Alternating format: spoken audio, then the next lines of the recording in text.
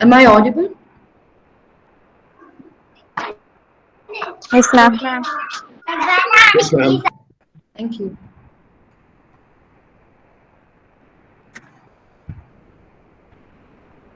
So, good evening to all. Good evening, ma'am. Good evening, ma'am. Good evening, ma'am. Good evening, Good ma'am. evening, ma'am. Good evening, ma'am. Good evening, ma'am.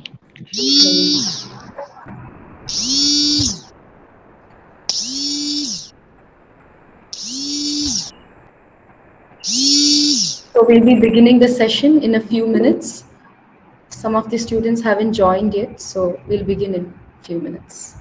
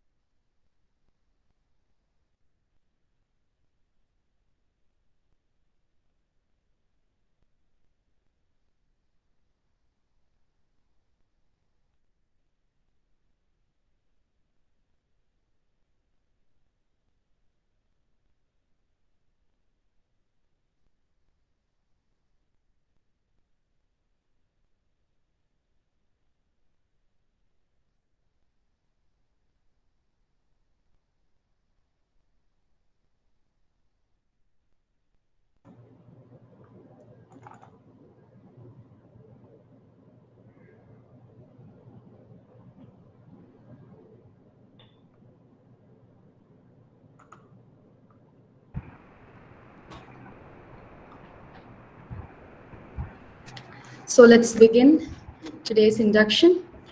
I welcome you all to the second day of induction. So let us enter the proceedings of the day without further delay.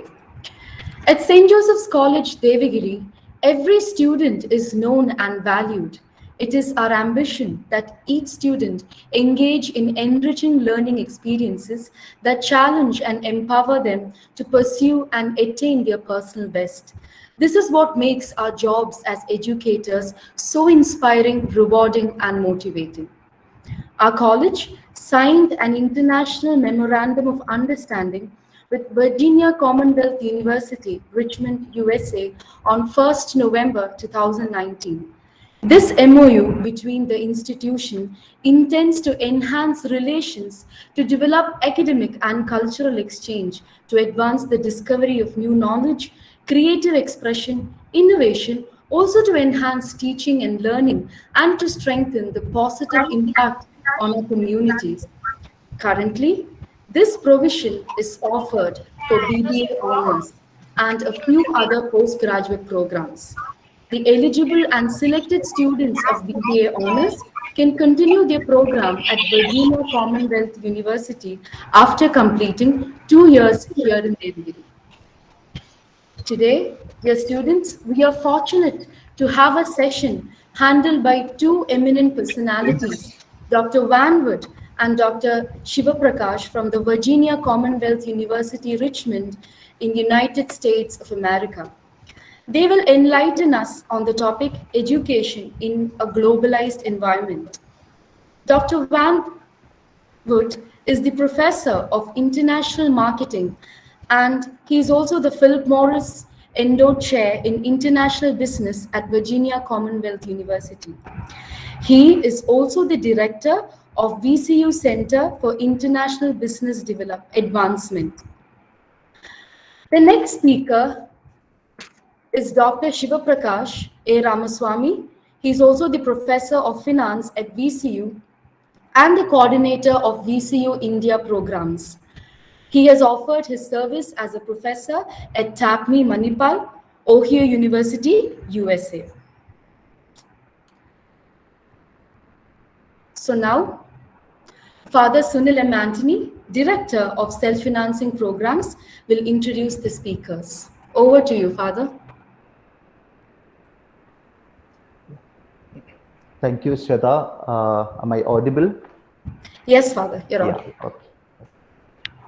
Respected Manager, Dr. Father Biju Joseph, Principal Dr. Sabuke Thomas, Dr. Van Wood, the Chief Guest of the day, Dr. Shivaprakash, the VCU India Program Coordinator, who facilitates today's session, other dignitaries, dear fellow faculty members, parents, and dear students.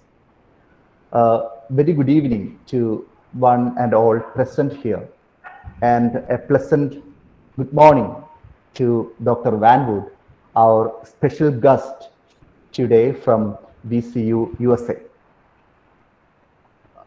We are in the second day of our undergraduate induction 2021-22. Today we have two eminent guests from our partner institution, Virginia Commonwealth University, Richmond, USA, as the keynote speaker and facilitator of the event.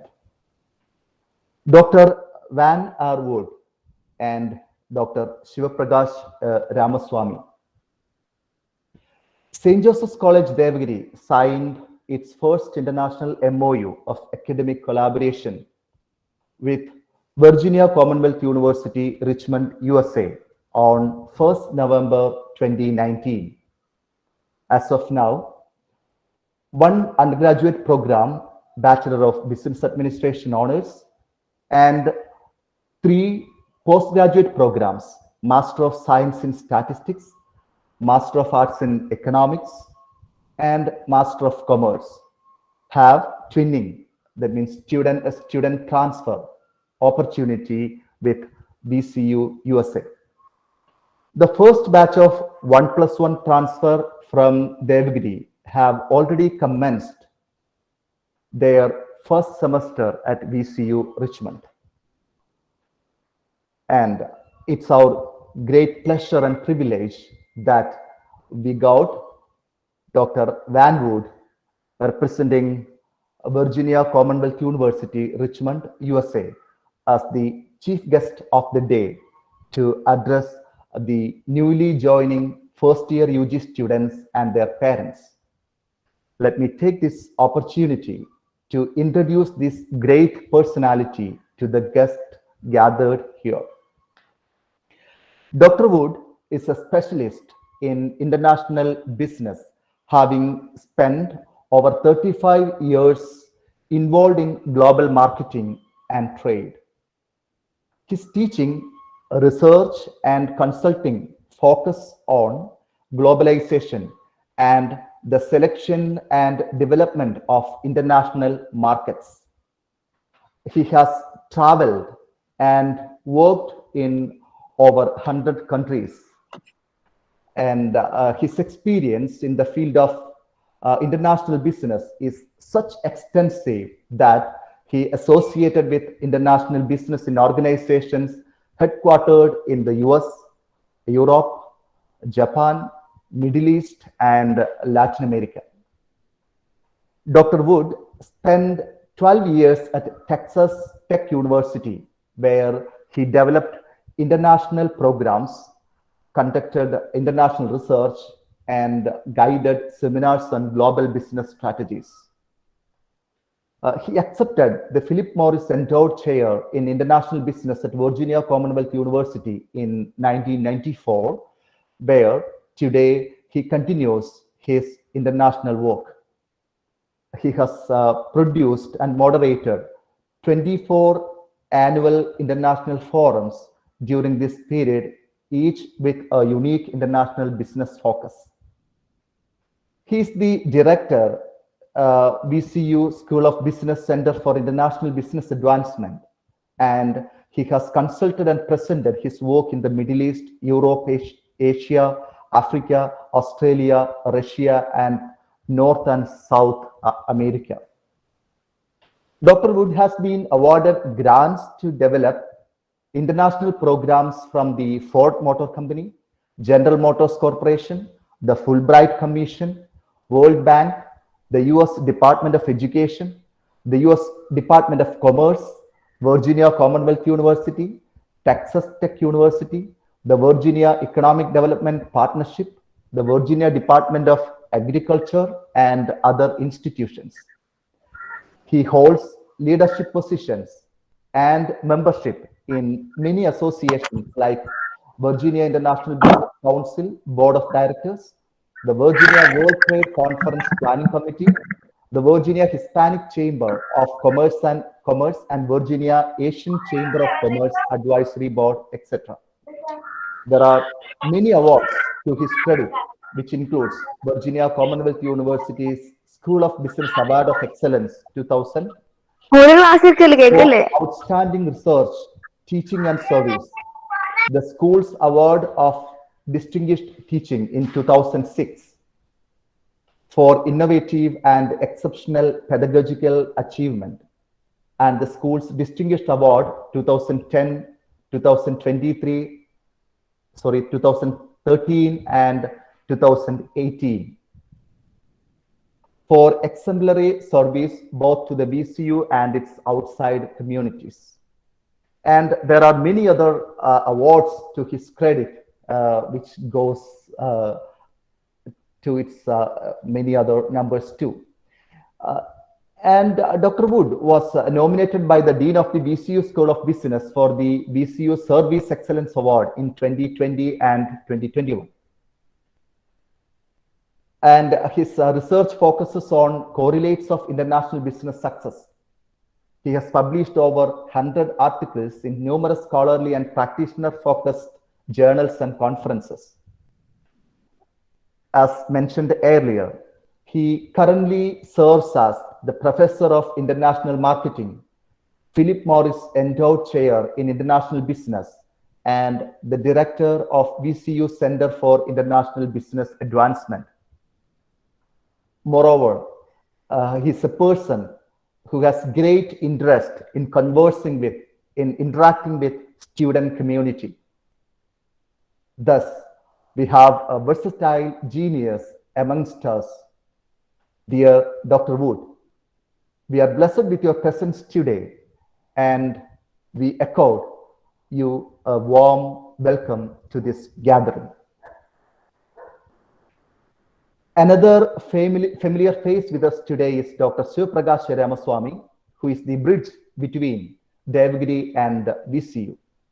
He is a professor of finance who taught in Tatney, Manipal, Ohio University, USA, and he currently serves as the VCU India Program Coordinator at VCU, along with being a professor of finance there. He had been to Devagiri twice in connection with the collaboration process. And he will be facilitating the Q&A session at the end of this, speech. On behalf of St. Joseph's College, Devagiri, I extend to you a hearty welcome, dear Dr. Shivaprakash. For everyone's kind information, for the interaction with the guest at the end, you can write your questions and queries in the chat box. Towards the end of the session, Dr. Shivaprakash will facilitate the discussion. So kindly send your queries and questions through chat box. And now let me welcome Dr. Wood for his presentation.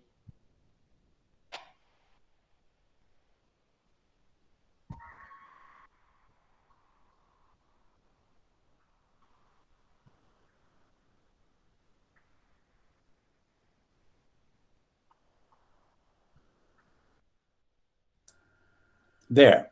Now you can hear me. Yes. Can you hear me now? Yes, we can. Great. So, well, it's my pleasure to be here, and I look at all the pictures that are on this my screen here, and I'm enchanted with the brilliant young people that are in this university and in St. Joseph's College. I want you to know that, but I really appreciate that introduction. I'm really not that great. I'm sure my mother would say, "Hey, that's my son." But the reality is that I'm a university professor. I've had the opportunity to travel the world in my capacity as a professor. I work with a number of universities and organizations around the world. I consult with a number of companies. I'm interested in global business. I think that we are all in this spinning ball that we call the Earth together, and we will either prosper and move forward together, or we will we won't. So with that said, my hosts here, Father Sunil and Dr. Shivaprakash Ramaswamy, have invited me to say a few words to you about the topic of globalization. And I want to talk to you about that because I think that's a topic that anybody who wants to consider themselves as educated today should know, okay? Should understand. It is well, you'll see in my little chat here that I consider it to be the super story of our time. Now, Shivaprakash, will you advance these slides? So let's move to the next slide. Or do I have control? Yeah. Okay, good. So the issue today, and what I think you should think about is what is globalization? Now, Shiv, we never got back together. So do we have the capacity to go to the next slide and show this video? If not, I'll just mention it, and the students can receive a copy of the slides and they can look at it. So what do you think?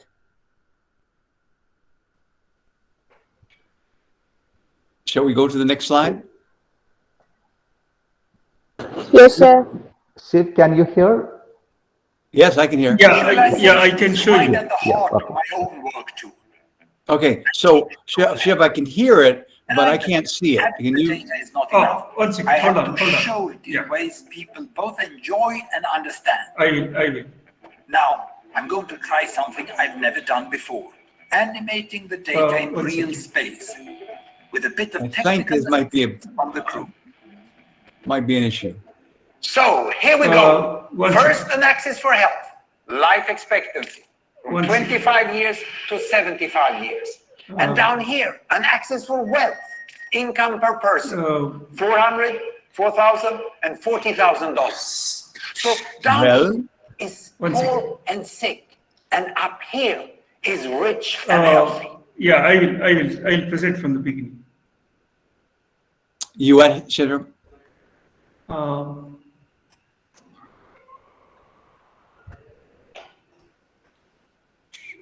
We don't really need to see this, but it is a clever video that sets such things up. But if we can't do it, We can.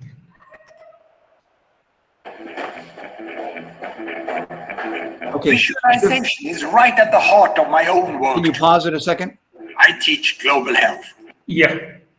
Okay. So what we have here, run it back to the beginning there, will you, Shiv? Yes. There we go. Okay, so this is a video that I really like. It's by a colleague of mine, Hans Rosling, who lives in Sweden. Actually, unfortunately, he passed away last year, but he's a brilliant researcher. And he produced this video a while back, but it's still very relevant. And what it does is it takes us on a journey. And it's a journey of only 4 minutes. But what he does is he explains how the world progressed over the last 200 years and what the 200 countries that exist in our world look like then and today. And what I'd like you to do is try and remember at the very end of the video, he says there are 4 things that we, the humans on this earth, need in order to reach the goals that are most important to us. So let's play that, Shiv, and then we'll come back and I'll see if the participants can pick out the 4 things. Visualization is right at the heart of my own work too. I teach global health. And I know having the data is not enough. I have to show it in ways people both enjoy and understand. Now, I'm going to try something I've never done before. Animating the data in real space with a bit of technical assistance from the crew. So, here we go. First, an axis for health, life expectancy, from 25 years to 75 years. And down here, an axis for wealth, income per person, $400, $4,000, and $40,000. So down here is poor and sick, and up here is rich and healthy. Now, I'm going to show you the world 200 years ago, in 1810. Here come all the countries. Europe brown, Asia red, Middle East green, Africa south of Sahara blue, and the Americas yellow. And the size of the country bubbles show the size of the population. And in 1810, it was pretty crowded down there, wasn't it? All countries were sick and poor. Life expectancy were below 40 in all countries.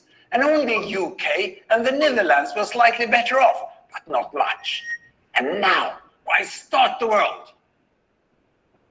The Industrial Revolution makes countries in Europe and elsewhere move away from the rest.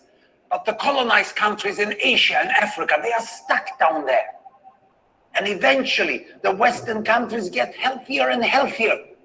And now we slow down to show the impact of the First World War and the Spanish flu epidemic. What a catastrophe. And now I speed up through the 1920s and the 1930s. And in spite of the Great Depression, Western countries forge on towards greater wealth and health. Japan and some others try to follow, but most countries stay down here. Now, after the tragedies of the Second World War, we stop a bit to look at the world in 1948. 1948 was a great year. The war was over, Sweden topped the medal table at the Winter Olympics, and I was born. But the differences between the countries of the world was wider than ever. The United States was in the front, Japan was catching up, Brazil was way behind. Iran was getting a little richer from oil, but still had short lives. And the Asian giants, China, India, Pakistan, Bangladesh, and Indonesia, they were still poor and sick down here.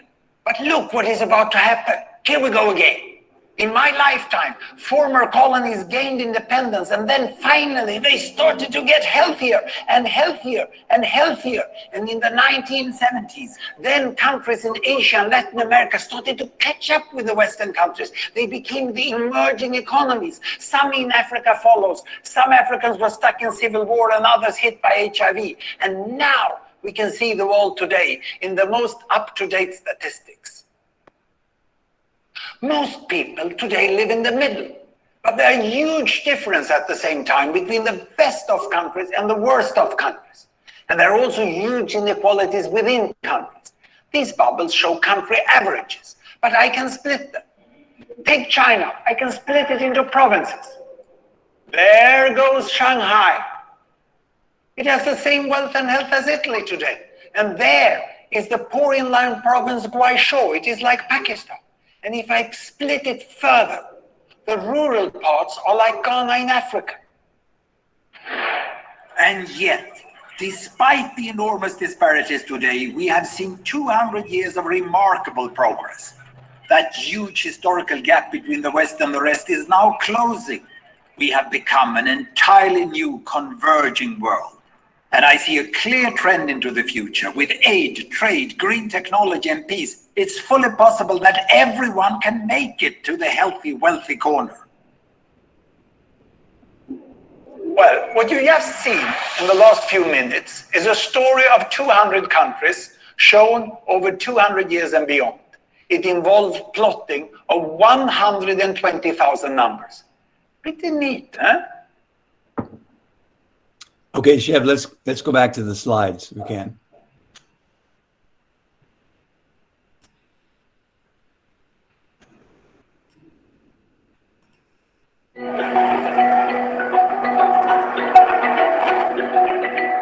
We live in a world of relentless. Stop that video.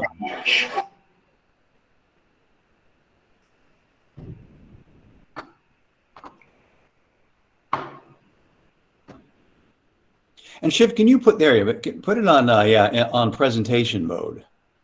Yes, I did. Oh, okay. Well, okay. So go down to the third slide, if you will.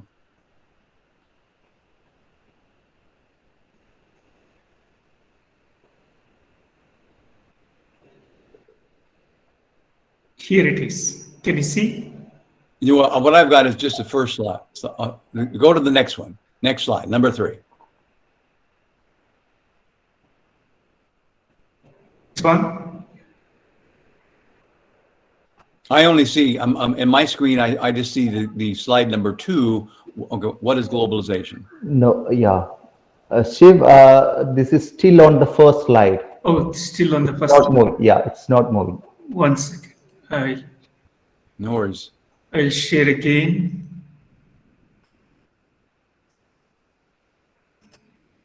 Okay.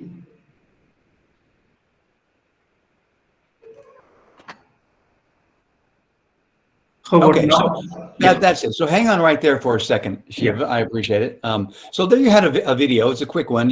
And I hope, Shiv, you'll share these slides with all the participants, but they could view that video again if they like. But Dr. Rosling has depicted a story that once ran over 200 years, 200 countries in 4 minutes. Pretty, as he said, pretty neat. That's, indeed. But at the very end, he said, we can all get to the corner where we all want to be in, and we all want our children and grandchildren to be in. We'd like them to be wealthy and healthy, okay? Because that leads to all sorts of good things in life.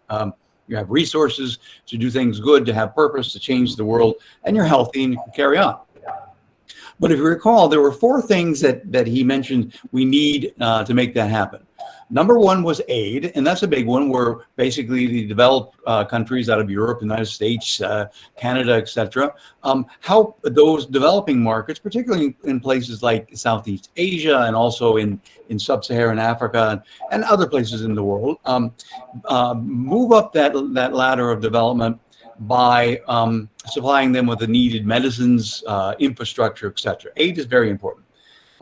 Number two was one that's always been a bit difficult for me to understand, and that was peace in the human experience.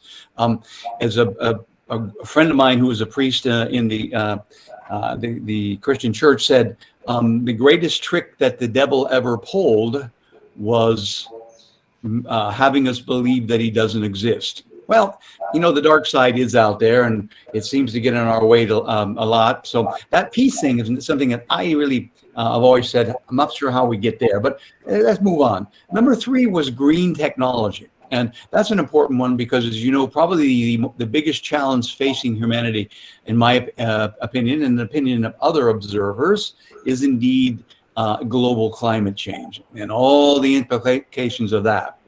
You see it in your country with increased monsoon weather. We see it in my country with fires and increased rains, etc.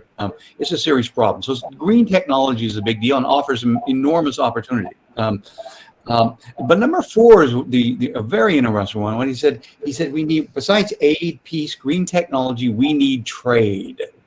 And trade, that's international trade, that's international business, because that, as you'll see in my little chat here, is the essence of wealth creation and the rise of the big developing part of our world. Let's go to the next slide, Chad. Yes.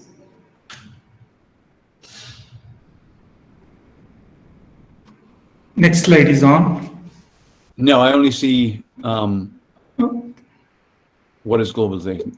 No, go back one. There we go. Okay, so Okay. there we go. There, and so this is a depiction. If you want to really, I think the most parsimonious, not simple, but parsimonious picture of globalization. There it is. All we have among us right now, and in terms of the humanity that we all share, is this little sphere, blue dot, as it's been called, floating in space, surrounded by darkness. We either take care of it or we lose it. And it's a big challenge right now. But keep that in mind, because I think that's the goal of all of us as we go through our lives is the big goal is to preserve this. Next slide. One of the ways to look at globalization is to look at where are the lights on at night. So this, what you're going to see in these next two slides, let's start with this one, is a depiction of the lights that have been, photos that have been taken in sequence, so there's no clouds. It's done by NASA, you know, the American Space Agency. And as you can see, this is a photo, if you recognize it, that's primarily Canada, the United States, and Mexico, right? So if you go along the east coast of my country, and I wish I could, can you all see can you see when I'm moving my arrow? Not very much. Okay, you don't see, I see I can move my arrow, but you don't see it, right? That's correct. All right, well, I'll just talk to you then. Yeah. Okay, that's you, right? That's right. Okay, so go up to the East Coast on the far northeast, Shib, and see all the lights there? That's a big, huge corridor in my country where indeed it is brightly lit at night. You have there everything from Boston to New York to Philadelphia to Baltimore, and on down into Washington, D.C. And slightly below there is Richmond, Virginia, where Virginia Commonwealth University is, and it's lit up too. And as you go down the coast, you'll see if you get into Florida, it's quite well lit up. Well, it looks like half my country is lit up, and it really does depict the part where those lights are is where 65% of the population in my country live.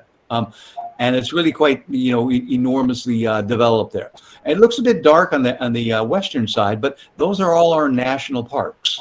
Right? One of the things I always encourage my students who come from overseas is when you have time at our spring breaks and winter break, whatnot, go and see some of those parks. They're absolutely beautiful. And And if you go over to the far west coast, Shiv, and you go up to the very top, you'll see that you have, actually starting in Canada, you have Vancouver, then you have Seattle, Portland. It runs on down to San Francisco, Los Angeles, San Diego, and it's all lit up because it's enormously developed. And as you can see, right along the border of Canada, where some 22 million people live, it's all lit up. And then if we go down into Mexico, which is the country right below ours, you'll see that big light, that most the brightest light there, Shiv, right in the middle, a little bit lower, right there. That's Mexico City. Okay, that's the largest industrial city. It's a mega city. There are 10 mega cities around the world. More than 30 million people live there, and it's enormous growth. I have partners in Mexico City and also in Guadalajara, which is just to the left. But you can see Mexico is starting to light up and whatnot. And then if we move to the right, Shiv, you'll see in the Caribbean Sea there, you'll see that there's an island there that looks pretty dark. Okay, that's Cuba, and the only place it's really lit up is the light. No, that's the Bahamas. Shiv, go further south. Like I say, I wish I could control the arrow myself, but that's right there. Shiv, is Cuba, and only the light right across from the very tip of Florida is lit up. That's Havana. Okay, do you see the very, very brightest island in the Caribbean there, Shiv? The one that looks like a little boat. No, go down. That's Bermuda. Go down right there. That's Puerto Rico. Okay, that's a commonwealth of the United States. It's not a state, but it kind of belongs to the United States, and it's the wealthiest place in Latin America, mainly because of the investment from the United States. Well, and the point being here is where the lights are on, international business and global trade and wealth creation and health are being propagated. Okay, well lit up. So let's go to the next slide. Here we have one that's a little bit, actually a little bit darker, but you can see up in the right there is the United States and Canada, Mexico, which we left. I mean, the one we just went over. But if you go south, you can see that's South America. And you can see the corridor on the far left-hand side, that's Colombia, Ecuador, and Peru. They are starting to boom. Colombia has free trade agreements with over 100 countries. Ecuador has joined the world of capitalism. Peru is doing really quite well. And down further south, you'll see a long string-bean country called Chile. I lived there for 5 years during my life. Beautiful country, absolutely one of the first to embrace globalization, probably right now the wealthiest country in Latin America. Going to your right, you'll see that there's a light right there. That's actually a little bit south there. There you go, sir, right there. That's Buenos Aires. That's the capital of Argentina, lit up. The real engine of growth, involved in international business. And then if we move up the east coast there, of course, that's Brazil, and you can see the corridor between Rio de Janeiro, Sao Paulo, and up into their capital. As you can see, lots of places where the Amazon is, it hasn't been lit up, but it's darker than the north. Now let's go up to Europe, Chip. As you can see, Europe is really where from the Ural Mountains east, and that light that's in the far right-hand corner, a little bit up, and go right, and you'll see that light a little bit more, a little bit more, a little more.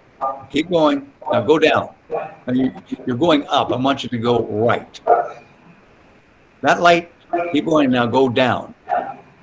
That light right there is Moscow. I'm calling Moscow. It is the center of economic development in Russia, and it's where the Ural Mountains run on the other side of it, and it is the beacon of Europe. And you can see Europe from Scandinavia to England to Germany to the Netherlands to Spain and France and Italy. They're lit up. They're bright. They're engaged in world business, and they're rich. Now, if we move on into the Middle East there, you'll see a couple of things. One is Turkey. Can you recognize Turkey right there? See a little bit more to your left. Left. Turkey's, now go down. There's Turkey right there, okay? That's a country that's sort of the bridge between the East and the West, between the some say the Christian world and the Muslim world. It's booming. They have engaged in international trade. Doesn't mean there's problems and whatnot, but it's really doing quite well. And if you go south of there, you'll see lights on in Israel. You'll see lights, that big long string, little snake-like thing in the right there. That's the Nile River, and that's Cairo. It's lit up. It's the engine of economic development in the great country of Egypt, where I've spent a lot of time, and it's lit up. But if you go, let's go west now, Shiv. You can see the northern African countries of Algeria and others are dark. They've fallen off the radar screen. But countries like Morocco and Tunisia, which have embraced democracy and capitalism, are starting to light up. But you can see most of Africa still remains pretty dark. But I encourage you, this map, by the way, you can Google it anytime. It's updated on a regular basis. Watch what happens over the next 50 years with sub-Saharan Africa. It's going to light up. I've spent a good deal of the last 5 years in sub-Saharan Africa, and it's the youngest continent in the world in terms of young population. It just passed India as being the youngest population in the world. And young people, as you'll see, are the future, and it's going to light up. If you go very, very the southern part of Africa, the real two big lights, that's Johannesburg, and the other one to the far, very south to the left is Cape Town. They're lit up. That's first world, okay? That's developed world. Now, let's go back up, Shiv, and take a look at that it looks like almost like a little, almost like a triangle of some sort. Go to the right, east, as we say. Look at that. No, keep going. There, keep going. Right there. What is that place? Look at those lights. Aha, that's India. Look at your country. It's a huge future. It's developing enormously. It is one of the examples of, if you engage in global trade, in global business and globalization, you get to be on the rich and healthy side eventually. It's lit up. Now, if we go over to China, Chip, you'll see that in the east, keep going farther east. The eastern part of China right there is lit up. That's the economic zones. That big light in the very bottom, that's Hong Kong in the Shenzhen Pearl Delta region. It's quite lit up. But you're starting to see the lights starting to spread east. The secondary and tertiary cities are starting to light up. China, too, is a big powerhouse in terms of the developing world. And then, of course, that island you see is Japan, first world country, very developed. And right across from it, most people say, well, what's that little light that looks like there's an island right to the left of Japan? See that? Looks like an island, where it's not an island. It's a peninsula. That's South Korea. Notice that the north is dark, okay? North Korea is not engaged. It's not capitalistic. It's an anachronism. It's unfortunate because people are starving there, but look below where Seoul, Korea is, and where the country of South Korea is lit up.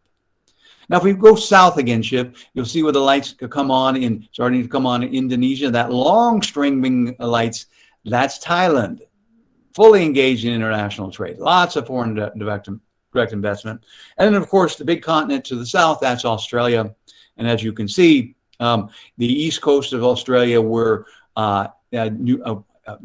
Sydney, Bainbridge, Canberra, whatnot, it's lit up really quite nicely. Giant continent, very few people. I think 28 million is the last count, but obviously a developed country. So that gives you a depiction of where the lights are on, globalization is happening, development is happening, wealth is being created, and people are getting healthier.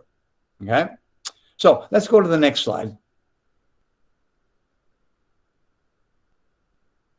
So, globalization, what is it and what does it mean? Okay, I depict it, and others do too, as a force, and as a force that's integrating our world around things like shared cultures, understanding of each other's political systems, the business cultures that exist in business ways, and intellectual elements such as universities, such as your university and mine, that are cooperating. And what globalization means from a business standpoint is you've got to do a better job than your competitors at satisfying consumer needs and their demands for quality, no matter where they live. The world is changing dramatically, and you young people are going to see changes in your lifetime that are going to be phenomenal. But in terms of marketing terms, it means that you've got to be oriented towards consumers, be they business consumers or ultimate consumers. Because one of the things that makes, in my opinion, capitalism truly noble is that bottom line of it, the core of capitalism is indeed marketing. And marketing's all about making someone else's life better, making it safer, making it more healthy. If you've got to improve someone's life, fill their needs, solve their problems, or you don't get what you want. You don't get company profits. You don't get bigger raises. You don't get resources to raise your family better, to support whatever you want. That's the key to understanding capitalism. And it's really what frankly, the rivals that we were locked into a battle in the old super story. If today's super story is globalization, the old super story was the East versus the West. Let's go to the next slide. So globalization is the current super story of our world. It is the umbrella story that is really defining all that is happening in the human endeavor. The spread of science, the spread of wealth, the international trade, etc. But it used to be the super story was the Cold War. That is the war between, frankly, the United States and the Soviet Union, and all countries lined up on either side. Some were in the middle, neutral, like India, for example. Others, like China, clearly on one side. Others, like Europe, clearly on the other side. And during that period, there were walls, barriers. It was chopped up, and it was replaced by this thing called globalization that was well-greased, highly interconnected, and is in the process of changing everything. Next slide. So let's take a look at the first era of globalization, because I want you to understand how the current era really mirrors that. If you can see, the mid-1800s to the 1920s, things changed dramatically using technologies, the transatlantic cable that ran from New York to London, steamships, telegraphs, railroads, automobiles, all of those came about. And all of that changed the world dramatically. Before the automobile, and the steamship and the railroads, you never traveled more than 10 miles or what we call 16 kilometers in a day. In fact, if you go and were to travel the old Silk Trail that Marco Polo traveled from Europe to China, every stopping place was exactly 16 kilometers, because that's as far as a horse could go in one day. Okay? Nowadays, all of that's changed. You can travel hundreds of miles by car. There are those who predict, because of space travel, that soon all the Earth will be connected and be reachable by all humans within 45 minutes. In other words, I could call you in India and I would be in the States, and I'd say, hey, let's meet up and have lunch in Tahiti. We'd hop on a spaceship, because we go at 15,000 miles per hour and the Earth is 24,000 miles around. We would make it in less than a half hour. Okay, and there we'd be. Have lunch in Tahiti, fly back home. Think about the transatlantic cable that ran again from New York to London, and you could get a message across the ocean in 8 minutes, and it was phenomenal. People were stunned. Okay, I ask you, how many would wait for a web page to download? Would wait 8 minutes before you clicked away? It would be silly. You'd say that's just too old. I can't do it. So in this period, the world shrank figuratively. Metaphorically, not in reality, from a size large to a size medium. Next slide. Now, globalization versus the Cold War, that's the transition from the old super story to the new super story. In the Cold War, someone was in charge, either in Moscow, where the Soviets were, or DC, where the United States has its capital. Now, as you'll see, globalization, no one really is in charge, and power has been dispersed dramatically. And it has changed everything that we do in our world. Next slide. So globalization today is driven by, also, like the past globalization, by technology. Only in this case, it's microchips, satellites, fiber optics, which changed everything in India, and the internet. Okay? And the world has moved from a size medium to a size small. Once again, figuratively. That means that we can connect as never before. Next slide. So we're right now in the transition from the old super story to the new super story, from capitalism versus central planning to a unipolar world where, when it first began, in the U.S. was in charge, but then it dispersed rather dramatically. Now, let me take a look at the next slide, will you, Shim? let me explain before I get to this slide that globalization, the date that it happened was 1989. Now, what happened in 1989? Most of you were not born, okay? I was, Shiv was. I think some of us on this video were, or on this conference were. 1989, the Berlin Wall came down. The East Germany and West Germany were united. 2 years later, 91 and 92, the Soviet Union fell apart, and the old super story, East versus West, went away. And lo and behold, globalization took over. And when you have the enormous advancements that have occurred in the last 32 years, 1989 to 2021, the enormous technological changes in information technology and finance, the results have been phenomenal. Next slide. Let me tell you quickly about these forces that are now driving and continue to drive globalization. Information. How do we look at our world? Well, we use satellites, internet, television, and allows us to look through almost any wall. Millions can see outside their borders. Millions can see how I live. I can see how you live, and we can buy and sell around the world. You can go on your computer today. You can go on to any of the 24 major stock markets and buy and trade stocks and bonds as you wish. That has changed everything in terms of your access to information. And for those who come to my university and study with some of my colleagues in the School of Business and myself, we will be using this information dramatically. We invest heavily in databases that are way, way, way beyond what you can get from Google or Google searches. But that's a different story. But keep in mind, information is abundant today as never before. Next slide. Democratization of technology. How we communicate with each other. We use cell phones, computers, cable systems, teleconferencing like we're here, Skype, Zoom, email, Pinterest, Snapchat, Instagram. All of that didn't exist before globalization. That's all taken for granted now. It's technology that you young people have mastered. I know. I'm still struggle with it, and some of us do, but that's okay because it is what it is.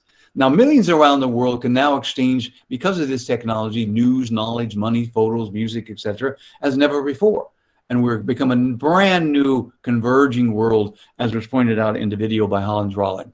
And the key is the potential for wealth creation. That is to be that upper corner where you're wealthy and healthy, okay?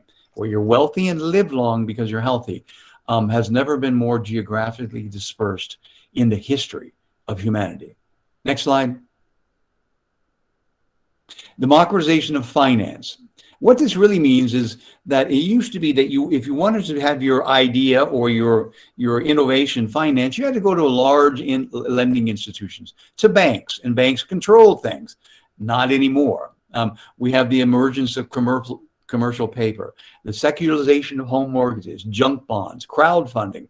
Basically, what it means that if you have a great idea, be it oriented towards science or medicine or just business and innovation, you can get it funded.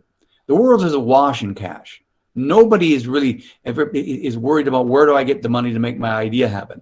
The key is to be able to explain your idea, tell your story, and really make investors come to you. Okay, and that democratization of finance has changed everything. There's some fascinating stories behind that, how it came about. I don't have time to explain it today, but do yourself a favor someday and look up, just Google junk bonds and look at the history of that.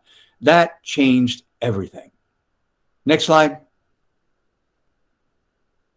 What used to distinguish nations and organizations was, as you ever taken an economics, a basic economics class, was capital and labor, and to some degree land.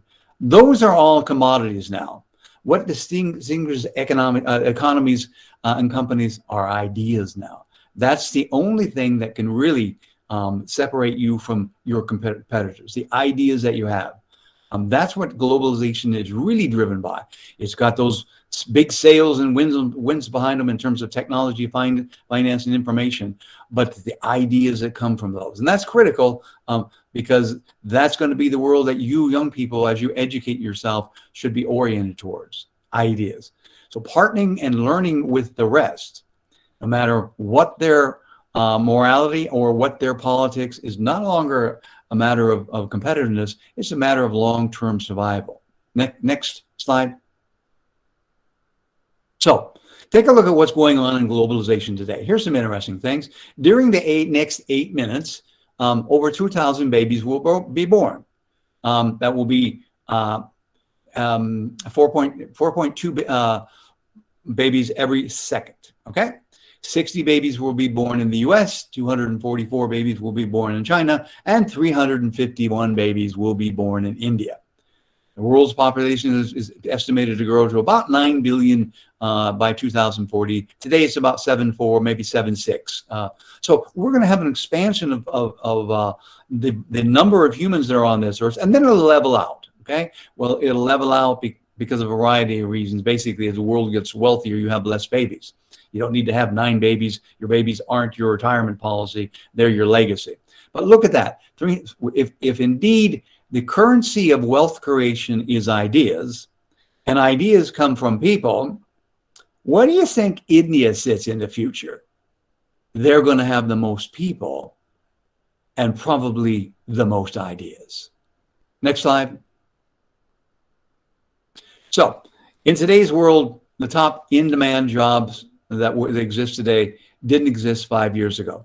That's how rapidly ideas are changing how we work and what we do. We're currently preparing students like you for jobs that don't exist yet, using technologies that haven't been invented yet in order to solve problems that we don't even know exist yet. Okay? It's a brand new, fabulous world that you're going to have a ride in, and you're either going to catch that wave of globalization and have a fabulous life, or, as you'll see in the end of my little chat here, be left behind. Next slide. We are living in exponential times. There are over 350 million tweets per day. You're on Twitter, I'm sure. The number of text messages sent and received every day exceeds the population of the planet. I have 3 children. My 2 oldest children are my daughters. They're out of my house now. My son still lives with us. He's a high school student. If I want to communicate with my daughters, I have to text them. They don't do email, and they don't pick up their phones. You want to talk to them? You send them a text. Okay. There are about 540,000 words in the English language. That's 5 times as many as existed during Shakespeare's time, all driven by the creation of new ideas. There are more than 3,000 new books published daily in our world. And it's estimated that a week's worth of reading the New York Times, the most famous and most well-read daily newspaper in America, my country, contains more information than a person would likely come across in a lifetime in the 18th century. 1 week reading the New York Times, you got more information than a person would have in his whole life or her whole life in the 18th century. That's exponential change. Next slide. Over the last 3.5 decades, over the period of globalization, about 3 billion people have entered the world of markets and trade. International business driven by globalization, driven by Western capital flowing to Asia and across the globe. What do we have? Chinese factories, Indian information technology, Brazilian agriculture, Mexican maquiladoras, the manufacturing sites that are south of my border, and African resources. They're all interconnected. Today, the big emerging markets, where the future lies, in my opinion, China, India, Brazil, Turkey, South Africa, Indonesia, and in total, some 24 markets around the world, they're investing in knowledge. They get what's going on in terms of globalization and the currency of wealth creation being ideas. So they're building value chains that stretch around the world. They're very interested in branding, because at the end of the day, where's the money in terms of it? Look at the end of a value chain. Is it in the name of Gucci, or is it in the name of an obscure piece of leather? No, it's brand names. And Maslow's hierarchy of needs. If you don't know what that is, look it up. It's a concept, it's a theory introduced years ago, decades ago, by Abraham Maslow, an individual from Austria that really formed the center of marketing. Next slide. The global economy has grown over 40% in the last 20 years. 40%. Never in the history of the world have we ever seen that before. Never. When the wall came down in the year 1989 and the world started to get healthier and wealthier because of globalization, the wealth creation was phenomenal. Never have we seen 40%. And the emerging markets, that is India, China, Brazil, Mexico, Sub-Saharan Africa, Eastern Europe, account for over half this growth. And now it accounts for 40% of the world's economy. Okay, that's monumental change. Next slide. For the first time in history, also because of globalization, 50% of the world population lives in urban areas, in major cities. And by 2050, that will be 70%. And that's pretty good news.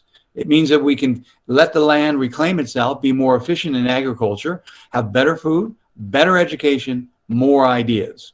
This urbanization is a good thing. Next slide. This is some fun facts, okay? This is something that I think you might find amusing. The tallest building was in Taipei, around the world. It's now in Dubai, Middle East, in the Emirates. Some of the richest people are Mexican, Chinese, Indian, and Turkish. It never used to be that way. The largest publicly traded companies are in the big emerging markets, not Europe or the States. The leading oil refineries in India, Reliance, you probably know that, in Gujarat. The largest factories are in China, the Pearl Delta River region, which is where Hong Kong is. The Chinese company Foxconn, that makes the inner parts for most computers, employs 1.9 million people, one company. London is the leading financial center. The UAE is the richest endowment investment fund. The largest Ferris wheel is in Singapore. The world's #1 casino is in Macau, which is China. The biggest movie industry is in Bollywood, India, which where 4,000 movies are produced per year versus only 400 in the US. The world's largest mall is in China, was in China, now in Dubai, 1,200 shops. And 10 years ago, all of this was in my country. Not anymore. That's how fast it's changing. Next slide. So, Goldman Sachs, which is a well-known investment bank, predicts by 2040, which is only 19 years away, China, India, Brazil, Russia, and Mexico will have a larger economy combined than the G7, than the rich guys today, than the US, Canada, Great Britain, France, Germany, Italy, and Japan. They're going to have more wealth. What does that mean from my country and from my students, for American students? You better be engaged in the developing world, because globalization, as you'll see, is not going away. Next slide.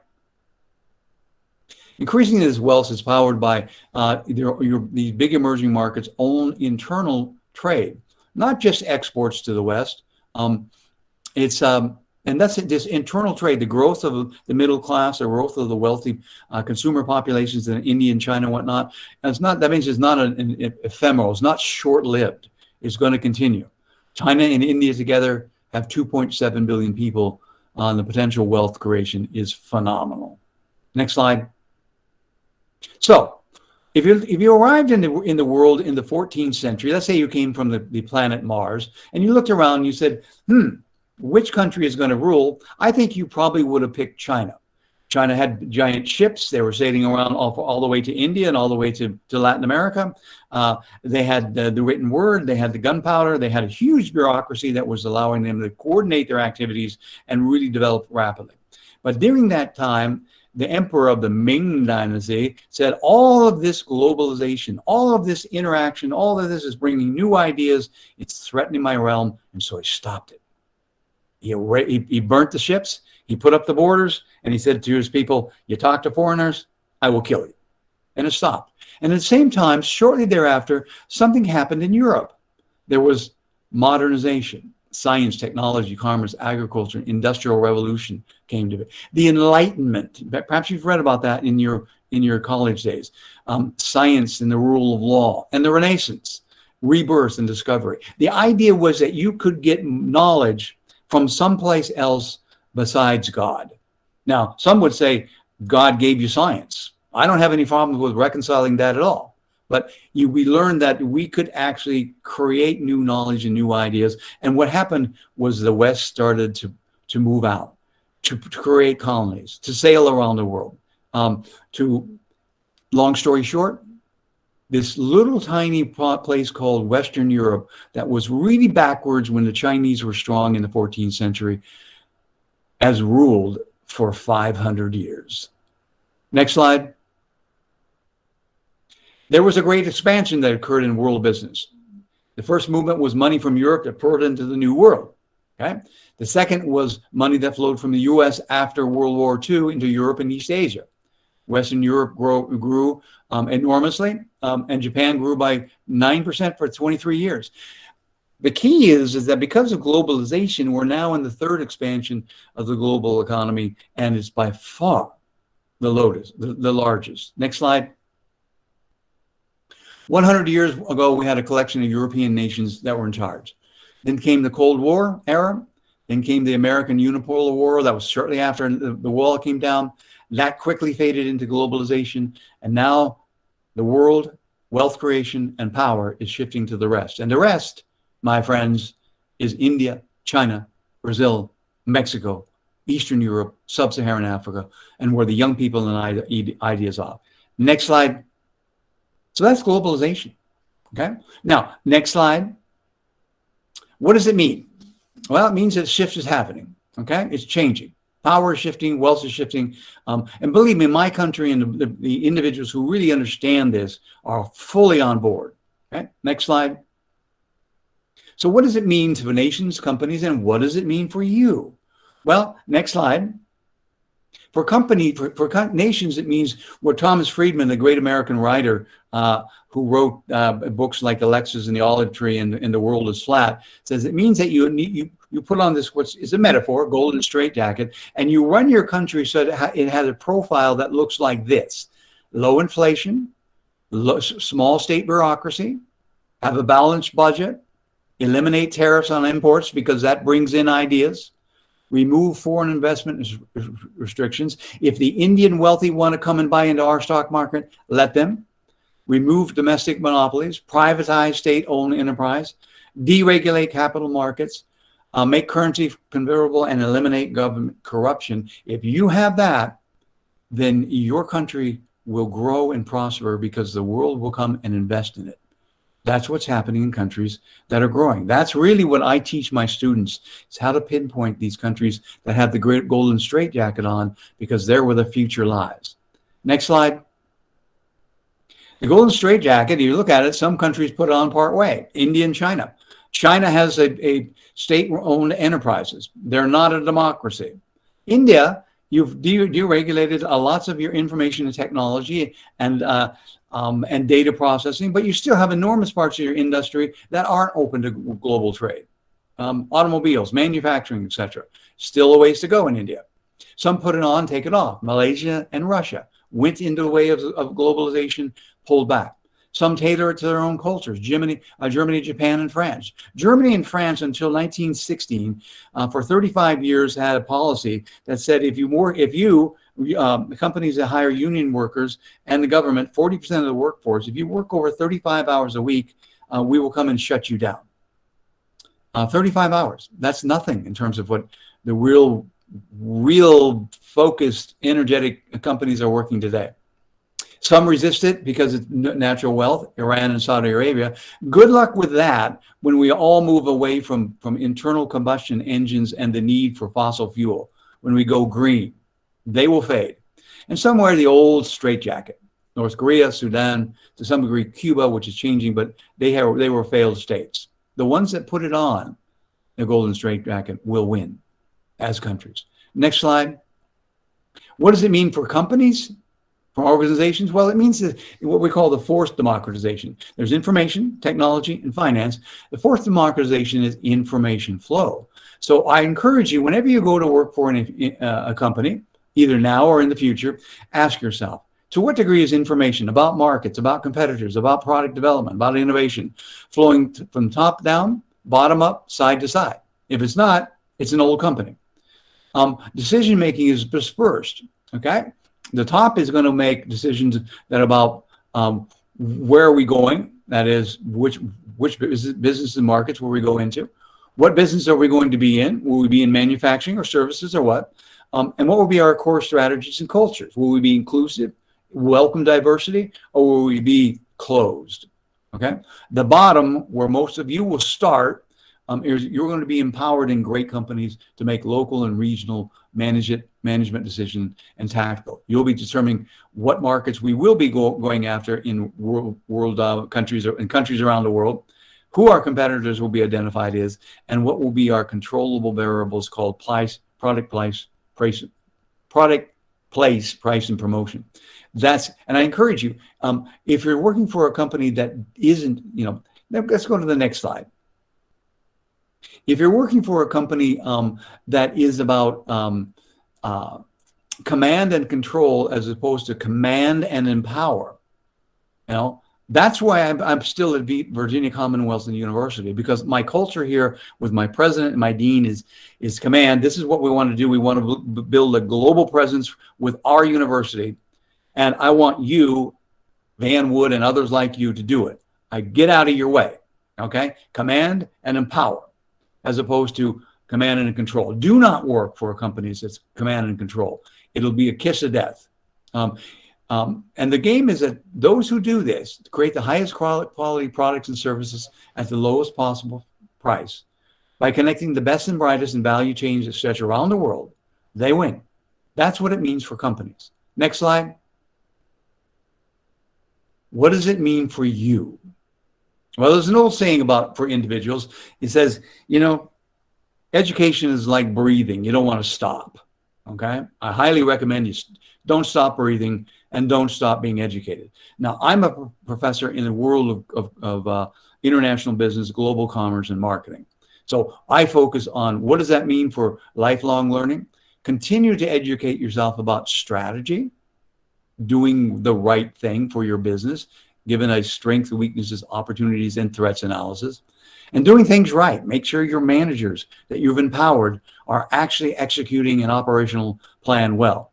It means you have to have knowledge in advanced business foundations, marketing, accounting, finance, information systems. You need to know about being in teams and leadership. You need to know about differences in organizational cultures, productivity, innovation, and you need to be aware of global challenges. Okay? If you do that, and you continue to do that throughout your life, your careers and your contribution to the world, your purpose will be significant. Next slide. So what do you have to be if you're an individual entering this globalized world, as you will all be, as you all are? Well, you have to be see your world through multi-dimensions and multi-lenses, okay? Study cultures, learn the differences in politics, understand finance, know about technological changes, how do countries view national security, and by all means, be aware of what's going on with the issues of sustainability and green technology and environmentalism. They will change everything for you. Next slide. Be aware, as I said, in culture. I'm not going to take you through these, but I highly recommend you all read The Silent Languages of International Business by E.T. Hall. I teach this in my classes. Time, space, things, friendships, and agreements. They're all silent, but they scream at you as you do business around the world. Next slide. Know about national cultures. And two great researchers, Gerrit Hofstede out of the Netherlands in Europe and Michael Bond out of the United States, have come up with a scheme that includes understanding national dimensions of culture through concepts of power distance, individualism versus collectivism, masculinity versus femininity. And that one, by the way, has nothing to do with being male, being female. It means to what degree are you aggressive and demanding versus nurturing and wholesome, okay? And frankly, being feminine in that respects is much better because of the nature of globalization in our changing world. Embrace uncertainty avoidance, okay? Embrace uncertainty.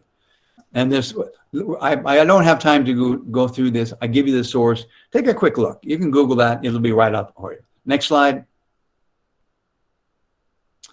So, to really understand our world today and to do well in it, you have to understand the interaction between the new, the creation of ideas, the internet, the finance, technologies that improve us, make us prosperous, bring modernization, and then the old, what Friedman called the olive tree, that represents what we all hold dear, our family, our community, our tribe, our religion, our culture. I've been involved in global trade and business for over 30 years. I've seen many of successful endeavor go happen where huge wealth was created. And I've also seen great opportunities lost because people insulted their counterpart by not really understanding the old, the things we hold dear, our culture, our religion, our tribe. Never forget that. Find balance between the two. That's what the key to being a true successful people in our global world. Next slide. You need to be global in outlook, practical, not just theoretical. Be a boundary spanner. Be action-oriented. See the world in different ways. Next slide. Those who are successful, and ask yourself, to what degree did you have these characteristics? Are you curious? Are you creative? Do you want to get out there and have a sense of adventure? Do you embrace things that like ambition, ingenuity, problem solving? Can you see the trees and the forest? Okay. You tend to be a boundary spanner if you have these characteristics. And frankly, I think that life is rich the more plurality and variety you have in it. And there's no place better to get it than out there in the world that's different than you. Next slide. Globalization means that markets and sources of goods are going to lie outside your own country. Competition is going to be fierce and it's going to be rising. Opportunities for growth and prosperity have never been more promising, however. You no longer need to immigrate to innovate. You can stay in India and have your ideas spread around the world. I do recommend you come and see my country and see Europe and see the world, because you will be brighter and the ideas will flow more. It means that those who have the knowledge, skills, and the attributes to play in the global game, they will win. And it also means that the rest, those who get this, are waiting for no one. They're not going back. They're here to play in the game. Next. What used to distinguish nations was, again, capital and labor. Not anymore. It's ideas. Okay? And that's critical. Embrace ideas. Next slide. What does it really mean? Knowledge is increasing exponentially. Make sure you stay on that curve.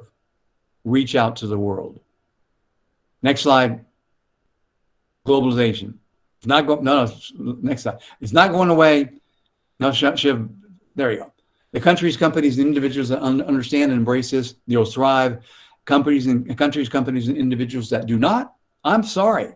You're going to find your standard of living stagnate. You're going to find that the lights aren't coming on in your country. You're going to find you're not going into the rapidly advances in terms of lifespan and wealth creation. And you will not survive the competition.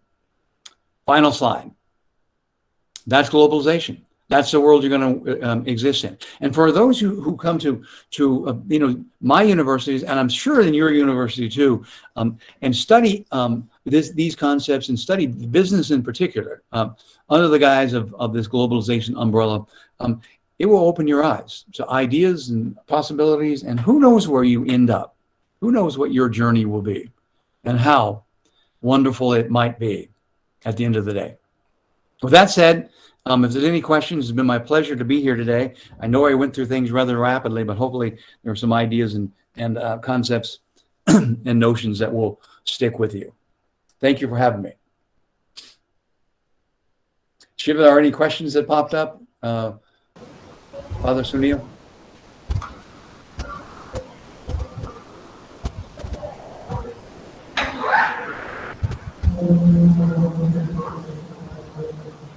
Yeah, thank you, Wood. I think no question has come up so far.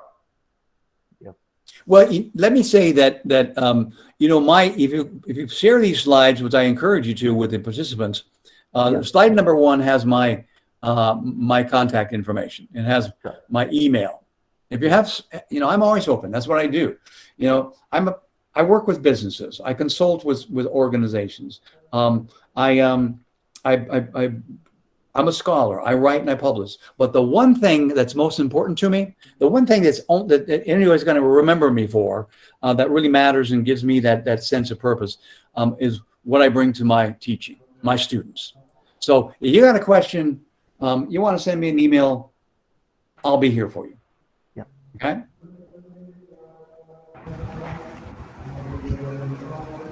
Thank you again. Yeah, okay.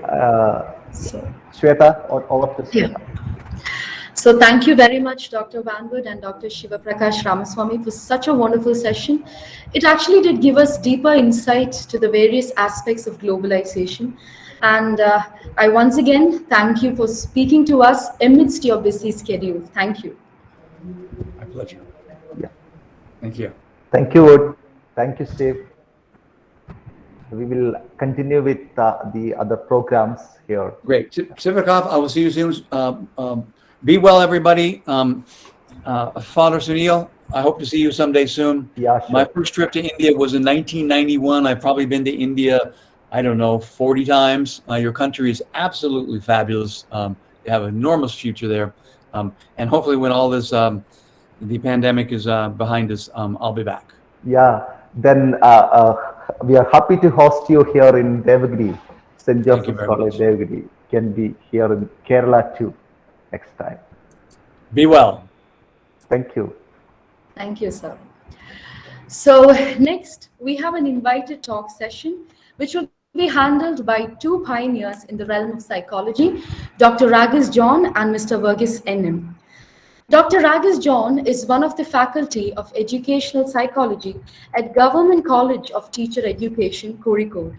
He's a trainer in psychological counseling, NACO and KASACS, and the supervisor of counselors.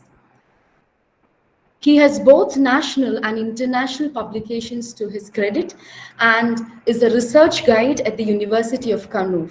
Our next speaker, N.M. Varghese, has the wealth of experience in psychological counseling and psychotherapy. He has an MSc in psychology, diploma in counseling psychology, and a postgraduate diploma in counseling and therapy. He's also an expert in psychological counseling and psychotherapy. So I invite our speakers to take over the session. Thank you. Thank you so much for the nice words spoken about me.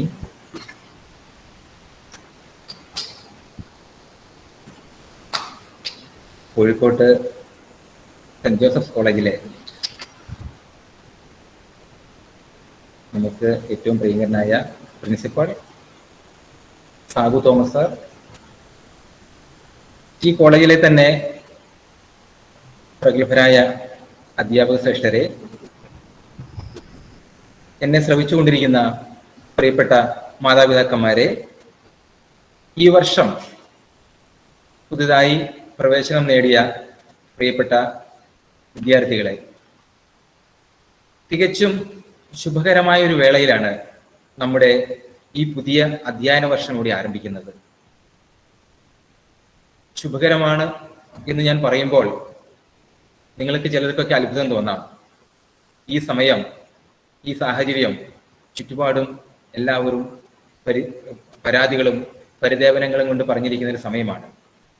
ഈ 2020-21 വർഷം നമ്മൾ കരിമ്പട്ടികയിൽ പെടുത്തിയിട്ടുള്ളതാണ്.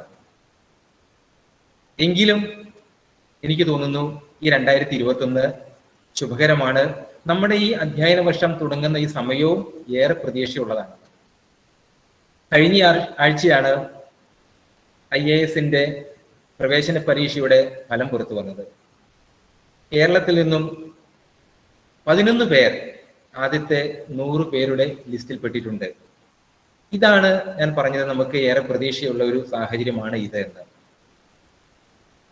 ഈ 11 പേരിൽ മീര എന്നു പേരുള്ള മിടുക്കി, അവർ 4 പ്രാവശ്യം പരീക്ഷ എഴുതി ലഭിക്കാതെ പോയിട്ട് പിന്നെയാണ് അത്ര എഴുതി നേടിയത്.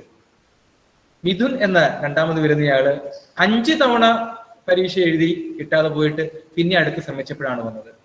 2 തവണ ശ്രമിച്ചപ്പോഴാണ് അത്ര കരിഷ്മ വന്നിട്ടുള്ളത്. അപ്പോൾ നമ്മുടെ മുമ്പില് പരിശ്രമിച്ച് നേടുന്ന വ്യക്തികളുടെ ഒരു ജീവിത ചിത്രം വന്നിട്ടുണ്ട്. ഒരു കലാലയത്തില് ഒരു കോഴ്സിലേക്ക് പ്രവേശനം നേടി നമ്മൾ പഠനം തുടങ്ങുമ്പോൾ ഇത്തരം ധീര വ്യക്തികളുടെ ഒരു ചിത്രം നമ്മുടെ മനസ്സിൽ സൂക്ഷിക്കുന്നത് നല്ലതാണ്. ഈ IASന്റെ റിസൾട്ട് തന്ന നമ്മുടെ ആവേശം കെട്ടടങ്ങാതെ നമ്മളൊരു പുതിയ അധ്യയന വർഷത്തിലേക്ക് പ്രവേശിക്കുമ്പോൾ ഇതാണ് ഞാൻ പറഞ്ഞത്, ഏറെ ശുഭകരമാണെന്നുള്ളത്. ജീവിതത്തിൽ ഒരുപാട് പരാജയങ്ങൾ വന്നിട്ടും പിടിച്ചു നിന്ന് അധ്വാനിക്കുന്ന വ്യക്തികൾക്ക് ഒരു നല്ല മാതൃകയാണ്, അവർക്കൊരു പ്രചോദനമാണ്, ഒരു ആവേശമാണ് ഈ വ്യക്തികളുടെ നേട്ടം എന്ന് പറയുന്നത്. അതോടൊപ്പം തന്നെ എന്തെങ്കിലുമൊക്കെ ചെയ്ത് എങ്ങനെയെങ്കിലുമൊക്കെ അങ്ങ് ജയിച്ച് രക്ഷപ്പെട്ട് പോകാമെന്ന് പ്രതീക്ഷിക്കുന്ന ആളുകളുണ്ടെങ്കിൽ അവർക്കൊരു ശക്തമായ സന്ദേശവും ഈ വിജയികളുടെ ജീവിതത്തിൽ നമുക്ക് കിട്ടുവാനുണ്ട്. അതുകൊണ്ടൊക്കെ തന്നെയാണ് ഞാൻ പറഞ്ഞത് ഇത് ഏറെ ശുഭകരമായിട്ടുള്ള ഒരു സാഹചര്യമാണ് എന്ന്. ഇത് മാത്രമല്ല, നമുക്കിനിയും അഭിമാനിക്കാൻ ഏറെയുണ്ട് ഈ ഒരു വർഷത്തില്. 130 കോടി ജനങ്ങൾക്ക് വേണ്ടിയിട്ട് ജപ്പാനിലെ ടോക്കിയോ ഒളിമ്പിക്സില് നമുക്ക് വേണ്ടി ഒരു ഗോൾഡ് മെഡൽ നേടിയതും ഈ വർഷമാണ്. നീരജ് ചോപ്ര എന്ന ചെറുപ്പക്കാരൻ ലോകോത്തര നിലവാരമുള്ള ഒരു നേട്ടം ഈ വർഷമാണ് നേടിയിട്ടുള്ളത്. ഇതും നമ്മുടെ മുമ്പിൽ വളരെ മാതൃകയായിട്ടുള്ളതാണ്. അതുകൊണ്ട് ഇവിടെ ഈ ഒരു അധ്യയന വർഷം തുടങ്ങുമ്പോൾ പുതിയൊരു കോഴ്സിലേക്ക് പ്രവേശിക്കാൻ വരുന്ന നിങ്ങളോട് എനിക്ക് ആദ്യമായി പറയുവാനുള്ളത്, നിങ്ങളുടെ സിലബസ് ഒക്കെ പരിചയപ്പെട്ട് പഠിക്കുന്ന വിഷയമൊക്കെ പരിചയപ്പെട്ട് വരുന്നതിന് മുന്നോടിയായിട്ട് ഈ നീരജ് ചോപ്രയെ പോലെയുള്ള വ്യക്തികൾ ജീവചരിത്രം എടുത്തൊന്ന് വായിച്ചു നോക്കൂ. അത് ഇന്റർനെറ്റിൽ ഒരുപാട് ലഭ്യമാണ്. ഒന്ന് ആലോചിച്ച് നോക്കിയാൽ നിങ്ങളെപ്പോലെ ഉള്ള വ്യക്തികളുടെയും ഈ നീരജ് ചോപ്രയുടെയും ജീവിതങ്ങൾ തമ്മിൽ ഒരുപാട് സാദൃശ്യമുണ്ട്. അദ്ദേഹം 23 വയസ്സുള്ളപ്പോഴാണ് ഈ ലോകോത്തര നിലവാരമുള്ള ഒരു നേട്ടം നേടിയത്. ഇവിടെ ഡിഗ്രി കഴിഞ്ഞു വരുമ്പോൾ അല്ലെങ്കിൽ പോസ്റ്റ് ഗ്രാജുവേഷൻ കഴിഞ്ഞു വരുമ്പോൾ നിങ്ങളും ഏകദേശം 20-23 വയസ്സിന്റെ ഇടയിലായിരിക്കും. 20-23 വയസ്സിന്റെ ഇടയിൽ നിങ്ങൾക്ക് ലഭിക്കാൻ പോകുന്ന മെഡൽ എന്താണ്, നിങ്ങളുടെ നേട്ടം എന്താണ് എന്ന് നിങ്ങൾ ചിന്തിച്ചിട്ടുണ്ടോ? നീരജ് ചോപ്രയെ കുറിച്ച് പറയുമ്പോൾ അദ്ദേഹം ഈ ഒളിമ്പിക്സ് ഗോൾഡ് മെഡലിനെ വിഷ്വലൈസ് ചെയ്യുമായിരുന്നു എന്നാണ് പറയുന്നത്. നീരജ് ചോപ്ര തന്റെ ഈ നേട്ടത്തെ വിഷ്വലൈസ് ചെയ്യുന്നത് കൊണ്ട് ഈ ഒളിമ്പിക്സിന്റെ വേദിയിൽ ആ വ്യക്തി ഒട്ടും പതറാതെ, നമ്മൾ ആ വ്യക്തിയുടെ ബോഡി ലാംഗ്വേജ് കണ്ടാൽ അറിയാം, തികഞ്ഞ ആത്മവിശ്വാസത്തോടു കൂടിയാണ് അദ്ദേഹം ആ ഒളിമ്പിക്സ് വേദി മത്സരത്തിൽ പങ്കെടുത്തത്. അദ്ദേഹം വിഷ്വലൈസ് ചെയ്തിട്ടുള്ള നേട്ടമാണ് അദ്ദേഹത്തിന് വന്നിട്ടുള്ളത്. അതുകൊണ്ടാണ് ഞാൻ ചോദിക്കുന്നത്, നിങ്ങൾ ഇവിടെ ഡിഗ്രിക്ക് ചേർന്ന് കഴിയുമ്പോൾ 3 വർഷം കഴിയുമ്പോഴുള്ള നിങ്ങളുടെ നേട്ടം അത് നിങ്ങൾ വിഷ്വലൈസ് ചെയ്യുന്നുണ്ടോ? നീരജ് ചോപ്രയുടെ നേട്ടം എന്ന് പറയുന്നത് അദ്ദേഹത്തിന്റെ എറിഞ്ഞു നേടിയത്, ജാവലിൻ ആണ് എറിഞ്ഞത്, 87.58 മീറ്റർ ആണ് നേടിയത്. ഈ 87.58 മീറ്ററിലേക്കുള്ള ദൂരം നമ്മൾ അളക്കുന്നത് 0 നിന്നല്ല. നമ്മളൊക്കെ സാധാരണ ഏതെങ്കിലും നേട്ടം അളക്കുമ്പോൾ അല്ലെങ്കിൽ അളവ് ഒരു സ്കെയിൽ വെച്ച് അളക്കുമ്പോൾ 0 നിന്നാണ് തുടങ്ങുന്നത്. പക്ഷെ നീരജ് ചോപ്രയുടെ നേട്ടം നമ്മൾ 0 നിന്നല്ല അളക്കുന്നത്, അത് 40 മീറ്ററിൽ നിന്നാണ്. അദ്ദേഹത്തിന്റെ 87.58 മീറ്ററിലേക്കുള്ള അദ്ദേഹത്തിന്റെ വിജയത്തിന്റെ ദൂരം നമ്മൾ അളക്കുന്നത് 40 മീറ്ററിൽ നിന്നാണ്. ഈ 40 മീറ്ററിൽ നിന്ന് അളക്കുവാൻ കാരണം ഈ 40 മീറ്റർ വരെയുള്ള അദ്ദേഹത്തിന്റെ പ്രയത്നം ആരുടെയും സഹായമില്ലാതെ അദ്ദേഹത്തിന്റെ സ്വതസിദ്ധമായ ശൈലിയിൽ ഉണ്ടായ ഒരു നേട്ടമാണ് ഈ 40 മീറ്റർ എന്ന് പറയുന്നത്. നമ്മൾ വിദ്യാഭ്യാസ മനഃശാസ്ത്രത്തിൽ ഇതിനെ ഫങ്ഷണൽ ലെവൽ എന്നാണ് നമ്മൾ പറയുന്നത്. ഈ ഫങ്ഷണൽ ലെവലിൽ നിന്നുകൊണ്ട് ഒരു പൊട്ടൻഷ്യൽ ലെവലിലേക്കുള്ള വളർച്ച, അതാണ് നമ്മൾ കാണുന്നത്. അതെങ്ങനെയെന്ന് വെച്ചാൽ നീരജ് ചോപ്രയുടെ ജീവിതത്തിൽ സംഭവിച്ചത്, പാനിപ്പറ്റ് എന്ന് പറയുന്ന സ്ഥലത്ത് അവിടെയുള്ള സ്പോർട്സ് അതോറിറ്റി ഓഫ് ഇന്ത്യയുടെ ഓഫീസിലെ കായിക പരിശീലകനായ ജാവേർ ചൗധരി എന്ന് പറയുന്ന വ്യക്തി, അദ്ദേഹമാണ് ഈ 40 മീറ്റർ അനായാസേന എറിയുന്ന നീരജ് ചോപ്രയെ കണ്ടെത്തിയത്. അവിടെ നിന്നും അനേകം പരിശീലനങ്ങൾ നേടിയ ശേഷമാണ് അദ്ദേഹം തന്റെ പൊട്ടൻഷ്യൽ ലെവലായ 87.58 മീറ്ററിലേക്ക് എത്തുന്നത്. ഇവിടെ ഈ കോളേജിൽ അഡ്മിഷൻ നേടിയ നിങ്ങളുടെ പൊട്ടൻഷ്യൽ ലെവലാണ് ഇവിടെ അഡ്മിഷൻ നേടുക എന്ന് പറയുന്നത്. +2 കഴിഞ്ഞ മാർക്കോടുകൂടി ഇവിടെ നിങ്ങൾ അഡ്മിഷൻ നേടി. ഇനി നിങ്ങളുടെ ഒരു വിജയം എന്ന് പറയുന്നത് ഡിഗ്രി റിസൾട്ട് ആണ്. ഇതിലേക്കുള്ള ഈ പ്രയത്നം, അതാണ് നമ്മുടെ മുമ്പിൽ നമ്മൾ കാണാനായിട്ട് പോകുന്നത്. ഇതൊരു 100 മീറ്റർ ഓട്ടം പോലെയാണ്. ഈ 100 മീറ്റർ ഓട്ടം എന്ന് പറയുന്നത്, 100 മീറ്റർ ഓട്ടത്തിന്റെ തുടക്കത്തിൽ നാം എല്ലാവരും ഒരേ ലൈനിൽ, ഒരേ സ്റ്റാൻഡേർഡിൽ, ഒരേ ലെവലിൽ നിൽക്കുകയാണ്. ഒരേ ലക്ഷ്യമാണ്, എല്ലാവരും ഒരുപോലാണ്. അപ്പൊ നിങ്ങൾ ആലോചിച്ച് നോക്കിയാൽ നിങ്ങളുടെ ക്ലാസ്സിലെ എല്ലാ കുട്ടികളും അവരെ ഒരേ നിലവാരമാണ്, ഒരു ഹോമോജീനിയസ് ഗ്രൂപ്പാണ് നിങ്ങളുടെ ക്ലാസ് എന്ന് പറഞ്ഞാൽ. ദേവരി കോളേജ് ഈ വർഷം അഡ്മിഷൻ നേടിയ കുട്ടികളെല്ലാം എടുത്തു നോക്കിയാൽ നമ്മളൊരു ഹോമോജീനിയസ് ഗ്രൂപ്പ് ആണെന്ന് പറയാം. പക്ഷേ ഒരു 3 വർഷം കഴിയുമ്പോൾ റിസൾട്ട് വരുമ്പോഴേക്കും നിങ്ങൾ ഹോമോജീനിയസ് ആയിരിക്കില്ല. ഇവിടെയാണ് നിങ്ങളുടെ ഒരു ഫങ്ഷണൽ ലെവലിൽ നിന്നും പൊട്ടൻഷ്യൽ ലെവലിലേക്കുള്ള വളർച്ച കാണുന്നത്. ഈ വളർച്ചയിൽ 3 വർഷം കഴിയുമ്പോൾ നിങ്ങൾ എല്ലാവരും പല നിലയിൽ എത്തുന്നു എന്നുണ്ടെങ്കിൽ പലതരത്തിലുള്ള പ്രകടനം നിങ്ങൾ കാഴ്ചവെക്കുന്നു എന്നാണ് അർത്ഥമാക്കുന്നത്. അപ്പോൾ അവിടെ എന്തുകൊണ്ടാണ് പലതരത്തിലുള്ള പ്രകടനം വരുന്നത് എന്നറിയണമെങ്കിൽ നമ്മൾ ഓരോരുത്തരും എന്താണ് എന്ന് നമ്മൾ അറിയണം. നമ്മൾ എന്തായിരിക്കുന്നുവോ അതാണ് നമ്മൾ പ്രകടിപ്പിക്കുന്നത്. അപ്പോൾ ഒരു വിദ്യാർത്ഥി എന്ന നിലയിൽ നമ്മൾ എന്താണ് എന്നൊരു തിരിച്ചറിവ് നമുക്ക് ഈ സമയത്ത് ഉണ്ടാകേണ്ടത് ആവശ്യമാണ്.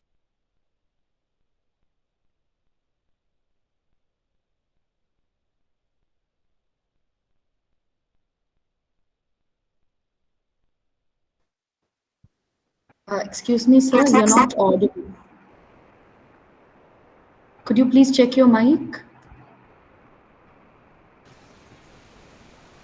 Is it open now? Yes, sir. ഒരു നല്ല വിദ്യാർത്ഥിയുടെ ലക്ഷണം എന്താണ് എന്ന് ചോദിച്ചു കഴിഞ്ഞാൽ ആ ഉത്തരം പറയാനായിട്ട് നിങ്ങളെ കൊണ്ട് സാധിക്കും. അത് നിങ്ങളുടെ ഫങ്ഷണൽ ലെവലിലുള്ള അറിവാണ്. ഇക്കണ്ട കാലം അത്രയും പഠിച്ചു പോരുമ്പോൾ പലരും നിങ്ങളോട് പറഞ്ഞിട്ടുണ്ടാകും എന്താണ് ഒരു നല്ല വിദ്യാർത്ഥിയുടെ ലക്ഷണമെന്ന്. ഇതൊന്ന് മാത്രമല്ല, നമ്മൾ ഇന്റർനെറ്റ് കയറി നോക്കിയാൽ അതിനകത്ത് ഒരു നല്ല വിദ്യാർത്ഥിയുടെ ലക്ഷണം ചോദിച്ചു കഴിഞ്ഞാൽ നമ്മളോട് പറയാൻ പല ഉത്തരം അതിനകത്തുണ്ടാകും. പക്ഷെ ഒരു നല്ല വിദ്യാർത്ഥിയുടെ ലക്ഷണം എന്ത് എന്ന് എന്റെ അനുഭവത്തിന്റെ വെളിച്ചത്തിൽ 10-22 വർഷത്തോളമായിട്ടുള്ള എന്റെ അധ്യാപനത്തിനിടയിൽ ഞാൻ കണ്ട കാര്യങ്ങൾ, എന്റെ മുമ്പിലാണ് കടന്നു വന്ന കുട്ടികളെ ഞാൻ കണ്ടപ്പോൾ എനിക്ക് മനസ്സിലായ രീതിയിലുള്ള ചില ആശയങ്ങളാണ് ഞാൻ നിങ്ങളോട് പങ്കുവെക്കുന്നത്. നിങ്ങളോട് ഒരു 5 കാര്യങ്ങളാണ് ഞാൻ പറയുന്നത്. എന്താണ് ഒരു വിദ്യാർത്ഥി ഒരു നല്ല വിദ്യാർത്ഥിയാക്കി മാറ്റുന്നത്, ഒരു വിദ്യാർത്ഥി നമ്മൾ എങ്ങനെ തിരിച്ചറിഞ്ഞു എന്നുള്ള 5 ആശയങ്ങളാണ് നമ്മൾ പറയുന്നത്. അത് ഒന്നാമത്തതാണ് കണ്ടന്റ്, രണ്ടാമത് മെത്തേഡ്, 3 ക്രിയേറ്റിവിറ്റി, 4 കോൺഗ്രുവൻസ്, 5 ക്ലാരിറ്റി. ഞാൻ ഈ പറഞ്ഞ 5 പദങ്ങൾ നിങ്ങൾക്ക് പരിചയമായിട്ടുള്ളതാണ്. Content, method, creativity, congruence, clarity എന്ന് പറഞ്ഞാൽ ആ വാക്കുകൾ അർത്ഥം നിങ്ങൾക്ക് അറിയാവുന്നത് പോലെ തന്നെയാണ് അതിന്റെ ആശയങ്ങളും. പക്ഷെ അവ എങ്ങനെയാണ് അനുഭവത്തിന്റെ വെളിച്ചത്തിൽ ഞാൻ കണ്ടെത്തിയെന്നാണ് ഞാൻ നിങ്ങളോട് പറയാൻ പോകുന്നത്. ഒന്നാമത് കണ്ടന്റ് എന്ന് പറയുമ്പോൾ, കണ്ടന്റ് എന്ന് പറഞ്ഞാൽ നിങ്ങൾക്കറിയാം അതിനകത്തുള്ള സ്റ്റഫ് എന്താണ്, അതിനകത്തുള്ള സാധനം എന്നാണ് മനസ്സിലാകുന്നത്. നമ്മളുടെ ഈ പശ്ചാത്തലത്തിൽ നമ്മൾ അതിനെ കാണുന്നത് അത് അറിവാണ്, നോളജാണ്. നോളജ് നമുക്ക് എത്രയുണ്ട് എന്നുള്ളത് അത് അതിന്റെ ഒരു പ്രാഥമിക തലത്തിലെ അർത്ഥമാണ്. കണ്ടന്റ് എന്ന് വെച്ചാൽ നോളജ് ആണെന്നുള്ളത്. നമ്മുടെ ഒരു വിദ്യാർത്ഥിയുടെ നോളജ് എത്രത്തോളം ഉണ്ടെന്ന് നമ്മൾ നോക്കുന്നത് പരീക്ഷയ്ക്ക് എത്ര മാർക്ക് കിട്ടിയെന്ന് നോക്കിയിട്ടാണ്. നിങ്ങളുടെ പരീക്ഷയ്ക്ക് കിട്ടുന്ന മാർക്ക് നിങ്ങൾക്ക് ഡിസ്റ്റിങ്ഷൻ ആണോ, ഫസ്റ്റ് ക്ലാസ് ആണോ, സെക്കൻഡ് ക്ലാസ് ആണോ, ജസ്റ്റ് പാസ് ആണോ എന്നുള്ളതെല്ലാം നിങ്ങളുടെ നോളജിന്റെ ഒരു തോത്, ഒരു അറിവിന്റെ ഒരു അളവായിട്ട് നമുക്ക് കാണാനായിട്ട് പറ്റുന്നുണ്ട്. പണ്ട് കാലത്തൊക്കെ ഒരു കുട്ടിയുടെ റിസൾട്ട് വന്നു കഴിഞ്ഞാൽ ആ റിസൾട്ടിന്റെ സ്റ്റാൻഡേർഡ് നോക്കി കുട്ടിയുടെ അറിവിനെ നമ്മൾ വിലയിരുത്തുമെങ്കിലും ഇന്ന് നമുക്ക് അങ്ങനെ ചെയ്യാൻ പറ്റുന്നില്ല. അതുകൊണ്ടാണ് നെറ്റ്, സെറ്റ്, ടെറ്റ്, കേട്ടറ്റ് എന്ന് പറയുന്ന ഒരുപാട് പരീക്ഷകൾ നമ്മുടെ മുമ്പിലുള്ളത്. അതായത് ഡിഗ്രി വഴി കഴിഞ്ഞ് റിസൾട്ട് വന്നു കഴിഞ്ഞാൽ ആ റിസൾട്ടിന്റെ അടിസ്ഥാനത്തിൽ നിന്ന് നമുക്കൊരു കുട്ടിയുടെ മാർക്കിനെ തീർച്ചപ്പെടുത്താൻ പറ്റാത്തത് കൊണ്ടാണ് ഇത്തരം ഒരുപാട് പരീക്ഷകൾ നമ്മുടെ മുമ്പിൽ വെച്ചിട്ടുള്ളത്. അങ്ങനെ നോക്കുമ്പോൾ ഒരു വിദ്യാർത്ഥിയുടെ റിസൾട്ട് എന്താണെന്നുള്ളത് ആ വ്യക്തിയുടെ പരീക്ഷ കൊണ്ട് നമുക്ക് കൂടുതൽ മനസ്സിലാക്കാനായിട്ട് പറ്റുന്നില്ല. അപ്പോൾ പരിചയസമ്പന്നരായ അധ്യാപകരെ സംബന്ധിച്ച് ഒരു പരീക്ഷയൊന്നും വേണ്ട. 22 വർഷത്തോളമായി ഞാൻ പഠിപ്പിക്കുമ്പോൾ കഴിഞ്ഞ 10 വർഷവും ഞാൻ അധ്യാപക പരിശീലകനാണ്. അതിനു മുമ്പ് പല പ്രായത്തിലുള്ള പലതരം കുട്ടികളെ ഞാൻ പഠിപ്പിച്ചിട്ടുണ്ട്. അപ്പോൾ എന്റെ ചില അനുഭവത്തിൽ നിന്ന് പറയുവാണെങ്കിൽ ചില സമയത്ത് ചില കുട്ടികൾ പരീക്ഷ എടുത്തു കഴിയുമ്പോൾ നമ്മുടെ അടുത്ത് വന്നിട്ട് പറയും, അവർ പറയും, സാറേ പരീക്ഷയ്ക്ക് വരാൻ സാധ്യതയുള്ള പ്രധാനപ്പെട്ട ഭാഗങ്ങളൊക്കെ എന്ന് പറഞ്ഞു തരാമോ എന്ന് ചോദിക്കും. പരീക്ഷയ്ക്ക് വരാൻ സാധ്യതയുള്ള പ്രധാനപ്പെട്ട ഭാഗങ്ങളൊക്കെ എന്ന് പറഞ്ഞു തരാമോ എന്നാണ് ഇവർ ചോദിക്കുന്നത്. എന്ന് വെച്ചാൽ ഉദ്ദേശിക്കുന്നത് ആ സിലബസിനകത്ത് ഒരുപാട് ആശയങ്ങൾ ഉണ്ടെങ്കിൽ പോലും പരീക്ഷയ്ക്ക് വരാൻ സാധ്യതയുള്ള പ്രധാനപ്പെട്ട ഭാഗങ്ങൾ മാത്രം പഠിച്ച് ഞാനെങ്കിൽ പരീക്ഷ എഴുതി പോയിക്കൊള്ളാം എന്നുള്ളതാണ്. ഇവിടെ ഇവരെ ശ്രദ്ധിക്കപ്പെടാതെ പോകുന്ന ഒരു കാര്യം, ഒരു വിഷയത്തിന്റെ സിലബസ് എന്ന് പറയുന്നത് ആ വിഷയത്തിൽ നമുക്ക് ഏറ്റവും മിനിമം വേണ്ട അറിവാണ്. ഒരു വിഷയം നമ്മൾ പഠിച്ചിറങ്ങുമ്പോൾ ആ വിഷയത്തിന് ഏറ്റവും കുറഞ്ഞ അറിവ് നമുക്ക് എത്ര വേണമെന്നോ അതാണ് ഇവിടെ ഈ സിലബസ് കൊണ്ട് സൂചിപ്പിക്കുന്നത്. അപ്പോൾ ഒരു വിഷയത്തിൽ എത്ര മിനിമം അറിവ് വേണമോ അതിനെയും നമ്മൾ ലഘൂകരിച്ച് അതിനെ ഡൈല്യൂട്ട് ചെയ്തുകൊണ്ട് അതിനകത്ത് ഏറ്റവും പ്രധാനപ്പെട്ട കുറച്ച് ഭാഗങ്ങൾ മാത്രം പഠിച്ച് ഞാൻ പരീക്ഷ എഴുതിക്കൊണ്ട് പോകാമെന്ന് പറയുമ്പോൾ ആ കുട്ടിക്ക് കണ്ടന്റ് ഇല്ല എന്ന് നമുക്ക് പ്രത്യക്ഷത്തിൽ മനസ്സിലാകുന്നുണ്ട്. പക്ഷെ ഇവിടെ കണ്ടന്റ് എന്ന് പറയുമ്പോൾ ഞാൻ പറഞ്ഞല്ലോ, നോളജ് മാത്രമല്ല ഉള്ളത്, ഒരുപാട് കാര്യങ്ങൾ. നമ്മുടെ മുമ്പിൽ ഒരു കുട്ടി വന്ന് ഇങ്ങനെ ചോദിച്ചു കഴിയുമ്പോൾ ഞാൻ ഈ ഇത്തരം പ്രധാനപ്പെട്ട കുറച്ച് കാര്യങ്ങൾ മാത്രം പഠിച്ചിട്ട് ഞാൻ പരീക്ഷ എഴുതി പോയിക്കോളാം എന്ന് പറയുമ്പോൾ ആ കുട്ടിക്ക് സബ്ജക്ട് നോളജ് കുറവാണെന്ന് മാത്രമല്ല നമ്മൾ മനസ്സിലാക്കുന്നത്, മറ്റൊരുപാട് വ്യക്തി ഗുണങ്ങൾ കൂടി അതിനകത്തുണ്ട്. ആ കുട്ടിയുടെ മനോഭാവം എന്താണ്, വിദ്യാഭ്യാസത്തോടുള്ള കാഴ്ചപ്പാട് എന്താണ്, ആ കുട്ടിയുടെ ശീലം എന്താണ്, ആ കുട്ടിയുടെ ശൈലി എന്താണ്, ജീവിതത്തിന്റെ ലക്ഷ്യം എന്താണ്, ഇങ്ങനെ കുറെ കാര്യങ്ങൾ കൂടി അവിടെ മുമ്പിൽ വെളിപ്പെട്ട് വരികയാണ്. അപ്പോൾ ഒരു കണ്ടന്റ് എന്ന് പറയുമ്പോൾ ഒരു സബ്ജക്ട് നോളജ് മാത്രമല്ല, മറ്റ് അനവധി കാര്യങ്ങൾ കൂടെ കൂട്ടിച്ചേർന്നിട്ടാണ് ഇരിക്കുന്നത്. അപ്പോൾ ഒരു കുട്ടി കണ്ടന്റ് ഉണ്ടോ എന്ന് അറിയാനായിട്ട് നമുക്ക് ഇതുപോലെ ചെറിയ ചെറിയ ലക്ഷണങ്ങൾ നമ്മുടെ മുമ്പിൽ വരുമ്പോൾ നമുക്കറിയാം കണ്ടന്റ് ഉള്ള ആളാണോ അല്ലയോ എന്നുള്ളത്. അപ്പൊ നിങ്ങൾ ആലോചിച്ച് നോക്കാം, നിങ്ങൾക്ക് കണ്ടന്റ് ഉണ്ടോ ഇല്ലയോ എന്നുള്ളത്. സബ്ജക്ട് നോളജിലേക്ക് അപ്പുറമായി ഒരുപാട് ക്വാളിറ്റി അത് നമ്മുടെ മുമ്പിൽ സൂചിപ്പിക്കുന്നുണ്ട്. രണ്ടാമത്തെ ആശയം ഞാൻ പറഞ്ഞ മെത്തേഡാണ്. മെത്തേഡ് എന്ന് പറഞ്ഞ രീതിശാസ്ത്രം എന്നുള്ളതാണ്. മെത്തേഡ് എന്ന് പറയുമ്പോൾ ഒരു രീതി എന്നതിനപ്പുറം അതിൽ അർത്ഥങ്ങളുണ്ട്. ഷേക്സ്പിയറുടെ ഹാംലെറ്റ് എന്ന നാടകത്തില് ഇങ്ങനെ പറയുന്നുണ്ട്, though this be madness, there is method in it. പറഞ്ഞാൽ മെത്തേഡിന് നമ്മൾ വിചാരിക്കുന്നതിനേക്കാൾ കുറെ കൂടി അർത്ഥം അവിടെയുണ്ട്. എങ്ങനെയാണ് നമ്മളൊരു കുട്ടിയുടെ മെത്തേഡ് എന്താണെന്ന് മനസ്സിലാക്കുന്നത്? ഞാൻ ആദ്യം സൂചിപ്പിച്ചുവല്ലോ, കണ്ടന്റ് ഉള്ള കുട്ടികളുണ്ട്, കണ്ടന്റ് ഇല്ലാത്ത കുട്ടികളുണ്ട്. അപ്പൊ കണ്ടന്റ് ഇല്ലാത്ത കുട്ടികളാണ് നമ്മുടെ അടുത്ത് വന്നിട്ട് പറയും, സാറേ പരീക്ഷയായി ജയിക്കാൻ എത്ര മാർക്ക് വേണം? അവരുടെ ചോദ്യം എന്താണ്? ജയിക്കാൻ എത്ര മാർക്ക് വേണം എന്നുള്ള ചോദ്യമാണ് വരുന്നത്. ജയിക്കാൻ എത്ര മാർക്ക് വേണം എന്ന് പറയുമ്പോൾ നമ്മൾ അവരോട് പറയും, ജയിക്കാൻ 50% മാർക്ക് ഉണ്ടെങ്കിൽ ജയിക്കാം. 50% മാർക്ക് ഉണ്ടെങ്കിൽ ജയിക്കാം എന്നുള്ളതാണെങ്കിൽ അപ്പോൾ എത്രയാണ്? ഒരു വിഷയത്തിന് 100 മാർക്ക് ഉണ്ടെങ്കിൽ, 100 മാർക്കിലാണ് ഒരു വിഷയം എന്നുണ്ടെങ്കിൽ അതിൽ 50 മാർക്ക് ഉണ്ടെങ്കിൽ ജയിക്കാമെന്നാണ് പറയുന്നത്. ഓക്കെ, 50 മാർക്ക് വാങ്ങി ഞാൻ ജയിച്ചു കൊള്ളാം. ആ കുട്ടിയുടെ മെത്തേഡാണ്, 50 മാർക്ക് വാങ്ങി ഞാൻ ജയിച്ചു കൊള്ളാം. ഇനി ഏത് മെത്തേഡിലാണ് അവർ ജയിക്കാൻ പോകുന്നത്? ഈ 100 മാർക്കിന്റെ ഒരു വിഷയത്തിൽ നമുക്കറിയാം, 100 മാർക്കാണെങ്കിൽ അതിൽ 20 മാർക്ക് ഇന്റേണലാണ്, ബാക്കി 80 മാർക്കാണ് എക്സ്റ്റേണൽ പരീക്ഷയ്ക്കുള്ളത്. ഈ പുതിയ ഫോൺ അമ്മ വാങ്ങിയാൽ ഈ ഫോൺ പിന്നെ എടുക്കും. ഈ ഫോണോ? ഈ 20 മാർക്ക് നമ്മൾ എങ്ങനെ നേടും? ഈ 20 മാർക്കിന്റെ കാര്യത്തില് കുട്ടികൾ പറയും, നമുക്ക് ഒരു 20-ൽ 15 മാർക്ക് നമുക്ക് അധ്യാപകൻ തരും, എങ്ങനെയെങ്കിലും 15 മാർക്കിൽ തരാതിരിക്കില്ല, അത്രയും തരും. പിന്നെ നമുക്ക് എന്തെങ്കിലുമൊക്കെ അസൈൻമെന്റും കാര്യങ്ങളൊക്കെ വെക്കുമ്പോൾ നമുക്ക് ഒരു 18 മാർക്ക് കിട്ടും. അപ്പോൾ 18 മാർക്ക് നമ്മൾ ഏകദേശം ഇന്റേണലിന്റെ കാര്യത്തിൽ ഉറപ്പിച്ചു. അപ്പൊ 50% മാർക്കിൽ ഇവിടെ 50 മാർക്കാണെങ്കിൽ അതിൽ 18 മാർക്ക് നമ്മൾ ഉറപ്പിച്ചു. ഇനി 32 മാർക്കേ കിട്ടാനുള്ളൂ. 32 മാർക്ക് കിട്ടാൻ വേണ്ടി നമുക്ക് എന്ത് ചെയ്യണം? അല്ല, ഒരു പരീക്ഷയുടെ ക്വസ്റ്റ്യൻ പേപ്പറിൽ ഒരു 25 ചോദ്യമെങ്കിലും ഉണ്ടാവില്ലേ? 25 ചോദ്യത്തിൽ നമ്മൾ ഒരു ചോദ്യം ഒന്ന് വെറുതെ അറ്റംപ്റ്റ് ചെയ്താൽ തന്നെ നമുക്ക് ഓരോ മാർക്ക് ചിലപ്പോൾ തന്നിരിക്കും. എന്തെങ്കിലും അറ്റംപ്റ്റ് ചെയ്താൽ എന്തെങ്കിലും മാർക്ക് തരില്ലേ? അങ്ങനെ ഓരോ മാർക്ക് വെച്ച് കിട്ടിയാൽ നമുക്ക് 25 മാർക്ക് കിട്ടും. അല്ലെ, പിന്നെ 7 മാർക്ക് കൂടെ കിട്ടിയാൽ പോരെ? അത് കിട്ടാതിരിക്കല്ല, നമ്മൾ എന്തെങ്കിലും ഒക്കെ എഴുതുമ്പോൾ നമുക്ക് 1 മാർക്ക് മാത്രമല്ലല്ലേ കിട്ടുന്നത്. അങ്ങനെയൊക്കെ നമ്മൾ ജയിച്ചു പോകാവുന്ന ഒരു കുട്ടി നമ്മുടെ മുമ്പിൽ എന്ന് പറയുമ്പോൾ കുട്ടിയുടെ മെത്തേഡ് എന്താണെന്ന് നമുക്ക് മനസ്സിലായി. ഇവിടെ മെത്തേഡ് എന്ന് പറയുമ്പോൾ പഠിക്കുന്ന എങ്ങനെ പ്രത്യക്ഷത്തിൽ നമ്മൾ കാണുന്നത് ഏറ്റവും മിനിമത്തിലൊരു പെർഫോമൻസ്. ജയിക്കാൻ എത്ര മാർക്ക് വേണം? ഞാനന്ന് ജയിച്ചാൽ പോരെ? മിനിമം കാണിക്കുന്ന പെർഫോമൻസ്. നമ്മൾ ആ കുട്ടിയെ ദൗത്യം ഏൽപ്പിച്ചു കഴിഞ്ഞാൽ അതിന്റെ ഏറ്റവും മിനിമത്തിൽ പെർഫോമൻസ് ചെയ്ത് നേടുക എന്നുള്ളൊരു കാഴ്ചപ്പാടാണ് കുട്ടി മുന്നോട്ട് വെക്കുന്നത്. അത് മാത്രമല്ല, ഷേക്സ്പിയറുടെ നാടകത്തിൽ പറഞ്ഞതുപോലെ മെത്തേഡ് ഉണ്ടോ? What is the method? അത് ആ വ്യക്തിയുടെ ഉള്ളിലുള്ള കണ്ടന്റ് എന്ന് പറയുന്ന കാര്യം തന്നെയാണ്. ഇവിടെയും നമുക്ക് വരെ മനസ്സിലാക്കാൻ പറ്റും. അപ്പൊ നമുക്ക് നമ്മുടെ മെത്തേഡ് എന്താണ്, നമ്മുടെ കണ്ടന്റ് എന്താണ്? മൂന്നാമത് പറയാനുള്ള ക്രിയേറ്റിവിറ്റിയാണ്. ക്രിയേറ്റിവിറ്റി എന്ന് പറയുമ്പോൾ പലപ്പോഴും ക്ലാസ്സിൽ നടക്കുന്ന കാര്യമാണ്. ഞങ്ങളുടെ ക്ലാസ്സിലൊക്കെ കുട്ടികൾക്ക് മൊബൈൽ ഫോൺ ഉപയോഗിക്കാനുള്ള അധികാരം, അവകാശം കൊടുത്തിട്ടുണ്ട്. നിങ്ങൾ കൊണ്ടുപോയി അറിഞ്ഞുവിടാം. അല്ലെങ്കിൽ മൊബൈൽ ഫോൺ ഇന്നൊരു പഠന ഉപകരണമായിട്ടാണ് മാറിയിരിക്കുന്നത്. അതുകൊണ്ട് തന്നെ നമ്മൾ ക്ലാസ്സിൽ ഒരു ചോദ്യം ചോദിച്ചു കഴിഞ്ഞാൽ അതിനൊരു ഉത്തരം പറയാനായിട്ട് 10 സെക്കൻഡ് മാത്രമേ നമുക്ക് ആവശ്യമുള്ളൂ. 10 സെക്കൻഡ് കൊണ്ട് തന്നെ ചോദിച്ച ചോദ്യത്തിന് ഉത്തരം കുട്ടികൾ പറയും. അത് വളരെ എളുപ്പമാണ്. ഡേറ്റ ഓൺ ആയി കിടക്കുകയാണെങ്കിൽ നമ്മൾ ആ ചോദിച്ച കോൺസെപ്റ്റ് എന്താണെന്നുള്ള മൊബൈൽ ഫോണിൽ ഒന്ന് ടൈപ്പ് ചെയ്യേണ്ട ആവശ്യം തന്നെ ഇല്ലെന്ന് പറഞ്ഞാൽ മതി. നമ്മൾ വോയിസ് കമാൻഡ് കൊടുത്തു കഴിഞ്ഞാൽ അതിനെ കുറിച്ചുള്ള ഇൻഫർമേഷൻ അവിടെ വന്നു കഴിഞ്ഞു. അപ്പൊ അത്തരം ഒരു ഇൻഫർമേഷൻ പെട്ടെന്ന് വരുമ്പോൾ ഇന്നത്തെ കാലത്ത് ഇൻഫർമേഷൻ എന്ന് പറയുന്നത്, അറിവ് എന്ന് പറയുന്നത് വിരൽത്തുമ്പിലാണല്ലോ കിടക്കുന്നത്. അറിവ് വിരൽത്തുമ്പിലാണെന്ന് പറയുമ്പോൾ അറിവ് തലയ്ക്കൊക്കെ തല്ല കിടക്കുന്നത്, നമുക്ക് വിരൽത്തുമ്പിലാണ്. വിരൽത്തുമ്പിലെ വിജ്ഞാനം നമ്മൾ എടുത്തു കൊടുക്കുക എന്നുള്ളതാണ്. അപ്പോൾ ഇവിടെ നമ്മളൊരു ചോദ്യം ചോദിച്ചു കഴിഞ്ഞാൽ, ഒരു കോൺസെപ്റ്റിനെ കുറിച്ച് ചോദിച്ചു കഴിഞ്ഞാൽ അതിന്റെ ഉത്തരം പെട്ടെന്ന് മൊബൈൽ ഫോണിൽ നമുക്ക് കണ്ടെടുത്ത് നമ്മളോട് പങ്കുവെക്കുമ്പോൾ ഇവിടെ ഈ കുട്ടിയുടേതായ ഒരു എന്താണ് നടന്നിട്ടുള്ളത്? ഈ അറിവ് ഇവിടെ ആരോ സൃഷ്ടിച്ചു വിട്ടതാണ്. നമ്മൾ കുട്ടിയോട് ഒരു ചോദ്യം ചോദിക്കുവാണെന്ന് കരുതുക.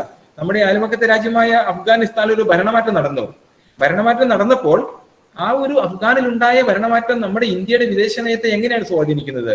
നമ്മുടെ ഇന്ത്യയുടെ ചൈനയുമായിട്ടുള്ള ഫോറിൻ പോളിസി എന്തായിരിക്കും, അല്ലെങ്കിൽ നമ്മുടെ പാകിസ്ഥാനുമായിട്ടുള്ള ഫോറിൻ പോളിസി എന്തായിരിക്കും എന്ന് ചോദിച്ചു കഴിഞ്ഞാൽ ഉടൻ തന്നെ നമുക്ക് ഈ കാര്യം ഇന്റർനെറ്റിലേക്ക് ടൈപ്പ് ചെയ്ത് കൊടുത്താൽ അതിന്റെ റിസൾട്ട് വന്നു കഴിഞ്ഞു, മുമ്പിൽ വന്നു കഴിഞ്ഞു. ഒരുപാട് പേര് ആ വിഷയത്തെക്കുറിച്ച് സംസാരിച്ചിട്ടുണ്ട്. ഒരു കുട്ടിയെ സംബന്ധിച്ച് അത് കളക്ട് ചെയ്തെടുത്ത് അവതരിപ്പിച്ചാൽ മതി. ഇവിടെ എന്റെ ചോദ്യം എന്ത് ക്രിയേറ്റിവിറ്റി ഇവിടെ നടന്നു എന്നുള്ളതാണ്. ഇവിടെ നമുക്ക് ഇന്റർനെറ്റിൽ നിന്ന് ഒരു ഉത്തരവും എടുക്കാൻ പറ്റില്ല എന്ന നിയമമൊന്നുമില്ല. ഇന്റർനെറ്റിൽ നമുക്ക് ഇഷ്ടം പോലെ അറിവെടുക്കാം, അറിവിന്റെ ഒരു വലിയൊരു കടലാണത്. പക്ഷെ അവിടെ നിന്ന് എടുത്ത് അറിവ് കൊടുക്കുമ്പോൾ ഇത് എന്റെ അഭിപ്രായം എന്താണെന്ന് ഇവിടെ അവസാനം പറയണം. ഇന്ത്യയുടെ ഫോറിൻ പോളിസി എന്താണെന്ന് ഇവിടെ പലരും പറഞ്ഞിട്ടുണ്ടെങ്കിൽ അതിന്റെ അവസാനം എന്റെ അഭിപ്രായം എന്താണെന്ന് ഞാൻ പറയുമ്പോൾ അവിടെയാണ് ക്രിയേറ്റിവിറ്റി വരുന്നത്. അറിവ് നമുക്ക് ഒരുപാട് ഭാഗത്ത് നിന്ന് എടുക്കാം. ഞാൻ എന്താണ് അതുകൊണ്ട് മനസ്സിലാക്കിയത്, എനിക്ക് എന്താണ് പറയാനുള്ളത് എന്ന് പറയുമ്പോഴാണ് ഇവിടെ ഒരു വ്യക്തിയുടെ ക്രിയേറ്റിവിറ്റി വരുന്നത്. അല്ലാതെ അറിവ് നമുക്ക് എവിടെന്നെങ്കിലും എടുത്തങ്ങ് പകർന്നു കൊടുക്കുക എന്നുള്ളതല്ല. ഇന്ന് നമ്മുടെ കലാലയങ്ങളിൽ ഒരുപാട് പ്രോജക്ട് വർക്കുകൾ ചെയ്യുന്നതിന്റെ ഉദ്ദേശം ക്രിയേറ്റിവിറ്റി പോഷിപ്പിക്കുക എന്നുള്ളതാണ്. ഒരുപാട് ഫീൽഡ് വർക്ക് നമ്മൾ വിടുന്നെങ്കിൽ, പക്ഷെ പലപ്പോഴും നമ്മളിന്ന് കാണുന്നത് നമ്മുടെ അടുത്ത് വരുന്ന ഒരു പ്രോജക്ട് എന്ന് പറയുന്നത് കഴിഞ്ഞ വർഷത്തെ ഏതെങ്കിലും ഒരു പ്രോജക്റ്റിന്റെ കോപ്പി എടുത്ത് അതുപോലെ തന്നെ കട്ട് ആൻഡ് പേസ്റ്റ് അടിച്ച് സെറ്റപ്പ് ചെയ്ത് കൊണ്ടുവരിക എന്ന് പറയുമ്പോൾ അതിന്റെ സ്റ്റെപ്പും കാര്യങ്ങളെല്ലാം അതുപോലെയാണെന്ന് വരുമ്പോൾ നമ്മളിവിടെ എന്ത് ക്രിയേറ്റിവിറ്റി നടന്നു എന്ന് നമ്മൾ ആലോചിക്കേണ്ടത്. ഇവിടെ ഞാൻ ആദ്യം പറഞ്ഞ പോലെ കണ്ടന്റ് ഒന്നും ഇല്ലാതെ പോയി കഴിഞ്ഞാൽ, കണ്ടന്റ് എന്ന് പറഞ്ഞാൽ സബ്ജക്ട് നോളജ് മാത്രമല്ല എന്ന് നിങ്ങൾക്ക് മനസ്സിലായിട്ടുണ്ടായല്ലോ. മെത്തേഡ് പിഴച്ചു കഴിഞ്ഞാൽ, മെത്തേഡ് എന്ന് പറഞ്ഞ് നമ്മൾ ചെയ്യുന്ന ഒരു പ്രവൃത്തി രീതിശാസ്ത്രം മാത്രമല്ല എന്ന് നിങ്ങൾക്ക് മനസ്സിലായി കാണുമല്ലോ. ഇവിടെ ക്രിയേറ്റിവിറ്റി ഉണ്ടാവുകയില്ല എന്നുള്ളതാണ് ഒരു സത്യം. മൂന്നാമത്തെ ആശയമാണ് ഞാൻ പറഞ്ഞ കോൺഗ്രുവൻസ് എന്ന് പറയുന്നത്. കോൺഗ്രുവൻസ് എന്ന് പറഞ്ഞാൽ നമുക്കറിയാം ഒരു സമന്വയം, ഒരു ചേർച്ച, ഒരു പൊരുത്തം എന്നുള്ളതാണ്. ഇവിടെ എന്താണ് നമ്മൾ പൊരുത്തം എന്ന് പറയുന്നത്? ഇപ്പൊ കുട്ടികളോട് ആദ്യത്തെ വർഷത്തിൽ വന്നു കഴിഞ്ഞാൽ, പുതിയ ക്ലാസ്സിൽ വന്നു കഴിഞ്ഞാൽ നമുക്ക് ചോദിക്കാം എന്താണ് നിങ്ങളുടെ ലക്ഷ്യം, എന്തിനാണ് നിങ്ങൾ ഈ കോഴ്സിൽ ചേർന്നിട്ടുള്ളത്, എന്തിനു വേണ്ടിയാണ് പഠിക്കുന്നത് ചോദിച്ചാൽ നമുക്ക് പലതും പറയാനുണ്ടാകും. ഇപ്പൊ ഡിഗ്രി അല്ലേ, ഡിഗ്രി കഴിഞ്ഞ് കഴിഞ്ഞാൽ നമുക്ക് ബാങ്കിൽ ടെസ്റ്റ് എഴുതാം. ബാങ്ക് ടെസ്റ്റ് ചെയ്ത് ഒരുപാട് പേർക്ക് ബാങ്ക് ടെസ്റ്റിൽ നമുക്ക് പ്രവേശനം കിട്ടും. അതുമാത്രമല്ല ഡിഗ്രി കഴിഞ്ഞാൽ നമുക്ക് IAS വേണ്ടി എഴുതാം. ഇങ്ങനെ എന്തെല്ലാം സാധ്യതകളുണ്ട്. നമുക്ക് വേണം വിദേശത്ത് പോകാം, വിദേശത്തൊരു യൂണിവേഴ്സിറ്റി നമുക്ക് വേണം ഉയർന്ന പഠനത്തിന് വേണ്ടി ചേരാനായിട്ട് പറ്റും. അങ്ങനെ എന്തെല്ലാം കാര്യങ്ങളുണ്ട്. അങ്ങനെ ഒരുപാട് വലിയ വലിയ ലക്ഷ്യങ്ങൾ നമുക്കുണ്ട്. അങ്ങനെയൊക്കെ പറയുമ്പോൾ നമുക്ക് കുട്ടിയോട് ചോദ്യം, നിങ്ങളിപ്പോ എന്താണ് ചെയ്യുന്നത്? നിങ്ങളുടെ ലക്ഷ്യം അവിടെയുണ്ട്, പക്ഷെ ശരിയാണ്, ആ ലക്ഷ്യത്തിന് വേണ്ടി നിങ്ങളിപ്പോ എന്താണ് ചെയ്യുന്നത് ചോദിച്ചാൽ ഒരു കുട്ടി നമ്മളോട് എന്താ പറയുന്നത്? എന്ത് ചെയ്യും? അല്ല, നമ്മളിപ്പോ കോഴ്സ് തുടങ്ങിയതേ ഉള്ളൂ, അഡ്മിഷൻ എടുത്തല്ലേ ഉള്ളൂ, ക്ലാസ് ഒക്കെ ഇങ്ങ് തുടങ്ങിയിട്ട് നമുക്ക് പഠിക്കാം. അത് ശരി, ഓക്കെ, ക്ലാസ് തുടങ്ങുന്നേ ഉള്ളൂ, തുടങ്ങട്ടെ. അധ്യാപകർ ക്ലാസ് തുടങ്ങിയല്ലോ, ഇപ്പോൾ നിങ്ങൾ എന്താണ് ചെയ്യുന്നത്? ക്ലാസ് തുടങ്ങിയില്ല, അധ്യാപകർ ക്ലാസ്സിൽ വന്നു തുടങ്ങിയിട്ടില്ല, ക്ലാസ് ആരംഭിച്ചു. എന്തുകൊണ്ട് അധ്യാപകർ ക്ലാസ്സിൽ വരാത്തത്? അധ്യാപകർക്ക് ഒരുപാട് ജോലികളുണ്ട്. അവർക്ക് സെൻസസിന് ഡ്യൂട്ടി ഉണ്ടാകാം, ഇലക്ഷന്റെ ഡ്യൂട്ടി ഉണ്ടാകാം, അവർക്ക് എക്സാമിനേഷൻ ഡ്യൂട്ടി ഉണ്ടാകാം, വാല്യുവേഷൻ ഡ്യൂട്ടി ഉണ്ടാകാം. അവരെ ക്ലാസ് അങ്ങനെ റെഗുലറായിട്ട് കാണുന്നില്ല. അധ്യാപകർ ക്ലാസ്സിൽ വന്ന് നമ്മളൊന്ന് പഠിച്ചു തുടങ്ങട്ടെ, ഓക്കെ. പിന്നെയോ അധ്യാപകർ ക്ലാസ്സിൽ വന്നു തുടങ്ങി, ഇപ്പൊ നിങ്ങൾ എന്താണ് ചെയ്യുന്നത്? അല്ല, നമ്മൾ പഠിച്ചു തുടങ്ങുന്നില്ലല്ലോ, വിഷയം നമ്മൾ അവതരിപ്പിച്ച് നമ്മളൊന്ന് ചൂടുപിടിച്ച് നമ്മൾ ട്രാക്കിലൊന്ന് കയറട്ടെ, ട്രാക്കിലൊന്ന് കയറിയിട്ട് നമുക്ക് പഠിച്ചു തുടങ്ങാം, ഓക്കെ, ശരി. അല്ല, നമ്മുടെ ക്ലാസ് കയറി തുടങ്ങിയല്ലോ, ക്ലാസ് തുടങ്ങിയിട്ട് കുറെ നാളായി, ഇപ്പോഴെന്താണ് നിങ്ങൾ ചെയ്യുന്നത് നിങ്ങളുടെ ലക്ഷ്യത്തിന് വേണ്ടിയിട്ട്? അല്ല, നമ്മൾ ആ ഒരു ടേമിനൽ എക്സാം അങ്ങ് വരുമ്പോഴേക്കും നമ്മളൊന്ന് ഉഷാറാവുക കാര്യത്തില്. ഇങ്ങനെ പോകുന്നു നമ്മളുടെ കാര്യങ്ങളെല്ലാം. ഇവിടെ കോൺഫിഡൻസിന്റെ കുറവെന്ന് പറഞ്ഞു കഴിഞ്ഞാൽ നമുക്ക് സ്വപ്നങ്ങൾ വരുന്നെല്ലാം ഉണ്ട്. പക്ഷെ നിങ്ങളിപ്പോ എന്ത് ചെയ്യുന്നു? ഇപ്പൊ നമുക്ക് ഇവിടെ നിന്ന് കോഴിക്കോട്ടേക്ക് പോകണമെന്ന് പറഞ്ഞാൽ, കോഴിക്കോട്ടേക്ക് പോകണമെങ്കിൽ നമ്മൾ ഇവിടുന്ന് നടന്നു തുടങ്ങണം, അല്ലെങ്കിൽ ബസ് കയറി തുടങ്ങണം. നമ്മള് ഇതേ സമയത്ത് ഇപ്പൊ തന്നെ നമ്മുടെ അവസരം എപ്പോഴാണെന്ന് ചോദിച്ചാൽ ഇപ്പോഴാണെന്നാണ് അർത്ഥം. നമ്മുടെ മുമ്പിൽ വാതിൽ ഇപ്പോഴാണ് തുറന്നു കിടക്കുന്നത്. ഈ നിമിഷമാണ് നമ്മുടെ അവസരം തുടങ്ങുന്നത്. നമുക്കൊരു ലക്ഷ്യമുണ്ടെങ്കിൽ അത് ഇപ്പോൾ തന്നെ തുടങ്ങുക എന്നുള്ളതാണ്. അടുത്ത കാലത്ത് ഒരുപാട് ആളുകൾ സ്വപ്നം കാണാൻ തുടങ്ങിയിട്ടുണ്ട്.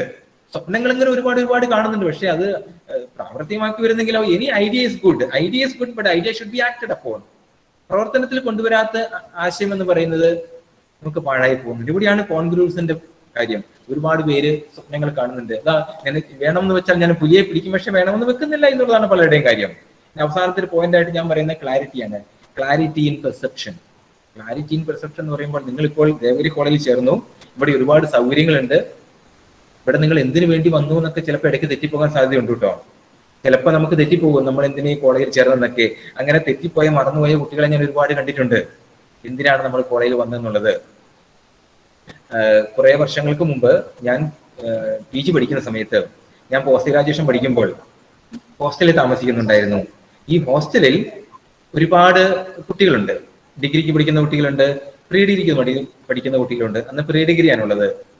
ഹോസ്റ്റലിലെ PG കുട്ടികൾ പൊതുവെ ശാന്തരാണ്, പക്ഷെ പ്രീ ഡിഗ്രി കുട്ടികൾ അത്ര ശാന്തരല്ല. അവർ കുറെ അസ്വസ്ഥ ഉണ്ടാക്കുന്നുണ്ട്. അപ്പോൾ അവരുടെ അസ്വസ്ഥയൊക്കെ ഞങ്ങൾ കാണാറുണ്ടായിരുന്നു. അവരുടെ ഏറ്റവും വലിയ പരാതി ഹോസ്റ്റലിലെ മെസ്സ് ശരിയല്ല, ഭക്ഷണം ശരിയല്ല. ഭക്ഷണത്തെക്കുറിച്ച് എപ്പോഴും പരാതി ഉണ്ടാവും. എടുക്കുന്ന ഭക്ഷണം മുഴുവൻ എടുത്ത് ദൂരെ കളയുക എന്നുള്ള പരിപാടി എല്ലാവർക്കും ഉണ്ടായിരുന്നു. അത് മാത്രമല്ല അവർക്ക് വാർഡനോട് ദേഷ്യമുണ്ട്. വാർഡൻ കുറെ നിർബന്ധ ബുദ്ധിയൊക്കെ ഹോസ്റ്റലിൽ വെക്കുമല്ലോ, അതൊക്കെ പ്രശ്നമായിരുന്നു കുട്ടികൾക്ക്. ഇനി അത് മാത്രമല്ല അവിടെ വാച്ച്മാനുണ്ട്, വാച്ച്മാനായിട്ട് പ്രശ്നം ഉണ്ടാകും. ഇതൊന്നും പോരെങ്കിൽ റോഡിലൂടെ പോകുന്ന ആളുകൾ എന്തെങ്കിലുമൊക്കെ പറഞ്ഞാലും വിളിച്ചു പറഞ്ഞാൽ അവരെ മര്യാദ പഠിപ്പിക്കാനൊക്കെ നമ്മുടെ പ്രീ ഡിഗ്രിക്ക് പഠിക്കുന്ന കുട്ടികൾ പോകാറുണ്ട്. ഇതെല്ലാം ഞങ്ങൾ സ്ഥിരം കാണാറുള്ള കാഴ്ചകളാണ്. കോളേജ് ഹോസ്റ്റൽ ജീവിതത്തിന്റെ ഭാഗമാണ്.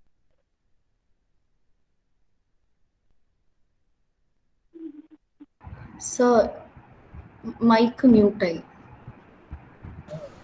If think the mic is going automatically mute. Okay, please remind me when it goes off. Okay. Yes, sir. Sure. Okay. അപ്പോൾ ഈ ഹോസ്റ്റലിലെ കുട്ടി ബട്ട് ആ മൈക്ക് തന്നെ ഇടയ്ക്ക് ഓഫായി പോകുന്നുണ്ട്, ഞാൻ ഓൺ ആക്കുന്നുണ്ട്, തന്നെ ഓഫായി പോകുന്നുണ്ട്. ഓക്കെ. അപ്പോൾ ഹോസ്റ്റലിലെ ഈ പ്രസ്തുത കുട്ടി മെസ് ഹാളിൽ വന്നു കഴിഞ്ഞാൽ അവിടെ വെച്ചിരിക്കുന്ന ഭക്ഷണം അവൻ കൃത്യമായിട്ട് എടുത്ത് കഴിച്ചിട്ട് പോകും. ഈ കുട്ടി മാത്രം ഭക്ഷണം കഴിച്ചു കഴിഞ്ഞാൽ അവിടെ തക്കാളിയോ അല്ലെങ്കിൽ വെണ്ടയ്ക്കയോ വാഴയ്ക്കയോ ഒന്നും അവിടെ വേസ്റ്റ് ചെയ്യുന്നില്ല. അതെല്ലാം ആ കുട്ടി കഴിക്കും, ചോറ് മുഴുവനായിട്ട് കഴിക്കും. മിച്ചം അവിടെ വരുന്നത് 1-2 കറിവേപ്പില മാത്രമാണ്. എല്ലാ ഭക്ഷണവും നന്നായിട്ട് ചവച്ചരച്ച് കഴിച്ചിട്ട് പോകുന്ന ഈ കുട്ടി ഞാൻ കാണാം. അത് മാത്രമല്ല, അവിടെ റോഡിൽ ആരെന്തൊക്കെ ബഹളം വെക്കുന്നു അതൊന്നും ഈ കുട്ടി അന്വേഷിക്കാൻ പോകാറില്ല. അങ്ങനെ ശാന്തനായി കടന്നു പോകുന്ന കുട്ടിയെ ഞാൻ ശ്രദ്ധിച്ചിട്ടുണ്ട്. പിന്നെ ഒരു കൊല്ലം കഴിഞ്ഞപ്പോൾ ഈ കുട്ടിയുടെ പേരും ഫോട്ടോയും എല്ലാം പത്രത്തിൽ അച്ചടിച്ചു വന്നു. അപ്പോഴാണ് ഞാൻ കണ്ടത് ആ വർഷത്തെ എഞ്ചിനീയറിംഗിന്റെ എൻട്രൻസിന് 1ാം റാങ്ക് ഈ കുട്ടിക്കാണ് നേടിയത്. അപ്പോഴാണ് എനിക്ക് ഞാൻ മനസ്സിലായത് എന്തുകൊണ്ടാണ് ഈ കുട്ടി ഭക്ഷണത്തിൽ നിന്ന് കൃത്യം കണ്ടില്ല, അതെല്ലാം കഴിച്ച് റോഡിലെ പോകുന്ന ആളുകളെ മര്യാദ പഠിപ്പിക്കാനൊന്നും പോയില്ല, വാർഡനോട് കയർക്കാനൊന്നും പോയില്ല, വാച്ച്മാനെ മര്യാദ പഠിപ്പിക്കാനൊന്നും പോയില്ല എന്ന് പറഞ്ഞപ്പോൾ ഈ കുട്ടിക്ക് ഒരു ബോധ്യം ഉണ്ടായിരുന്നു, ഞാൻ ഈ കോളേജിൽ ഈ ഹോസ്റ്റലിൽ എന്തിനു വന്നു എന്നുള്ളതാണ്. ബാക്കിയുള്ള പലർക്കും മറന്നുപോകും ഞാൻ എന്തിനാ ഇവിടെ വന്നതെന്ന്. ഇത് കോളേജ് ജീവിതത്തിൽ സംഭവിക്കാറുണ്ട്. ഒരു കോളേജിൽ ഒരുപാട് പരിപാടികൾ ഉണ്ടാകും, ഒരുപാട് അവസരങ്ങൾ ഉണ്ടാകും, പല പല ആളുകൾ കോളേജിൽ വന്നിട്ടുണ്ടാകാം. ഇനി കോളേജിൽ മാത്രമല്ല, നമ്മുടെ കയ്യിൽ മൊബൈൽ ഫോണിൽ തന്നെ, മൊബൈൽ ഫോൺ ഇന്നിപ്പോ ഒരു പഠനോപകരണമാണല്ലോ, ഈ മൊബൈൽ ഫോണിൽ തന്നെ ഒരുപാട് സാധ്യതകളുണ്ട്. മൊബൈൽ ഫോണിൽ പഠിക്കാൻ കയറിയാൽ ചിലപ്പോൾ നമ്മൾ മറന്നുപോകും നമ്മളിപ്പോ എന്തിനീ മൊബൈൽ ഫോണിൽ കയറിയെന്ന്. കാരണം ഒരുപാട് കാര്യങ്ങൾ ഇങ്ങനെ ചാടി വരുമ്പോൾ നമുക്കിതൊക്കെ ഉപകാരപ്രദമുള്ളതാണോ എന്താണോ എന്നൊക്കെ നമുക്ക് സംശയമുണ്ടാകും. ഇതാണ് പറയുന്നത് നമുക്ക് clarity of why I am here. ഒരു കോളേജിൽ ജോയിൻ ചെയ്യാൻ തന്നെ we should think why I am here, what is my purpose here. ആ കാര്യം എപ്പോഴും നമ്മൾ ഇടയ്ക്കിടയ്ക്ക് നമ്മളെ ഓർമ്മിപ്പിച്ചുകൊണ്ടിരിക്കേണ്ടതാണ്. ഇല്ലെങ്കിൽ നമുക്ക് വഴിതെറ്റിപ്പോകും. അറിയാമല്ലോ, ഒരു കോളേജിൽ പലതരം ആളുകൾ പഠിക്കേണ്ടതാണ്, പലതരം ആളുകൾ നമ്മളോട് ഇന്ററാക്ട് ചെയ്യും, പലർക്കും പല ഉദ്ദേശങ്ങളുണ്ടാകും. എല്ലാവരും പഠിച്ചു പോകുക എന്നുള്ള ഉദ്ദേശം മാത്രമായിരിക്കില്ല വരുന്നത്. ചിലപ്പോൾ നമ്മൾ കണ്ടുമുട്ടുന്ന വ്യക്തികൾക്ക് പിന്നെ ചിലപ്പോൾ വലിയൊരു ശക്തി ചിലപ്പോൾ കിടപ്പുണ്ടാകും. നമുക്കെന്താണ് ബലഹീനതകൾ എന്നൊക്കെ അന്വേഷിച്ച് ആ വഴിക്ക് തിരിച്ചുവിടാനുള്ള ആളുകളെല്ലാം ഉണ്ടാകും. അപ്പൊ കൃത്യമായ പെർസെപ്ഷൻ നമുക്കുണ്ടെങ്കിൽ നമ്മളെ ആർക്കും ഒന്നിലേക്ക് വ്യതിചലിക്കാനായിട്ട് പറ്റില്ല എന്നുള്ളതാണ് പ്രധാനപ്പെട്ട കാര്യം. കൃത്യമായി അധ്വാനിച്ച് മുന്നോട്ട് പോവുക എന്നുള്ളത്. ഇവിടെ നമ്മുടെ എക്സലൻസ് എന്ന് പറഞ്ഞ നമ്മുടെ ശീലമാണ്. അരിസ്റ്റോട്ടിൽ പറഞ്ഞിട്ടുണ്ട്, എക്സലൻസ് ഈസ് എ ഹാബിറ്റ്. നമുക്ക് നല്ലൊരു ഹാബിറ്റ് രൂപപ്പെടുത്തി കഴിഞ്ഞാൽ, ഇതാണ് വിദ്യാഭ്യാസത്തിന്റെ ഒരു എങ്ങനെ ഒരു കുട്ടി പഠിക്കുന്നുണ്ടോ പഠിക്കുന്നില്ല എന്നുള്ളതിന് പഠനം ഒരു ഹാബിറ്റാക്കി മാറ്റുക എന്നുള്ളതാണ്. നമ്മൾ ആദ്യം ഹാബിറ്റിനെ വളർത്തി കഴിഞ്ഞാൽ പിന്നെ ഹാബിറ്റ് നമ്മളെ വളർത്തിക്കൊള്ളും. ഇതാണ് ഹാബിറ്റിന്റെ മനഃശാസ്ത്രം. അപ്പൊ നമ്മൾ നല്ല ഹാബിറ്റിനെ വളർത്തിയെടുക്കുക, പിന്നെ ഹാബിറ്റ് നമ്മളെ വളർത്തിയെടുത്ത് മുന്നോട്ട് കൊണ്ടുപോകും. അപ്പൊ നല്ല ഹാബിറ്റ് വളർത്തുക എന്നുള്ളത് നമ്മുടെ ഒരു പഠനത്തിന്റെ ഒരു ലക്ഷ്യമാണ് ഇവിടെ. പിന്നെ കഠിനാധ്വാനം. നമ്മുടെ മുമ്പിൽ ഉദാഹരണങ്ങളുണ്ടല്ലോ. നീരജ് ചോപ്രയുടെ കാര്യം ഞാൻ പറഞ്ഞു, IAS കിട്ടിയയുടെ കാര്യം പറഞ്ഞു. ഇവരുടെ എല്ലാം കഥകളിൽ നമുക്ക് പറഞ്ഞു വരുന്ന അർപ്പണബോധമുള്ള അധ്വാനം എന്നുള്ളതാണ്.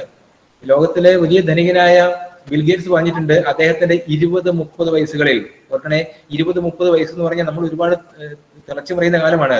20-30 വയസ്സുകളിൽ ഞാൻ ഒരു ദിവസം പോലും അവധി എടുത്തിട്ടില്ല എന്നാണ് അദ്ദേഹം പറഞ്ഞിട്ടുള്ളത്. അപ്പൊ അത്തരം ഒരു പ്രകടനം നമ്മൾ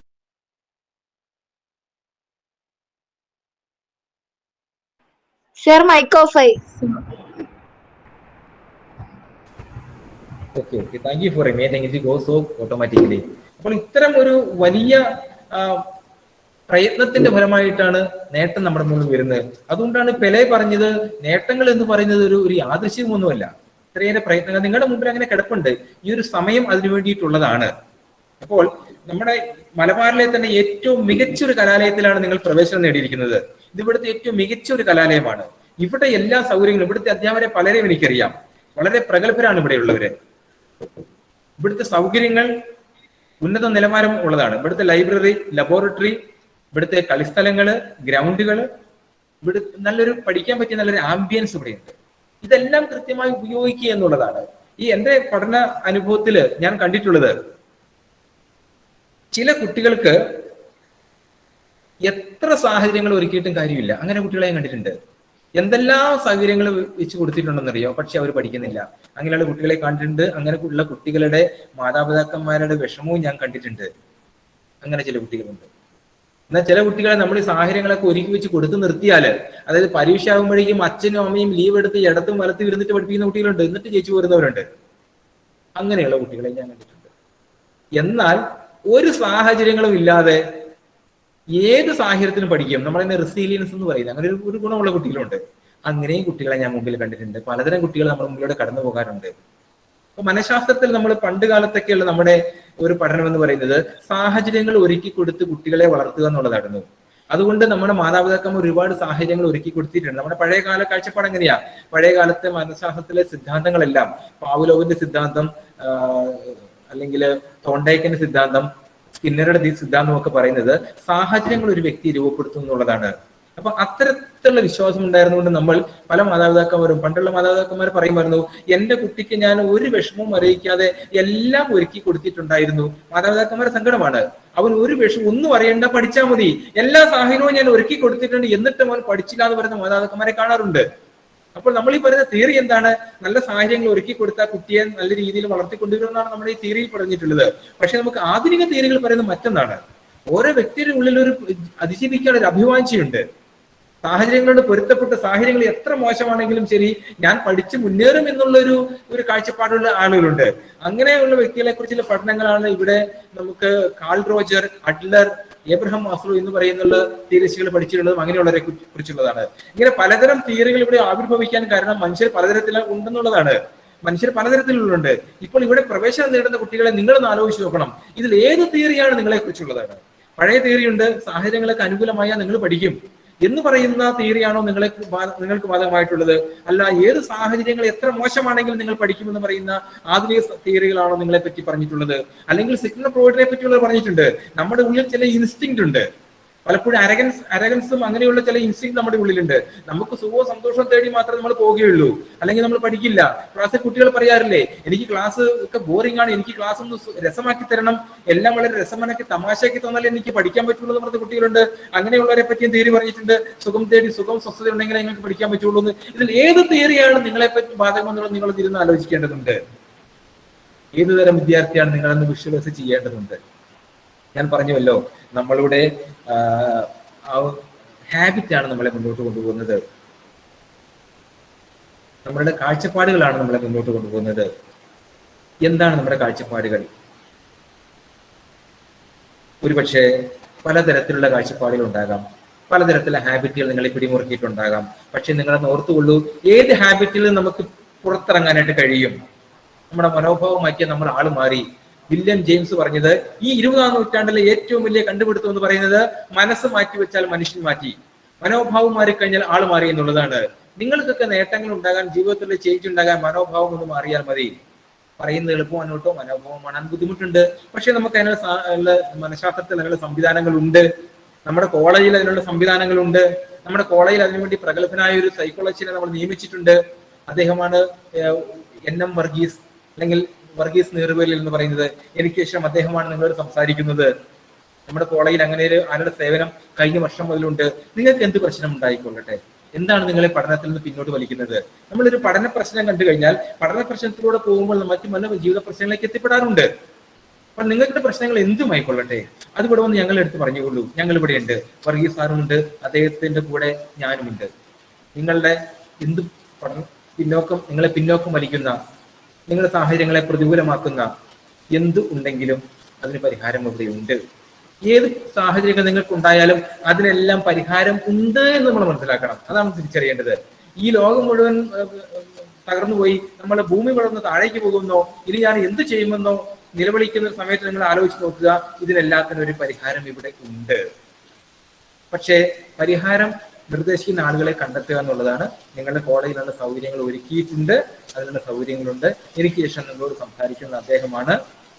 അപ്പോൾ ഈ സംവിധാനങ്ങളെല്ലാം ഉപയോഗിച്ചുകൊണ്ട് കോളേജിൽ നിന്നുള്ള ലഭ്യമായിട്ടുള്ള ഇവിടെ പ്രഗത്ഭരായ അധ്യാപകര്, ഇവിടെയുള്ള സൗകര്യങ്ങൾ, ഇവിടെയുള്ള കൗൺസിലറുടെ ഈ സേവനങ്ങളെല്ലാം ഉപയോഗിച്ചുകൊണ്ട് നിങ്ങൾക്ക് മുന്നോട്ട് പോയാൽ വളരെ നല്ല ഒരു റിസൾട്ട് നിങ്ങൾക്ക് 2-3 വർഷം കഴിയുമ്പോൾ ഉണ്ടാകും. അങ്ങനെയുള്ള ഒരു നല്ല ഒരു കലാലയ അനുഭവത്തിലേക്ക്, ഒരു നല്ല ഒരു പഠന അനുഭവത്തിലേക്ക് നിങ്ങൾ എത്തിപ്പെടട്ടെ എന്ന് ഞാൻ ആശംസിക്കുകയാണ്. 2-3 വർഷം കഴിയുമ്പോൾ നിങ്ങളുടെ പഠനം, നിങ്ങളുടെ വിജയം അടുത്ത ബാച്ചിലെ കുട്ടികൾക്ക് ഒരു പ്രചോദനമാകുന്ന കഥയായി മാറട്ടെ എന്നും കൂടി ആശംസിച്ചുകൊണ്ട് ഞാൻ എൻ്റെ വാക്കുകൾ അവസാനിപ്പിക്കുകയാണ്. എന്നെ ശ്രമിച്ച എല്ലാവർക്കും നന്ദി. എന്നെ ഈ കോളേജിലെ പ്രോഗ്രാമിലേക്ക് ക്ഷണിച്ച നിങ്ങളുടെ പ്രിയപ്പെട്ട പ്രിൻസിപ്പാളിനും എന്നോട് സഹകരിക്കുന്ന മറ്റെല്ലാ ഇവിടുത്തെ സ്റ്റാഫിനും വളരെ നന്ദിയുണ്ട്. എനിക്ക് ശേഷം സംസാരിക്കാനുള്ള വർഗീസ് സാറിനെ ഞാൻ വളരെ സ്നേഹപൂർവ്വം ക്ഷണിക്കുന്നു. എൻ്റെ വാക്കുകൾ അവസാനിപ്പിക്കുന്നു. എല്ലാവർക്കും എൻ്റെ അഭിവാദ്യങ്ങൾ. Thank you, sir.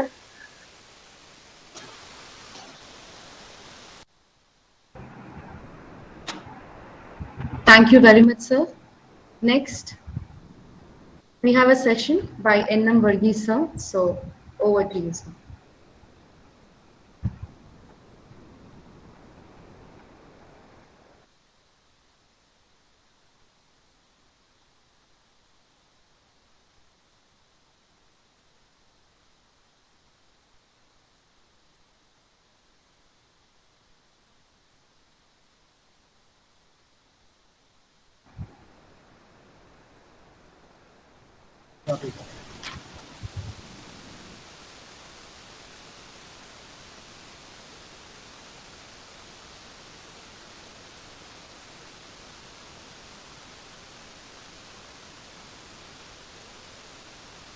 Let us start.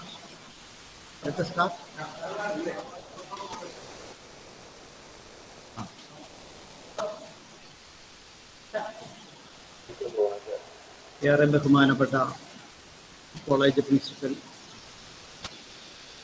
ബഹുമാന്യരായ ടീച്ചേഴ്സ്, സ്നേഹം നിറഞ്ഞ വിദ്യാർത്ഥിനികളെ, ഞങ്ങളെ ശ്രമിച്ചുകൊണ്ടിരിക്കുന്ന മാതാപിതാക്കളെ, കഴിഞ്ഞ വർഷം നാം ഓൺലൈനിലായിരുന്നു. ഈ വർഷവും അത് തന്നെ തുടരുകയാണ്. പക്ഷെ നമുക്ക് കുറേ പ്രതീക്ഷയുണ്ട്. ഈ വർഷം വൈകാതെ നമുക്ക് ക്ലാസ് തുടങ്ങാൻ കഴിയും. കാര്യങ്ങളൊക്കെ ഏതാണ്ട് അനുകൂലമായി വരുന്നുണ്ട്. ആദ്യമേ തന്നെ നിങ്ങളെ ഞാൻ പ്രിൻസിപ്പൽ സാറ് സ്വാഗതം ചെയ്തതുപോലെ നിങ്ങളെ ദേവഗിരി കോളേജിലേക്ക് സ്വാഗതം ചെയ്യുന്നു.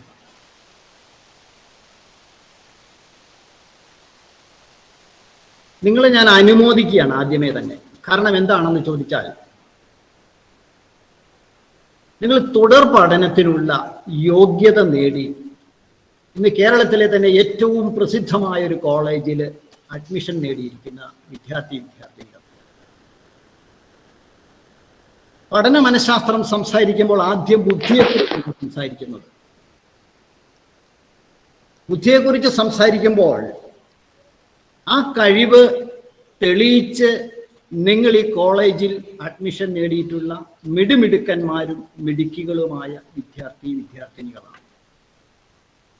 10 വർഷത്തെ SSLC, അതിനുശേഷമുള്ള ഒരു പരീക്ഷ, അതിൽ നിങ്ങൾ കഴിവ് തെളിയിച്ചു. അതിനുശേഷം +1 +2, അതും നിങ്ങൾ കഴിവ് തെളിയിച്ചു. ബുദ്ധി വൈഭവത്തിൽ നിങ്ങൾക്ക് ഇന്ത്യയിലെ ഏതൊരു പരീക്ഷ എഴുതാനുള്ള ബുദ്ധിയും നിങ്ങൾക്കുണ്ട്. അതിന് യാതൊരു സംശയവും. ഇനി നിങ്ങൾ ശ്രദ്ധിക്കേണ്ട ഏറ്റവും പ്രധാനപ്പെട്ട ഒരു കാര്യം, സമയക്രമവും കഠിനാധ്വാനവും നിശ്ചയദാർഢ്യവും ഒന്നിച്ചു പോയാൽ നിങ്ങൾക്ക് എവിടെ വരെ വേണമെങ്കിലും എത്തിപ്പെടാൻ സാധിക്കും എന്നുള്ള കാര്യത്തിന് ഒരു സംശയവും. നമ്മുടെ മുമ്പിലൂടെ സമയം കടന്നു പോവുകയാണ്. ഒരു വ്യക്തിയാണെങ്കിലും കുടുംബമാണെങ്കിലും പ്രസ്ഥാനമാണെങ്കിലും സമയക്രമം പാലിക്കാത്ത ഒരാളും ജീവിതത്തിൽ വിജയിച്ചതായിട്ട് നമുക്ക് കാണാൻ സാധിക്കില്ല. എനിക്ക് മാതാപിതാക്കളോട് ഒരു കാര്യം പറയാനുണ്ട്. മാതാപിതാക്കൾ ഇതിനകത്ത് പങ്കെടുക്കുന്നുണ്ട്, ശ്രദ്ധിക്കുന്നുണ്ടെന്ന് മനസ്സിലാക്കുന്നു. പ്രിയപ്പെട്ട മാതാപിതാക്കളെ, ഞാനും നിങ്ങളും മാതാപിതാക്കളാണ്. ഞാനും നിങ്ങളും എൻ്റെയും നിങ്ങളുടെയും ആരോഗ്യം, സമ്പത്ത്, സമയം, കഴിവ്, സൗന്ദര്യം ഇവയൊക്കെ ആർക്ക് വേണ്ടിയാണ് നാം ചെലവഴിക്കുന്നത്? ഒരു സംശയവുമില്ലാതെ നമുക്ക് പറയാൻ സാധിക്കും, എല്ലാം നമ്മുടെ മക്കൾക്ക് വേണ്ടിയാണ് നമ്മൾ ചിലവാക്കുന്നത്. കാരണം ഒരു നിസ്സാര കാര്യം ജീവിതത്തിൽ നമ്മൾ ചെയ്യുമ്പോൾ എത്രയോ ശ്രദ്ധിക്കുന്നുണ്ട്. 10 രൂപയുടെ ഒരു തക്കാളി നമ്മൾ കടയിൽ നിന്ന് വാങ്ങുമ്പോൾ പോലും അതൊന്ന് എടുത്തു നോക്കാറുണ്ട്. നമ്മൾ എത്ര അവധാനതയോടെ ശ്രദ്ധയോടെയാണ് നമ്മളത് ചെയ്യുന്നത്. അപ്പോൾ ഒരു മാതാവിൻ്റെയും പിതാവിൻ്റെയും മക്കളെക്കുറിച്ചുള്ളൊരു ഉത്തരവാദിത്വം നൂറ്റാണ്ടുകളുടെ ഉത്തരവാദിത്വമാണ്. 1 or 2 വർഷമല്ല, നമ്മൾ നമ്മുടെ മക്കളെയും അവരുടെ മക്കളെയും ഒക്കെ കാണാൻ ഉണ്ടാവരാണ്. അപ്പോൾ നാം എടുക്കുന്ന ഓരോ തീരുമാനങ്ങൾ, നാം നമ്മുടെ കുട്ടികളോട് സഹകരിക്കുകയും അവരെ സപ്പോർട്ട് ചെയ്യുകയും അവരുടെ ആവശ്യങ്ങൾ അറിയുകയും അതനുസരിച്ച് നമ്മൾ തീരുമാനങ്ങൾ എടുക്കുകയും ചെയ്യും. അതുകൊണ്ടാണ് വീടും വിദ്യാലയവും സംയുക്തമായി നടപ്പാക്കേണ്ട ഒരു കാര്യമാണ് വിദ്യാഭ്യാസം. കോളേജിലേക്ക് അയച്ചു, അധ്യാപകർ നോക്കുമെന്നല്ല, വീടും വിദ്യാലയവും ഒന്നിച്ചു നിൽക്കണം. അതാണ് വിദ്യാഭ്യാസം. വിജയിച്ച ഏതൊരു വ്യക്തിയുടെയും പിന്നില് അധ്യാപകരും മാതാപിതാക്കളും അതുപോലെ തന്നെ മാർഗദർശികളും ഉണ്ടായിരിക്കും. അവരുടെ മുന്നിലൂടെ കടന്നു പോകുന്ന ഒരു സമയത്തെയും വെറുതെ കളഞ്ഞിട്ടില്ല. ആ സമയം വളരെ വിലപ്പെട്ടതായി കരുതുകയും വേസ്റ്റ് ടൈം എന്ന് പറയുന്ന അവരുടെ ജീവിതത്തിലില്ല. നിങ്ങൾ ഓരോരുത്തരും നിങ്ങളുടെ നെഞ്ചത്ത് കൈവച്ചുകൊണ്ട് നിങ്ങളോട് തന്നെ ചോദിക്കണം, എൻ്റെ മുമ്പിലൂടെ കടന്നു പോകുന്ന ഓരോ സമയത്തെയും, ഓരോ മിനിറ്റിനെയും, ഓരോ സെക്കൻഡിനെയും ഞാൻ വേണ്ട രീതിയിൽ പ്രോപ്പറായി യൂട്ടിലൈസ് ചെയ്തിട്ടുണ്ടോ? അതുകൊണ്ട് നിങ്ങൾ എടുക്കുന്ന ഓരോ നല്ല തീരുമാനവും നിങ്ങളുടെ ഭാവി ശ്രേയസ്കരമായി മാറും എന്നുള്ളത് ഉറപ്പാണ്. അതുകൊണ്ട് ഇന്ന് നിങ്ങൾ എന്താണോ അതിൻ്റെ ബാക്കി പത്രമായിരിക്കും നിങ്ങൾ ഓരോരുത്തരും നാളെയാണ്. കാരണം അതുകൊണ്ട് നിങ്ങൾ ഇന്ന് തന്നെ തീരുമാനിക്കുക, നാളത്തേക്ക് മാറ്റിവെക്കരുത്. പ്രോക്രാസ്റ്റിനേഷൻ എന്ന് പറയുന്ന ഒരു കാര്യമുണ്ട്. നമ്മൾ മാറ്റിവെച്ച് ലോട്ടറിക്കാരൻ പറയുന്നത് പോലെ നാളെ നീളെ എന്ന് പഠനത്തെ മാറ്റിവെക്കാതെ നമ്മൾ ഇന്ന് റൈറ്റ് നൗ ഫിക്സ്, നമ്മൾ ഇന്ന് തന്നെ തുടങ്ങുക. അതാണ് ഏറ്റവും പ്രധാനപ്പെട്ടത്. നിങ്ങൾ സ്കൂൾ അന്തരീക്ഷത്തിൽ നിന്നും ഒരു കോളേജിന്റെ വലിയൊരു അന്തരീക്ഷത്തിലേക്ക്, ഒരു ക്യാമ്പസ് ചേഞ്ചിലേക്ക് വന്നവരാണ് നിങ്ങൾ ഓരോരുത്തരും. ഇവിടെ നിങ്ങൾ മനസ്സിലാക്കേണ്ട ഒരു കാര്യം, നമ്മുടെ സമൂഹം അതിവേഗം മാറിക്കൊണ്ടിരിക്കുകയാണ്. വളരെ വേഗം മാറിക്കൊണ്ടിരിക്കുകയാണ്. അപ്പോൾ ഒരു വഴിത്തിരിവിന്റെ കാലഘട്ടത്തിലൂടെയാണ് നിങ്ങൾ കടന്നു പോകുന്നതെന്ന് വ്യക്തമായൊരു ബോധ്യം നിങ്ങൾക്ക് ഓരോരുത്തർക്കും ഉണ്ടാകണം. കാരണം ഉപഭോഗ സംസ്കാരം അതിൻ്റെ ഉച്ചകോടിയിൽ നിൽക്കുക. നിങ്ങളുടെ പ്രായത്തിന്റെ പ്രത്യേകത വിചാരത്തിന് മുമ്പ് വികാരം പ്രവർത്തിക്കുന്ന ഒരു കാര്യം. ഒരു വഴിത്തിരിവിന്റെ കാലഘട്ടമാണ്. ശാരീരികമായും മാനസികമായും വളർച്ച പ്രാപിച്ചുകൊണ്ടിരിക്കുന്ന ഒരു കാലഘട്ടം. കാലിടറാൻ ഏറെ സാധ്യതയുള്ളൊരു കാലഘട്ടം. നിങ്ങളുടെ ഉത്കണ്ഠകളെയും അജ്ഞതയെയും നിങ്ങളുടെ താല്പര്യങ്ങളെയും വളരെ ശാസ്ത്രീയമായി ചൂഷണം ചെയ്യുന്ന ഒരു ഉപഭോഗ സംസ്കാര സമൂഹത്തിന്റെ മധ്യയാണ് നിങ്ങൾ ജീവിക്കുന്നത് എന്നൊരു വ്യക്തമായ ബോധ്യം നിങ്ങൾക്ക് ഓരോരുത്തർക്കും ഉണ്ടാകും. ഇതായിരിക്കണം നിങ്ങളെ മുമ്പോട്ട് നയിക്കേണ്ടത്. നിങ്ങളുടെ മുമ്പില് പരസ്യങ്ങളായും ദൃശ്യശ്രാവ്യ മാധ്യമങ്ങളിലൂടെയുള്ള മറ്റ് ഉപദേശങ്ങളായും അതുപോലെ തന്നെ മറ്റ് മദ്യത്തിന്റെ രൂപത്തിലും മയക്കുമരുന്നിന്റെ രൂപത്തിലുമൊക്കെ നിങ്ങളുടെ സ്വഭാവത്തെയും നിങ്ങളുടെ ചിന്തകളെയും വികലമാക്കുന്ന പല പരിപാടികൾ നിങ്ങളുടെ മുന്നിലൂടെ കടന്നു പോകുമ്പോൾ നിങ്ങൾക്ക് ശരിയേത് തെറ്റേത് എന്ന് വിവേചിച്ചറിയാനുള്ള ഒരു വിവേചന ശക്തി നിങ്ങൾ ഉണ്ടാവണം. അവിടെ നിങ്ങളുടെ പഠനം വിജയിക്കും. മഹാഭാരതത്തിൽ ഒരു കഥയുണ്ട്, നിങ്ങളൊക്കെ കേട്ട് പരിചയിച്ചിട്ടുള്ളൊരു കഥയാണ്. മഹാഭാരതത്തിലെ മിടുമിടുക്കനായ ഒരു ബാലനെ കുറിച്ച് പറയുന്നുണ്ട്. നിങ്ങൾക്ക് എല്ലാവർക്കും അവന്റെ പേരറിയാം. അവന്റെ പേരാണ് അഭിമന്യു. ചുറുചുറുക്കുള്ള മിടുക്കനായ ഓജസ്സുറ്റ ഉത്സാഹപരിതനായ ഒരു കുട്ടി. യുദ്ധം മുറുകി നിൽക്കുകയാണ്. മഹാഭാരത യുദ്ധം അതിന്റെ ഉച്ച സ്ഥിതിയിൽ എത്തി നിൽക്കുന്നു. ആ സമയത്ത് ഈ യുദ്ധമുന്നണിയിലേക്ക് അവൻ കടന്നു വരികയും ചക്രവ്യൂഹത്തിനകത്തേക്ക് പ്രവേശിക്കുകയും ചെയ്യുന്ന ഒരു രംഗം. അഭിമന്യു എന്ന് പറയുന്ന കുട്ടിക്ക് ചക്രവ്യൂഹത്തിനകത്ത് പ്രവേശിക്കാനേ അറിയൂ, പുറത്തു പോകാനുള്ള വിദ്യ അവൻ പഠിച്ചിട്ടില്ല. ആ ചക്രവ്യൂഹത്തിനകത്ത് നിന്നും പുറത്തു പോകാൻ കഴിയാതെ ദയനീയമായി പരാജയപ്പെട്ട് ആ യുദ്ധത്തിൽ തോറ്റ് മരിച്ച് അവൻ പുറത്തു വന്നു. പാതി അറിവിന്റെ പരിതാപകരമായൊരു ദുരന്തം. നമ്മൾ ഓരോരുത്തരും നമ്മുടെ ജീവിതത്തെ പരീക്ഷണ വസ്തുവാക്കി പാതി അറിവ് വെച്ച് പരീക്ഷിച്ച് ജീവിതം മുഴുവൻ നശിപ്പിക്കാതിരിക്കുക. നിങ്ങളെ സഹായിക്കാൻ ഞങ്ങൾ ഓരോരുത്തരും നിങ്ങളുടെ മുമ്പിലേക്ക് വരുന്നുണ്ട്. കാരണം മനുഷ്യനാണോ പ്രശ്നങ്ങൾ ഉണ്ടാകും. ഈ പ്രശ്നങ്ങളെ നമ്മൾക്ക് പരിഹരിക്കുക എന്നുള്ളതാണ്. നിങ്ങൾക്ക് മുമ്പ് ജീവിച്ചു പോയവരെല്ലാം ഈ വക പ്രശ്നങ്ങളെല്ലാം പരിഹരിച്ചവരും പരാജയപ്പെട്ടവരും ഉണ്ടാവും. പരാജയത്തിൽ നിന്ന് ശരിയായ ഉത്തരങ്ങൾ കണ്ടെത്തിയവരുണ്ടാവാം. അതുകൊണ്ട് നിങ്ങൾ ഓരോരുത്തരും നിങ്ങളുടെ ജീവിത പ്രശ്നങ്ങൾ എന്താണെന്ന് നിങ്ങളുമായി ബന്ധപ്പെട്ട അധ്യാപകരോടോ അല്ലെങ്കിൽ മാതാപിതാക്കളോടോ മാർഗദർശികളോടോ അല്ലെ സൈക്കോളജിസ്റ്റിനോടോ അല്ലെ ഇതൊക്കെ നിങ്ങൾ അവരുമായി സംവദിച്ചിരിക്കണം, തുറന്നു പറഞ്ഞിരിക്കണം. അതായിരിക്കും നിങ്ങളുടെ ജീവിതത്തിലെ ഏറ്റവും നല്ലത്. നിങ്ങളുടെ ജീവിതത്തിലെ പ്രശ്നങ്ങളൊന്നും ഞാൻ പലതരമാകാം. നിങ്ങൾക്ക് ഉത്കണ്ഠയുണ്ടാവാം. ഉത്കണ്ഠയുണ്ടെങ്കിൽ നിങ്ങൾ പറയണം. നിങ്ങൾക്ക് പഠനത്തിൽ പ്രശ്നങ്ങൾ ഉണ്ടാവാം. ചിലപ്പോൾ വിഷാദമായിരിക്കാം. ചിലപ്പം ഒരു ഒറ്റപ്പെടുന്ന സ്വഭാവമായിരിക്കാം നിങ്ങൾക്കുള്ളത്.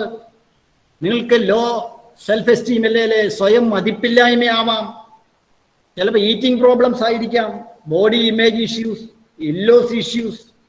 ഇങ്ങനെ ഏതെങ്കിലും തരത്തിലുള്ള പ്രശ്നങ്ങൾ നിങ്ങളെ അലട്ടുന്നുണ്ടെങ്കിൽ ദയവായി നിങ്ങൾ നിങ്ങളുടെ mic മ്യൂട്ടായി. Is it right? Yes, sir. Yes, okay. അപ്പൊ ഒരു വ്യക്തിക്ക് തന്നിലുള്ള വിശ്വാസം നഷ്ടപ്പെടുമ്പോഴാണ് പിടിച്ചു നിൽക്കാൻ പറ്റാതാവുന്നത്. അവിടെ ആണ് ഞങ്ങൾ നിങ്ങൾക്ക് പിൻബലമായി നിൽക്കുന്നത്. ജീവിതത്തിനൊരു മറുപുറമുണ്ട് കുട്ടികളെ. കാരണം എന്താണെന്ന് ചോദിച്ചാൽ, നിങ്ങൾ സംഘർഷത്തിൽ നിന്നും നിങ്ങളെ സധൈര്യം മുന്നോട്ട് നീക്കുവാൻ ഈ കോളേജ് എല്ലാവിധ സംവിധാനങ്ങളും ഒരുക്കിയിട്ടുണ്ട്. ഒരു മനുഷ്യന്റെ പ്രതിസന്ധികളിൽ നിന്നും അവനെ കൈപിടിച്ച് മുന്നോട്ട് കൊണ്ടുപോയി നിങ്ങളുടെ പഠന പാന്താവിൽ നിങ്ങളെ വിജയിപ്പിക്കാനുള്ള എല്ലാ മാർഗങ്ങളും ക്രമീകരണങ്ങളും ഈ കോളേജ് ഈ എല്ലാം ചെയ്തു കഴിഞ്ഞിരിക്കുകയാണ്. അതുകൊണ്ട് നിങ്ങൾ നിങ്ങളോട് തന്നെ ചോദിക്കേണ്ട ചില ചോദ്യങ്ങളുണ്ട്. നിങ്ങൾ പഠിക്കുന്ന സമയത്ത് നിങ്ങൾക്ക് ശരിയായ രീതിയിൽ ഏകാഗ്രത ലഭിക്കുന്നുണ്ടോ? നിങ്ങൾ മറ്റുള്ളവരോടല്ല ചോദിക്കേണ്ടത്, നിങ്ങൾ നിങ്ങളോടാണ് ചോദിക്കേണ്ടത്. നാം നമ്മളോട് സ്വയം ചോദിക്കേണ്ട ചില ചോദ്യങ്ങളാണ്. അതുപോലെ തന്നെ നിങ്ങൾക്ക് അകാരണമായ ഭയം നിങ്ങളിൽ എവിടെയെങ്കിലും നിഴലിക്കുന്നുണ്ടോ? അതുണ്ടോ നിങ്ങൾ? അതുപോലെ തന്നെ ഒത്തിരി കാര്യങ്ങൾ, ബഹുകാര്യ വ്യഗ്രത എന്ന് പറയും, പല കാര്യങ്ങളിലായിട്ട് ഓടി നടക്കുന്നുണ്ടോ നിങ്ങളുടെ മനസ്സ്? പഠിച്ച കാര്യങ്ങള് ഏകോപിപ്പിക്കുവാൻ നിങ്ങൾക്ക് സാധിക്കുന്നുണ്ടോ? അത് നിങ്ങൾ പ്രത്യേകം ശ്രദ്ധിക്കണം. അതുപോലെ തന്നെ അന്യചിന്തകൾ നിങ്ങളെ അലട്ടുന്നുണ്ടോ? പഠിച്ച കാര്യങ്ങൾ പേപ്പറിൽ പ്രസന്റ് ചെയ്യാൻ പറ്റുന്നുണ്ടോ? ഇതൊക്കെ നമ്മുടെ ജീവിതത്തില് പഠന കാര്യത്തില് സംഭവിക്കുന്ന കാര്യങ്ങൾ. ഇങ്ങനെ എന്തെങ്കിലുമൊക്കെ സംഭവിച്ചു കഴിഞ്ഞാൽ നിങ്ങളുടെ കൗൺസിലിങ്ങിന് വിധേയമാവേണ്ടി. ഞാൻ ഒന്ന് രണ്ട് ഉദാഹരണങ്ങൾ നിങ്ങളോട് പറയാം. ഞാൻ ഓൾറെഡി നിങ്ങളോട് പറഞ്ഞു കഴിഞ്ഞിരിക്കുന്നു, മനുഷ്യൻ എന്ന വ്യക്തി മനുഷ്യൻ എന്ന നിലയിൽ നമുക്കെല്ലാം പ്രശ്നമുണ്ടാവും. പ്രശ്നമില്ലാത്ത ഒരു മനുഷ്യനുമില്ല. ബുദ്ധിക്ക് വെല്ലുവിളി നേരിടുന്നവരോ അല്ലെ ബുദ്ധി ഇല്ലാത്തവർക്കോ ഒരു പ്രശ്നവും ഇല്ല. ഇങ്ങോട്ട് കിടത്തിയാൽ ഇങ്ങോട്ട്, അങ്ങോട്ട് കിടത്തിയാൽ അങ്ങോട്ട്. അവർക്ക് യാതൊരു പ്രശ്നവുമില്ല. നമ്മൾ ചിന്തിക്കുകയും പ്രവർത്തിക്കുകയും സമൂഹത്തിൽ ഇടപെടുകയും ചെയ്യുന്ന എനിക്കും നിങ്ങൾക്കും ഒരു തരത്തിൽ അല്ലെങ്കിൽ മറ്റൊരു തരത്തിൽ പ്രശ്നങ്ങൾ ഉണ്ടാകുന്ന പ്രശ്നങ്ങളിൽ ഇരുന്ന് വേദനിക്കുന്നതിലും പകരം അത് പങ്കുവെച്ച് അത് പരിഹരിക്കാനുള്ള പരിഹാരം എന്താണെന്ന് അന്വേഷിക്കുകയാണ് ഏറ്റവും നല്ലത്. എൻ്റെ അടുത്ത് ഈ കോവിഡ് കാലഘട്ടത്ത് ഒരു 5-6 മാസം മുമ്പ് ഒരു ഡിഗ്രിക്ക് പഠിക്കുന്ന ഒരു കുട്ടി വന്നു. അവൻ ആദ്യം ഒരു 65-70 കിലോ തൂക്കമേ ഉണ്ടായിരുന്നുള്ളൂ. കോവിഡ് വന്നു, എല്ലാവരും വന്നു, നല്ല ഭക്ഷണമൊക്കെ കഴിക്കണമെന്ന് പറഞ്ഞു. അവൻ ഭക്ഷണക്രമം ഒന്ന് മാറ്റി. അവനെ എല്ലാവരും സപ്പോർട്ട് ചെയ്തു. അവന് കഴിക്കുന്ന ഭക്ഷണം ഹോട്ടൽ ഭക്ഷണമായി, ജങ്ക് ഫുഡായി. അവൻ TV കാണുന്നു, അല്ലെ മൊബൈലിൽ മുന്നിൽ വെക്കുന്നു, ഭക്ഷണം കഴിക്കുന്നു. അത് തന്നെ ഭക്ഷണം കഴിക്കലും മൊബൈൽ കാണലും. നിങ്ങൾ എന്ത് ചിന്തിച്ചു നോക്കി? ഒരു കാര്യം പല പ്രാവശ്യം ആവർത്തിച്ച് കഴിയുമ്പോൾ അതെന്തായി മാറും? അത് ഹാബിറ്റായി മാറും. കോവിഡ് കഴിഞ്ഞു, പക്ഷെ എന്നാൽ എന്ത് മാറിയില്ല? ഇവൻ മൊബൈലിലുള്ള ആശ്രയത്വം മാറുന്നില്ല. ഇവൻ പറയുന്നത് എനിക്ക് പഠിക്കാനുണ്ട്, ഞാൻ പഠിക്കുവാണെന്ന് പറയുകയും മൊബൈലിൽ സദാസമയം ശ്രദ്ധിക്കുക. ഈറ്റിംഗ് പ്രോബ്ലംസ് ആയി മാറി. ഇവൻ വറുത്തതും പൊരിച്ചതും തന്നെ കഴിക്കാൻ തുടങ്ങി, കുഴിമന്തി പോലുള്ള ഭക്ഷണങ്ങൾ കഴിക്കാൻ തുടങ്ങി, ജങ്ക് ഫുഡ് കഴിക്കാൻ തുടങ്ങി. അതേപോലെ തന്നെ തൂക്കം വർദ്ധിച്ച് 115 കിലോഗ്രാം. നിങ്ങളൊന്ന് ചിന്തിച്ചു നോക്കി. ഒന്ന് തൂക്കം വർദ്ധിച്ചു, 2 മൊബൈലിനടിഞ്ഞു. അപ്പൊ ഒരു കോവിഡിന്റെ ഒരു മറുപുറം എന്ന രീതിയിൽ അല്ല ഞാനിത് പറഞ്ഞത്. കോവിഡ് വന്നു, കോവിഡിനെ നമുക്ക് അതിജീവിക്കേണ്ടത് ആവശ്യമാണ്. സർക്കാർ വേണ്ടത്ര മുൻകരുതലുകൾ എടുക്കുന്നുണ്ട്, നമുക്ക് വേണ്ടത്ര സഹായങ്ങൾ ചെയ്തു തരുന്നുണ്ട്. പക്ഷേ നമ്മൾ എന്ത് ചെയ്യണം? നമ്മുടെ ജീവിതത്തെ നമ്മൾ ശ്രദ്ധിച്ച് ക്രമീകരിക്കണം. ആ കുട്ടിക്ക് വേണ്ടത്ര കൗൺസിലിംഗ് കൊടുക്കേണ്ടി വന്നു, പല സെഷൻസ് ഇരിക്കേണ്ടി വന്നു, അതുപോലെ തന്നെ ഭക്ഷണക്രമം റീഅറേഞ്ച് ചെയ്യേണ്ടി വന്നു. മൊബൈൽ അഡിക്ഷന് മാറാൻ വലിയ ബുദ്ധിമുട്ടാണ്. കാരണം തലച്ചോറിന്റെ ഘടന തന്നെ മാറിപ്പോകുമെന്നാണ് പറയുന്നത്. അതുപോലെ തന്നെ വേറൊരു കുട്ടിയുടെ കാര്യം പറയാം. ഈ മൊബൈലിനെ കുറിച്ച് പറയുമ്പോൾ ഒരു കാര്യം കൂടെ ഞാൻ നിങ്ങളോടൊന്ന് ഓർമ്മിപ്പിക്കുകയാണ്. നിങ്ങൾ മൊബൈൽ ഉപയോഗിക്കരുതെന്നോ TV ഉപയോഗിക്കരുതെന്നോ അല്ല ഞാൻ ഉദ്ദേശിച്ചത്. കാരണം ആശയവിനിമയത്തിന്റെ അനന്ത സാധ്യത നമുക്ക് ഉണ്ടാക്കി തരുന്നൊരു കാര്യമാണ് മൊബൈല്. അത് ഒരു നല്ല മാധ്യമമാണ്. ആ മാധ്യമം, ആ ഉപകരണം നമ്മളെ വിഴുങ്ങരുത്, നമ്മുടെ നിയന്ത്രണത്തിലായിരിക്കണം. മൊബൈലോ TVയോ ഇന്റർനെറ്റോ ഒന്നും ഇല്ലെങ്കിൽ നമ്മൾ പിന്തള്ളപ്പെടും, സമൂഹത്തിൽ നിന്ന് പിന്തള്ളപ്പെടും, പുരോഗതിയിൽ നിന്ന് പിന്തള്ളപ്പെടും, ഒരു പുതിയ അറിവ് നമുക്ക് ലഭിക്കാതെ വരും. അതുകൊണ്ട് മൊബൈലാണെങ്കിലും നെറ്റാണെങ്കിലും എന്തും നിങ്ങൾ ഉപയോഗിക്കുമ്പോൾ അതിൽ നിങ്ങളുടെ വ്യക്തമായ ബോധ്യത്തോടു കൂടിയായിരിക്കണം. ഇനി പഠനത്തിൽ മിടുക്കനായ ഒരു കുട്ടിയുടെ ഒരു അനുഭവം ഞാൻ നിങ്ങളോട് പങ്കുവെക്കാം. അവൻ പഠനത്തിൽ മിടുക്കനാണ്, പക്ഷെ അവനെ സംബന്ധിച്ചിടത്തോളം ലോ സെൽഫ് എസ്റ്റീം. അവനെ കുറിച്ച് തന്നെ അവന്റെ അഭിപ്രായം, അവനൊരു സ്വയം മതിപ്പില്ലായ്മ, അതാണ് ലോ സെൽഫ് എസ്റ്റീം എന്ന് പറഞ്ഞത്. സുഹൃത്തുക്കളില്ല, അതുപോലെ തന്നെ ആരുമായും ഒരു കൂട്ടില്ല, വളരെ ഒതുങ്ങി ജീവിക്കുന്നു. എന്തെങ്കിലും പഠിക്കാനുണ്ടെങ്കിൽ അവൻ പഠിക്കുന്നു, സെമിനാർ പ്രസന്റേഷൻ നടത്താൻ സാധിക്കുന്നില്ല, വീട്ടിൽ ആരെങ്കിലുമൊക്കെ വന്നു കഴിഞ്ഞാൽ മുന്നോട്ടിറങ്ങാനോ സംസാരിക്കാനോ സാധിക്കുന്നില്ല. ഇങ്ങനെ വലിയൊരു ദുരന്താവസ്ഥ. അപ്പോൾ ഒരു പക്ഷേ നിങ്ങൾ കുട്ടികളായ നിങ്ങൾക്ക് ആർക്കെങ്കിലും ഇങ്ങനെ ഉണ്ടാവാം.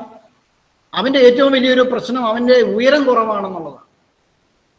ഈ പറയുന്ന രീതിയിലുള്ള ഒരു ഉയരക്കുറവൊന്നും ആ കുട്ടിക്കില്ല. പക്ഷെ അവൻ സ്വന്തം തീരുമാനിച്ച് വെച്ചിരിക്കുകയാണ്. അവന് ഉയരമില്ല, അവന് കഴിവില്ല, അവന് പ്രസന്റ് ചെയ്യാൻ പറ്റുന്നില്ല, അവന് കൂട്ടുകാരെ ഉണ്ടാക്കാൻ പറ്റുന്നില്ല, അവൻ ഒറ്റപ്പെട്ടു. പക്ഷെ ആരെങ്കിലും വീട്ടിൽ വന്നാൽ ഓടി ഒളിക്കുകയാണ് അവന്. അപ്പൊ ഇങ്ങനെയുള്ളൊരു സാഹചര്യം ഒരു പക്ഷേ ഒരു ഡിഗ്രി സ്റ്റുഡന്റിന് അവൻ എങ്ങനെ ഇത്ര വരെ പഠിച്ചു എന്നുള്ളത് പോലും നമുക്ക് സംശയം വന്നു പോകുന്ന തരത്തിലുള്ള കൗൺസിലിങ്ങിന് വിധേയമായി കുട്ടിയുടെ സ്വഭാവത്തിൽ വളരെ ക്രമേണ മാറ്റങ്ങൾ വന്നിട്ടുണ്ട്. പക്ഷെ ആ കാര്യം മാതാപിതാക്കൾ വളരെ ശ്രദ്ധിച്ചു. അതുകൊണ്ടാണ് നമുക്ക് ഇടപെടാൻ സാധിച്ചത്. ഞാൻ വേറൊരു ഉദാഹരണം നിങ്ങളോട് പറയാം. ഒരു അമ്മയും മകളും കൂടി കൗൺസിലിങ്ങിന് വന്നു. അമ്മയും മകളും വന്നു കഴിഞ്ഞപ്പോൾ അമ്മ അധ്യാപികയാണ്. വളരെ ചെറുപ്പം തൊട്ടേ ഈ കുട്ടിക്ക് വേണ്ട എല്ലാ സമസ്ത കാര്യങ്ങളും അമ്മ ചെയ്തു കൊടുത്തു. ചെറിയൊരു കാര്യം പോലും അമ്മ ചെയ്യാതെ ആ കുട്ടി സമ്മതിക്കില്ല. വീട്ടിലെ ജോലിയാണെങ്കിലും ഇവളുടെ കാര്യങ്ങളാണെങ്കിലും എല്ലാം. 2 അധ്യാപികമാരാണ് ഈ സഹപ്രവർത്തകയായ അമ്മയെയും മകളെയും കൂടെ കൊണ്ടുവരുന്നത്. അവിടെ നമ്മൾ മനസ്സിലാക്കിയ ഒരു കാര്യം, ഈ അമ്മ മകളെ ഓവർ പ്രൊട്ടക്ട് ചെയ്തത് കൊണ്ട് അമ്മയ്ക്ക് വന്നൊരു വലിയ ദുരന്തം. കുറേ വർഷം കഴിഞ്ഞപ്പോൾ അമ്മയുടെ വീട്ടില് ഈ കുട്ടിയുടെ അച്ഛന്റെ മാതാവും പിതാവും ഉണ്ട്. ഒരാൾക്ക് 85 വയസ്സ്, അൾഷൈമർ രോഗമാണ്, അൾഷിമേഴ്സാണ്. ഇവരെ നോക്കണം, അവരെ വൃത്തിയാക്കണം, അവരുടെ കാര്യങ്ങൾ നോക്കണം. അമ്മയ്ക്ക് 80 വയസ്സ്, ഈ ടീച്ചറിന് ഈ 2 മാതാപിതാക്കളെ നോക്കണം, വീട്ടിലെ കാര്യങ്ങൾ നോക്കണം, ഈ കുട്ടിയെ നോക്കണം. ഓവർ പ്രൊട്ടക്ഷൻ, അമിതമായി കുട്ടികളെ സംരക്ഷിച്ചാൽ മാതാപിതാക്കൾക്ക് വരുന്ന ഒരു ദുരന്തം ഇതാണ്. ഈ കുട്ടി പറഞ്ഞാൽ അനുസരിക്കില്ല, എപ്പോഴും ശബ്ദമുണ്ടാക്കിക്കൊണ്ടിരിക്കും, അതുപോലെ തന്നെ ദേഷ്യപ്പെടും, വലിച്ചെറിയും. ഇമോഷണൽ മെച്യൂരിറ്റി, വൈകാരിക പക്വത എന്ന് പറയുന്നത് ആ കുട്ടിക്കില്ല. പല സെഷൻസ് എടുക്കേണ്ടി വന്നു. അപ്പോൾ നമ്മൾ ജീവിത സാഹചര്യത്തിൽ വളർന്നു വരുന്ന മാതാപിതാക്കളോട് എനിക്കൊരു കാര്യം പറയാനുള്ളത്, വളരെ ചെറുപ്പകാലം തൊട്ട് തന്നെയാണെങ്കിലും കുട്ടികൾക്ക് ചെയ്യാവുന്ന ചെറിയ ചെറിയ ജോലികൾ ചെയ്ത് ജോലികൾ ശീലിപ്പിച്ച് നമ്മുടെ കുടുംബാന്തരീക്ഷത്തിന് അനുയോജ്യമായ ഒരു സംസ്കാരം നിങ്ങൾ വളർത്തിയെടുക്കുവാൻ ആദ്യമേ തന്നെ ശ്രമിക്കണം. എല്ലാം അവസാനം ശരിയാകുമെന്നുള്ളൊരു ധാരണ ഒരിക്കലും വെച്ച് പുറപ്പിക്കാൻ പാടില്ല. കാരണം ഈ കുട്ടി റിബലായി മാറിയിരിക്കുന്നു. കുട്ടിക്ക് ടീച്ചറിനാണെങ്കിൽ എന്താ, അമ്മയ്ക്ക് എന്താണ്, അമ്മയ്ക്ക് ഉറക്കമില്ല, അമ്മ അസ്വസ്ഥത പ്രകടിപ്പിക്കുന്നു, കുട്ടി അലസമായിരിക്കുന്നു, മൊബൈൽ നോക്കിക്കൊണ്ടിരിക്കുന്നു. അതിൽ നിന്ന് ഇവളെ വിളിച്ചു കഴിഞ്ഞാൽ ഇവൾക്ക് ആകപ്പാടെ അരിശവും എറിയലും പൊട്ടിക്കലും ഒക്കെ. കൗൺസിലിങ്ങിന് വേണ്ടി എത്ര സെഷൻസ് മെനക്കെട്ടു എന്നുള്ളതാണ്. ഒത്തിരി സമയം ചെലവഴിക്കേണ്ടി വരും. വേറൊരു അനുഭവം നിങ്ങളോട് ഞാൻ പങ്കുവെക്കാം. ഞാൻ ഈ അനുഭവങ്ങൾ പറയുന്നത്, ഈ അനുഭവമോ ഇതിന് സാമ്യമുള്ള ഏതെങ്കിലും ഒരു അനുഭവമോ നിങ്ങൾക്കോ നിങ്ങളുടെ സുഹൃത്തുക്കൾക്കോ ആർക്കെങ്കിലും ഉണ്ടെങ്കിൽ നിങ്ങൾ അവരെ സഹായിക്കുകയാണ് ചെയ്യേണ്ടത്. ഒരിക്കലും ഇത് പറഞ്ഞവരെ അപമാനിക്കാനോ അവരുടെ ഊർജം നഷ്ടപ്പെടുത്തി കളയാനോ അവരുടെ ശക്തി ക്ഷയിപ്പിക്കാനോ ആരും മുതിരരുത്. അതുകൊണ്ടാണ് ഞാൻ പറഞ്ഞത്, എപ്പോഴും നിങ്ങളൊരു സഹായികളായിരിക്കണം, നിങ്ങൾ സപ്പോർട്ട് ചെയ്യണം. വീണ്ടും ഒരു അമ്മയും മകനും കൂടി കൗൺസിലിങ്ങിന് വന്നൊരു അനുഭവം. ഞാൻ അമ്മയോട് ചോദിച്ചു, അമ്മ എന്താണ് പ്രശ്നം? ഉടനെ അമ്മ പറഞ്ഞു, എനിക്ക് ഉറക്കമില്ല, ഞാൻ വളരെയധികം സങ്കടത്തിലാണ്, എനിക്ക് ഭക്ഷണം കഴിക്കാൻ സാധിക്കുന്നില്ല, എനിക്ക് പേടിയാണ്, എനിക്ക് കുറ്റബോധമാണ്. കൗൺസിലിങ്ങിലൂടെ ഒരു കാര്യം മനസ്സിലായി, ഈ അമ്മയുടെ മൂത്ത മകള് PDS-ന് പഠിച്ചുകൊണ്ടിരിക്കുകയായിരുന്നു. ചില പേപ്പറിൽ തോറ്റുപോയി, പരാജയപ്പെട്ട് കഴിഞ്ഞപ്പോഴേക്കും മറ്റെല്ലാവരും ജയിച്ചു, ഈ കുട്ടി മാത്രം ചില പേപ്പറിന് തോറ്റുപോയി. അപ്പൊ അമ്മ വല്ലാതെ സഹായിച്ചു. അമ്മ മറ്റു കുട്ടികളുമായി താരതമ്യം ചെയ്ത് ചോദിച്ചു അവളോടെന്ന്, മറ്റുള്ളവർക്ക് ജയിക്കാമെങ്കിൽ നിനക്ക് എന്തുകൊണ്ട് ജയിച്ചുകൂടാ? അതുപോലെ തന്നെ അമ്മ പറഞ്ഞു, നമ്മൾ കടമെടുത്താണ് പഠിക്കുന്നത്, ഒത്തിരിയധികം പ്രശ്നങ്ങള്. അമ്മ ഈ കുട്ടിയെ കുറ്റപ്പെടുത്തി, വഴക്ക് പറഞ്ഞു. എന്നിട്ട് അമ്മ പറയാണ്, എൻ്റെ മകള് എന്നോട് മണ്ണെണ്ണ ചോദിച്ചു, ആ മണ്ണെണ്ണ ഞാൻ കൊടുത്തു, മണ്ണെണ്ണ തലയിൽ ഒഴിച്ച് തീ കത്തിയ സമയത്താണ് ഞങ്ങൾ കാണുന്നത്. ഞങ്ങളെല്ലാവരും ഓടിച്ചെന്നു, കെടുത്താൻ നോക്കി, പക്ഷെ തല ഒക്കെ വല്ലാതെ വെന്തുപോയി. ഉടനെ തന്നെ മെഡിക്കൽ കോളേജിലേക്ക് കൊണ്ടുപോയി. പിറ്റേ ദിവസം മകള് മരിക്കുക. അപ്പോൾ ഈ കുട്ടിയെ സംബന്ധിച്ചിടത്തോളം അവനവന്റെ വീട്ടിൽ നിന്ന് കിട്ടേണ്ട സപ്പോർട്ട് കിട്ടിയിട്ടില്ല. ഒരു പേപ്പറോ 2 പേപ്പറോ തോറ്റുപോയാൽ തോറ്റുപോകട്ടെ, നമുക്കത് എഴുതിയെടുക്കാം എന്നൊരു സഹകരണം, സപ്പോർട്ട് ഇവർക്ക് ഉണ്ടായിരുന്നെങ്കിൽ ആ കുട്ടി ആ ദുരന്തത്തിന് വഴങ്ങേണ്ടി വരില്ലായിരുന്നു. അപ്പോൾ നമ്മൾ ചെയ്യേണ്ട ഏറ്റവും പ്രധാനപ്പെട്ട ഒരു കാര്യം, അതിനുശേഷം അമ്മയ്ക്ക് ഉറക്കമില്ല. അമ്മ ചോറ് വിളമ്പിയിട്ട് ഡൈനിങ് ടേബിളിൽ മകൾക്ക് ഇലയിട്ട് ചോറ് വിളമ്പി അമ്മയെ മകളുടെ പേര് പറഞ്ഞ് വിളിക്കുകയാണ്, മകളെ വാ വരാം. അമ്മ രാത്രിയിൽ ഉറക്കം ഞെട്ടി ഉണർന്നിട്ട് മകള് വിളിച്ചുണർത്തുന്നത് പോലെ ഉറക്കം നഷ്ടപ്പെട്ട അമ്മ, കുറ്റബോധം കൊണ്ട് നഷ്ടപ്പെട്ടു. അതുകൊണ്ടാണ് ഞാൻ മാതാപിതാക്കളോട് ആദ്യമേ തന്നെ തുടക്കത്തിലെ ഒരു കാര്യം പറഞ്ഞത്, നമ്മളുടെ മക്കൾക്ക് എന്തെങ്കിലും പ്രശ്നങ്ങളോ ബുദ്ധിമുട്ടുകളോ ഉണ്ടെങ്കിൽ നാം വളരെ സഹാനുഭൂതിയോടെ, നമ്മൾ വളരെ കാരുണ്യത്തോടെ അത് ഇടപെടാൻ നമ്മൾ അതിനുള്ള ഒരാർജവം കാണിച്ചിരിക്കും. അതല്ല എങ്കിൽ ജീവിതത്തിൽ വലിയ ദുരന്തം, ആ ഒരു കുടുംബത്തിലൊരു ദുരന്തം നോക്കി, ഇളയ മകൻ എൻട്രൻസിന് പഠിക്കുകയാണ്, ആ മകൻ അത് കണ്ടിന്യൂ ചെയ്യാൻ പറ്റുന്നില്ല, ഈ ദുരന്തം വീട്ടിൽ സംഭവിച്ചിരിക്കും. അപ്പൊ അതുകൊണ്ട് എപ്പോഴും നമ്മൾ മനസ്സിലാക്കേണ്ട ഏറ്റവും പ്രധാനപ്പെട്ട ഒരു കാര്യം, നമ്മുടെ കുടുംബത്തിലോ അല്ലെ നമ്മുടെ സുഹൃത്തുക്കൾക്കോ ആർക്കെങ്കിലും ഏതെങ്കിലും തരത്തിലുള്ള ഒരു പ്രതിസന്ധി ഉണ്ടായിട്ടുണ്ടെങ്കിൽ ഈ പ്രതിസന്ധിയിൽ നമ്മൾ ഇവരോട് വളരെ സഹാനുഭൂതിയോടുകൂടി ഇടപെടുകയും അവരെ സഹായിക്കുകയുമാണ് ചെയ്യുന്നത്. ഞാൻ വളരെ അസാധാരണമായ വ്യക്തിത്വമുള്ള ഒരു പെൺകുട്ടിയെ കൗൺസിലിംഗ് ചെയ്യേണ്ടി വന്നു. അതിൻ്റെ അമ്മ എന്നോട് വന്ന് പറഞ്ഞത്, സാറേ, ഈ കുട്ടി വളരെ മനോഹരമായിട്ട് സംസാരിക്കും, നല്ല രീതിയിൽ എല്ലാവരോടും ഇടപെടും, പക്ഷെ അടിച്ചു പൊളിച്ച് ജീവിക്കുക. പക്ഷേ നമ്മുടെ വീട്ടിൽ നിന്ന് ഇടയ്ക്ക് സ്വർണ്ണ ആഭരണങ്ങൾ നഷ്ടപ്പെട്ടു പോകുന്നുണ്ട്. ഞങ്ങൾ ആദ്യം സംശയിച്ചത് വീട്ടിൽ വെളിയിൽ നിന്ന് വന്ന ജോലിക്കാരോ അല്ലെങ്കിൽ വീട്ടിലുള്ളവരോ മറ്റുള്ളവരാരെങ്കിലും എന്തെങ്കിലും പണിക്ക് വന്നപ്പോഴോ വയറിങ്ങിന് വന്നപ്പോഴോ അങ്ങനെയൊക്കെ നഷ്ടപ്പെട്ടതാണെന്ന്. പിന്നെ ഞങ്ങൾ ശ്രദ്ധിക്കാൻ തുടങ്ങി. ശ്രദ്ധിച്ച് അവസാനം ഇത് ഈ കുട്ടിയാണെന്ന് മനസ്സിലായി. കുട്ടിയെ കൗൺസിലിങ്ങിന് വിധേയമാക്കിയപ്പോൾ നമുക്ക് മനസ്സിലായൊരു കാര്യം, മോഷണമുണ്ട്, വീട്ടിൽ നിന്ന് അവൾ ആഭരണങ്ങൾ എടുക്കുന്നു, വീട്ടിലെ പണം നഷ്ടപ്പെടുന്നു. അവളെ പിടിച്ചു കഴിഞ്ഞാൽ അവൾ ഉടനെ ആത്മഹത്യ ചെയ്യുമെന്ന് പറഞ്ഞു. പക്ഷെ ആത്മഹത്യ ചെയ്യുമെന്ന് പറഞ്ഞാലും ഒരു ബോർഡർ ലൈൻ പേഴ്സണാലിറ്റി പോലെയാണ്. പേഴ്സണാലിറ്റിയിൽ ഒരു ഡിസോർഡർ കാണുന്നു. ഒരിക്കലും ഞരമ്പ് മുറിക്കില്ല, വെറുതെ ബ്ലേഡ് വെച്ച് വെറുതെ അങ്ങോട്ട് ഈ സ്കിന്ന് മാത്രം വെറുതെ പോറി വിടുക. ആ അമ്മ എന്നോട് പറഞ്ഞു, ഈ പെൺകുട്ടി ഒരു ആൺകുട്ടി ആയിരുന്നെങ്കിൽ എനിക്ക് ഒരു കുഴപ്പവുമില്ലായിരുന്നു. ഓരോ ആൺകുട്ടിയുമായും ഇത് കൂട്ടുകൂടും, വിവാഹ വാഗ്ദാനം ചെയ്യും, ഒരു 6 മാസം മാക്സിമം നിൽക്കും, അത് കഴിയുമ്പോൾ അത് തട്ടിക്കളയും. ഇവൾക്ക് ഇതൊരു ഹോബിയാണ് സാറേ. അപ്പോൾ വ്യക്തിത്വത്തിൽ വൈകല്യമുള്ള മക്കൾ നമ്മൾക്കുണ്ടെങ്കിൽ നമ്മൾ എന്ത് ചെയ്യണം?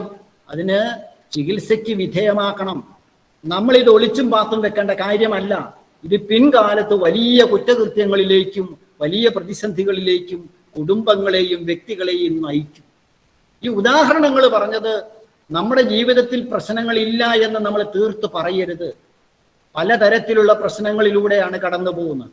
അനുദിന ജീവിതത്തിൽ നമ്മൾ പ്രശ്നങ്ങളുമായി ഏറ്റുമുട്ടുമ്പോൾ നമ്മൾക്ക് മാനസിക വൈകാരികമായ ക്ഷതങ്ങളേൽക്കും. ഇതിന് നിങ്ങൾ ഈ കോളേജിൽ പഠിക്കുന്ന വിദ്യാർത്ഥിനികൾക്ക് ഇവിടെ നിങ്ങളെ സഹായിക്കാൻ ഒരു കൗൺസിലിംഗ് സെല്ലുണ്ട്, അതിന് വേണ്ട മനഃശാസ്ത്രജ്ഞന്മാരുണ്ട്, അതിൻ്റെ ഒരു ടീമുണ്ട്. ഞങ്ങളെല്ലാവരും ഇതിൽ നിങ്ങളെ സഹായിക്കാൻ നിങ്ങളോടൊപ്പമുണ്ട്. നിങ്ങൾ ഒരു കാരണവശാലും വിഷമിക്കരുത്, നിങ്ങളെ ഞങ്ങൾ സപ്പോർട്ട് ചെയ്യും. ജീവിതം എന്ന് പറയുന്നത് വെറുതെ നശിപ്പിച്ച് കളയാനുള്ളതല്ല. ജീവിതം ഒരവസരമേ ഉള്ളൂ. ഈ ലോകത്തിൽ നമുക്ക് ഒരൊറ്റ അവസരമേ ഉള്ളൂ ജീവിക്കാനും. ആ അവസരം നിഷേധിക്കാതിരിക്കുക, ആ അവസരം മനോഹരമാക്കുക, ആ അവസരം നമ്മുടെ അധ്യാപകരോടും നമ്മുടെ കുടുംബാംഗങ്ങളോടും ചേർന്ന് നിൽക്കുക. ഇത്ര മാത്രമേ എനിക്ക് നിങ്ങളോട് പറയാനുള്ളൂ. ഇനി നമുക്ക് നേരിൽ കാണാം എന്ന പ്രതീക്ഷയോടുകൂടി ഇതിന് ഞങ്ങളെ ക്ഷണിച്ച ഇതിൻ്റെ ഭാരവാഹികൾക്കും ഉത്തരവാദികൾക്കും അതുപോലെ തന്നെ പ്രിൻസിപ്പലിനും നന്ദി പറഞ്ഞുകൊണ്ട് ഞാൻ വിരമിക്കുന്നു. നന്ദി, നമസ്കാരം.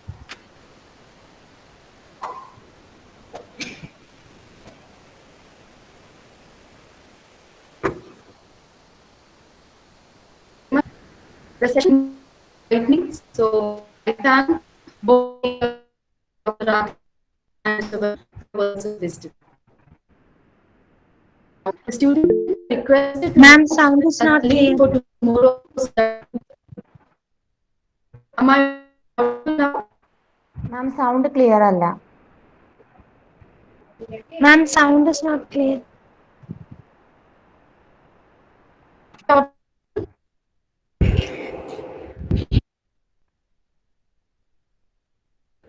Ma'am, there is an range issue.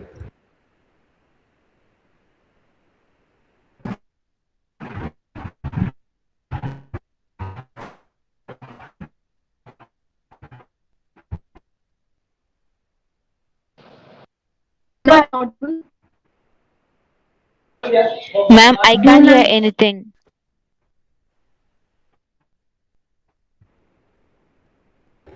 Ma'am, your voice is breaking. Sorry.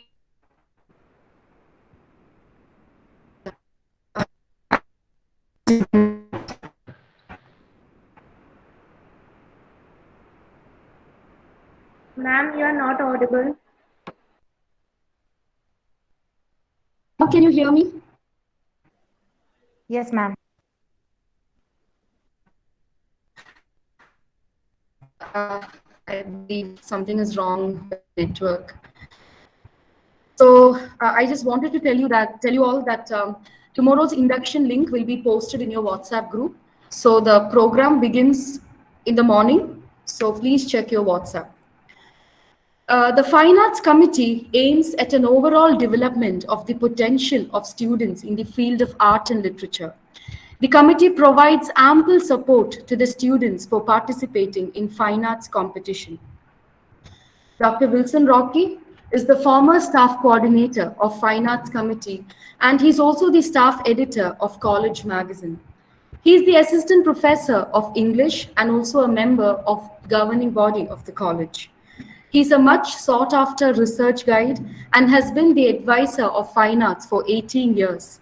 It is his systematic coordination that has contributed to the successful functioning of our induction program. Manu K. Madhavan, the assistant professor on the faculty of botany, is the current fine arts staff coordinator. He is also the staff council member of the college. He is a research-oriented faculty and has various international, national, and state-level publications to his credit. Dr. Wilson Rocky and Dr. Manu K. Madhavan will now introduce the fine arts of Devagiri.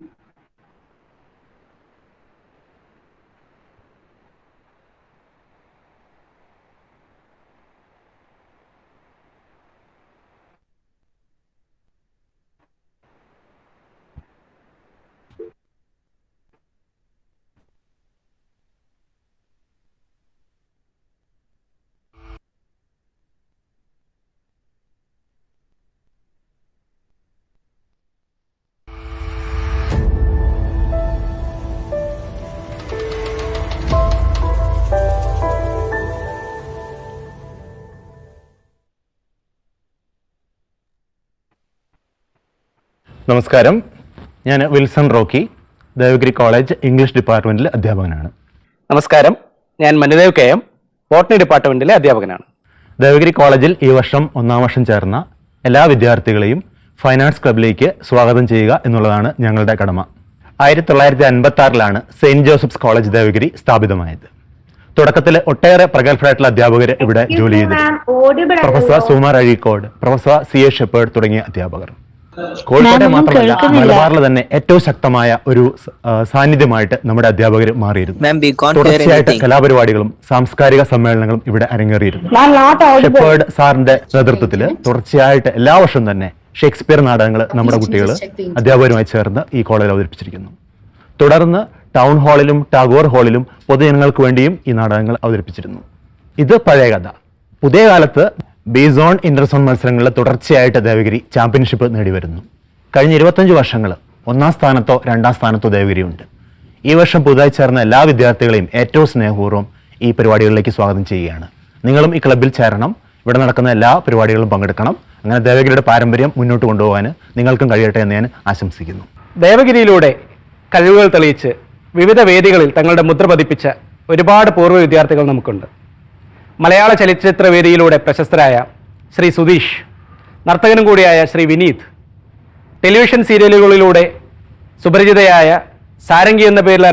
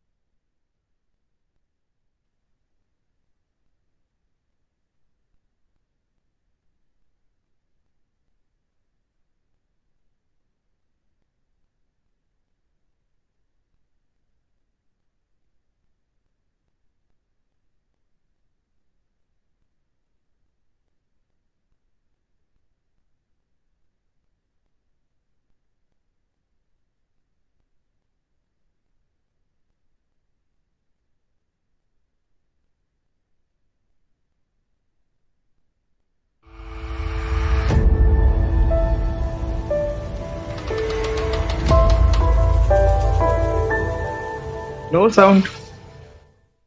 No sound. നമസ്കാരം, ഞാൻ Wilson Rocky, Devagiri college English ഡിപ്പാർട്ട്മെന്റിലെ അധ്യാപകനാണ്. നമസ്കാരം, ഞാൻ Manudev K M, botany ഡിപ്പാർട്ട്മെന്റിലെ അധ്യാപകനാണ്. ദേവഗിരി കോളേജിൽ ഈ വർഷം 1-ാം വർഷം ചേർന്ന എല്ലാ വിദ്യാർത്ഥികളെയും ഫൈൻ ആർട്സ് ക്ലബിലേക്ക് സ്വാഗതം ചെയ്യുക എന്നുള്ളതാണ് ഞങ്ങളുടെ കടമ. 1956 സെയിന്റ് ജോസഫ്സ് കോളേജ് ദേവഗിരി സ്ഥാപിതമായത്. തുടക്കത്തിൽ ഒട്ടേറെ പ്രഗത്ഭരായിട്ടുള്ള അധ്യാപകർ ഇവിടെ ജോലി ചെയ്തിരുന്നു. Professor Sukumar Azhikode, professor CA Shepherd തുടങ്ങിയ അധ്യാപകർ. കോഴിക്കോട്ടെ മാത്രമല്ല, മലബാറിൽ തന്നെ ഏറ്റവും ശക്തമായ ഒരു സാന്നിധ്യമായിട്ട് നമ്മുടെ അധ്യാപകർ മാറിയിരുന്നു. തുടർച്ചയായിട്ട് കലാപരിപാടികളും സാംസ്കാരിക സമ്മേളനങ്ങളും ഇവിടെ അരങ്ങേറിയിരുന്നു. ഷെപ്പേർഡ് സാറിൻ്റെ നേതൃത്വത്തിൽ തുടർച്ചയായിട്ട് എല്ലാ വർഷവും തന്നെ ഷേക്സ്പിയർ നാടകങ്ങൾ നമ്മുടെ കുട്ടികൾ അധ്യാപകരുമായി ചേർന്ന് ഈ കോളേജിൽ അവതരിപ്പിച്ചിരിക്കുന്നു. തുടർന്ന് ടൗൺ ഹാളിലും ടാഗോർ ഹാളിലും പൊതുജനങ്ങൾക്ക് വേണ്ടിയും ഈ നാടകങ്ങൾ അവതരിപ്പിച്ചിരുന്നു. ഇത് പഴയ കഥ. പുതിയ കാലത്ത് ബേസോൺ ഇന്റർസോൺ മത്സരങ്ങളിൽ തുടർച്ചയായിട്ട് ദേവഗിരി ചാമ്പ്യൻഷിപ്പ് നേടിവരുന്നു. കഴിഞ്ഞ 25 വർഷങ്ങൾ 1-ാം സ്ഥാനത്തോ 2-ാം സ്ഥാനത്തോ ദേവഗിരിയുണ്ട്. ഈ വർഷം പുതുതായി ചേർന്ന എല്ലാ വിദ്യാർത്ഥികളെയും ഏറ്റവും സ്നേഹപൂർവ്വം ഈ പരിപാടികളിലേക്ക് സ്വാഗതം ചെയ്യുകയാണ്. നിങ്ങളും ഈ ക്ലബ്ബിൽ ചേരണം. ഇവിടെ നടക്കുന്ന എല്ലാ പരിപാടികളും പങ്കെടുക്കണം.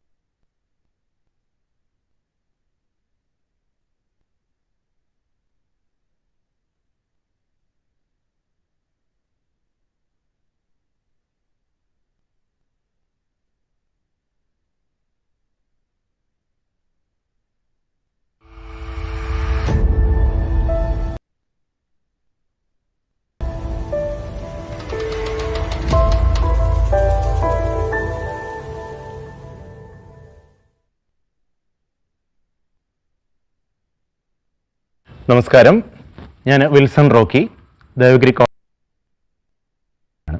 നമസ്കാരം, ഞാൻ മനുദേവ് കെ എം, ബോട്ടണി ഡിപ്പാർട്ട്മെന്റിലെ അധ്യാപകനാണ്.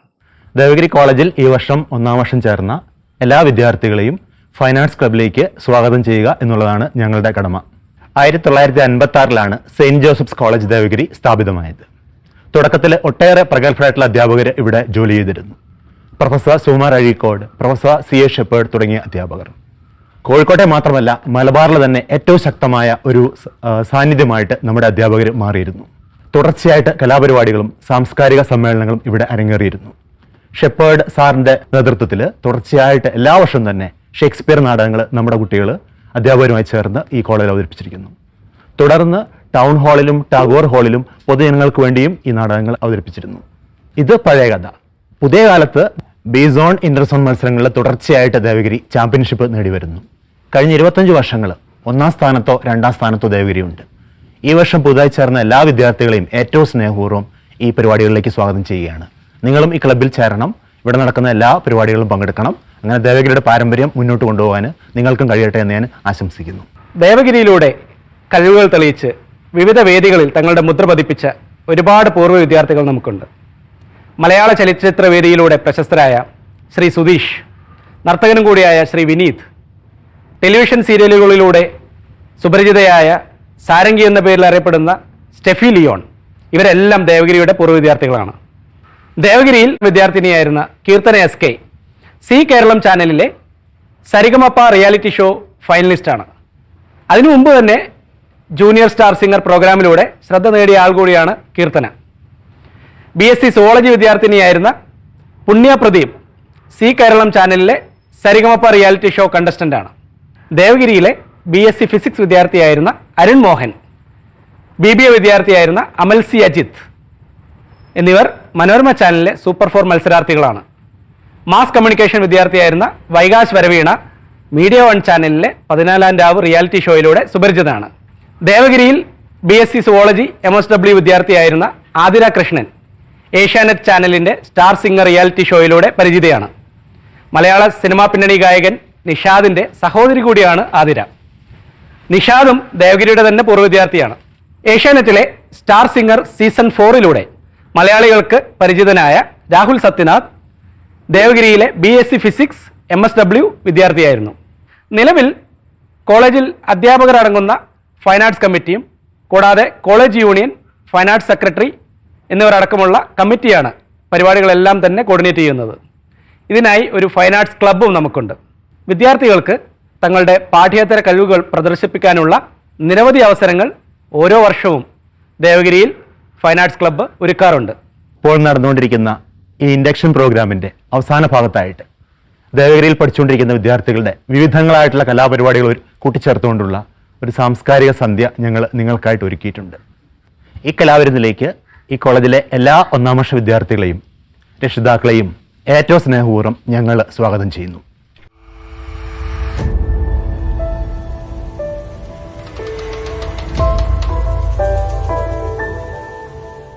നമ്മുടെ കലാപരിപാടികൾ ഇവിടെ ആരംഭിക്കുകയാണ്. ആദ്യമായി പ്രാർത്ഥന. ഇത് അവതരിപ്പിക്കുന്നത് ഹെന കെ, 1ാം വർഷ BSc ഫിസിക്സ് വിദ്യാർത്ഥി. S ജാനകിയമ്മ പാടിയ ലോകം മുഴുവൻ സുഖം പകരാനായി എന്ന ഗാനം നൃത്ത രൂപത്തിൽ ഹെന അവതരിപ്പിക്കുന്നു.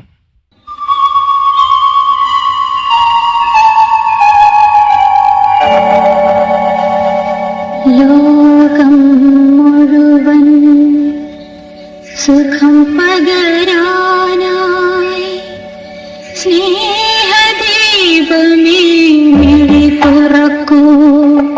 ലോകം മുഴുവൻ സുഖം പകരാനായി സ്നേഹദീപമേ മിഴി തുറക്കൂ.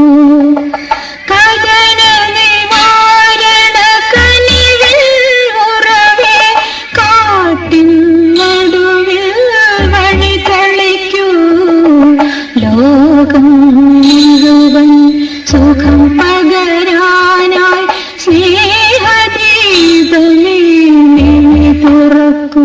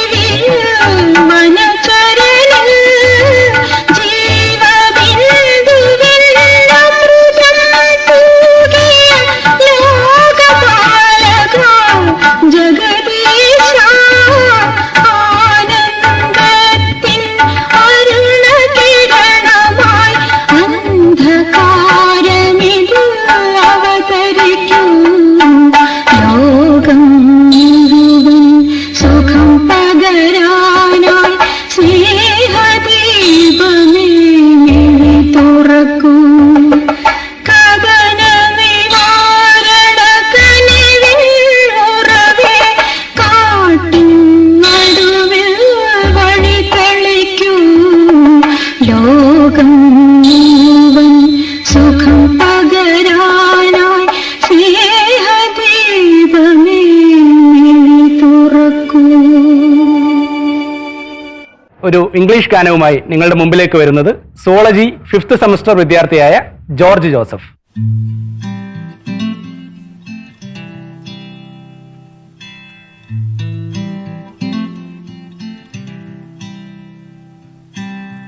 Walking down 29th and Park, I saw you with another's arm. Only a month we've been apart. You look happier.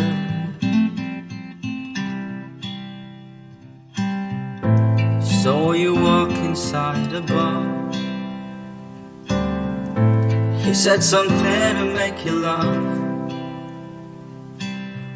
I saw that both your smiles were twice as wide as ours. Yeah, you look happier. You do. Ain't nobody hurt you like I hurt you. But ain't nobody love you like I do. Promise that I will not take it personal, baby, if you're moving on with someone new. 'Cause baby, you look happier, you do.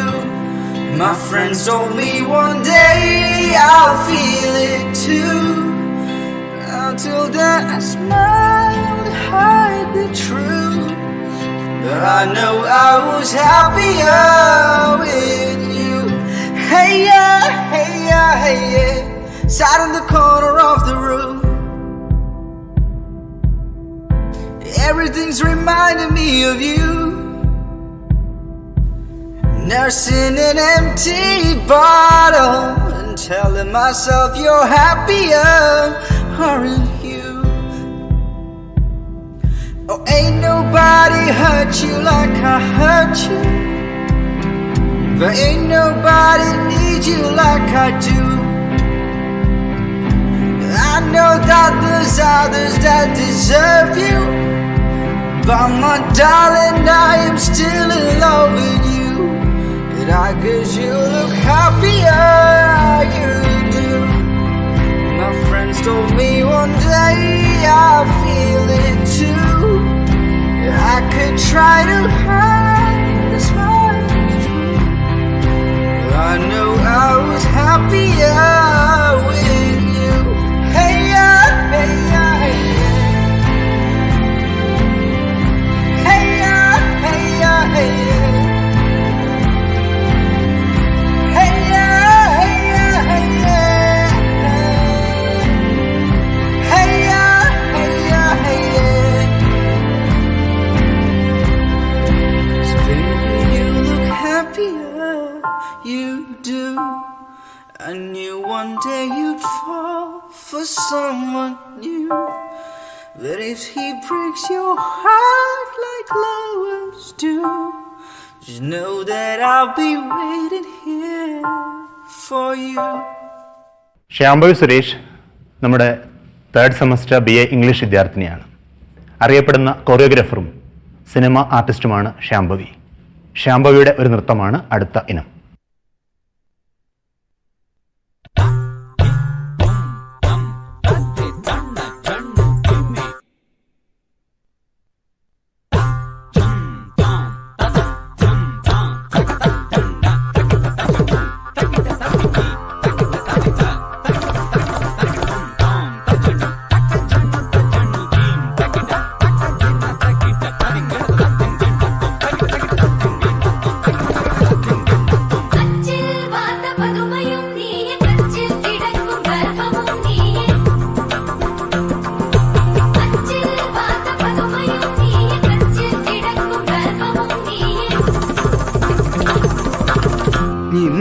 இன்னிசையளபடைய அமுதே இளமையின் நன்கொடையே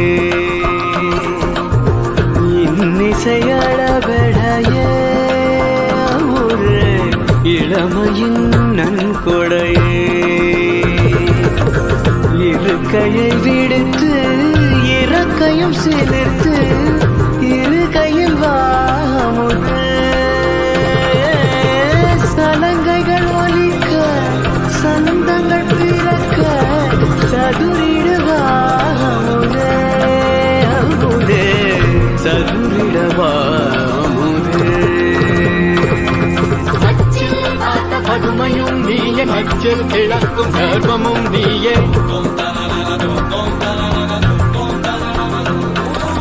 அச்சில் வாட்ட பதுமையும் நீயே கச்சில் கிழக்கும் கர்ப்பமும் நீயே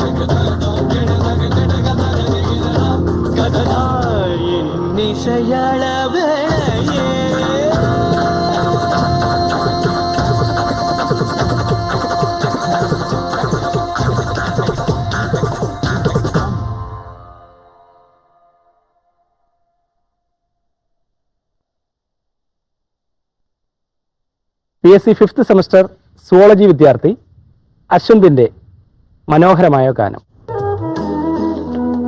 അനുരാഗിണി ഇതായിൻ കരളിൽ വിരിഞ്ഞ പൂക്കൾ ഒരു രാഗമാലയായി ഇതു നിന്റെ ജീവനിൽ അണിയൂ അണിയൂ അഭിലാഷ പൂർണിമേ അനുരാഗിണി ഇതായിൻ കരളിൽ വിരിഞ്ഞ പൂക്കൾ.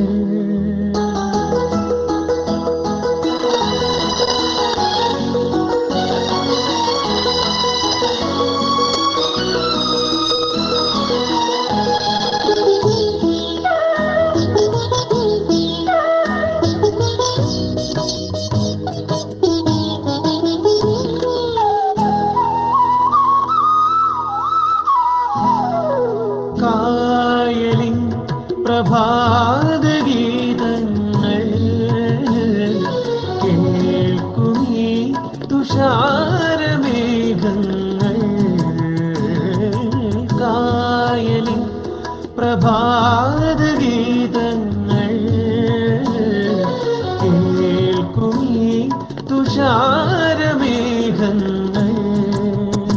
നിറമേകും ഒരു വേദിയിൽ കുളിരോലും ശുഭവേളയിൽ പ്രിയതേ മമ മോഹം നീയറിഞ്ഞു മമ മോഹം നീയറിഞ്ഞു അനുരാഗിണി ഇതായിൻ കരളിൽ വിരിഞ്ഞ പൂക്കൾ ഒരു രാഗമാലയായി ഇതു നിന്റെ ജീവനിൽ അണിയൂ അണിയൂ അഭിലാഷപൂർണിമേ അനുരാഗിണി ഇതായിൻ കരളിൽ വിരിഞ്ഞ പൂക്കൾ.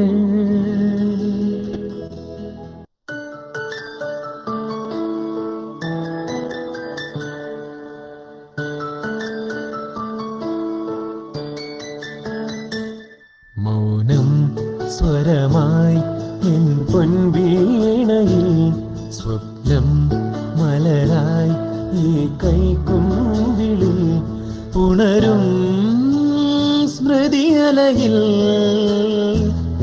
ആരോ സാന്ത്വനമായി മുരളികയോതി ദൂരെ ആ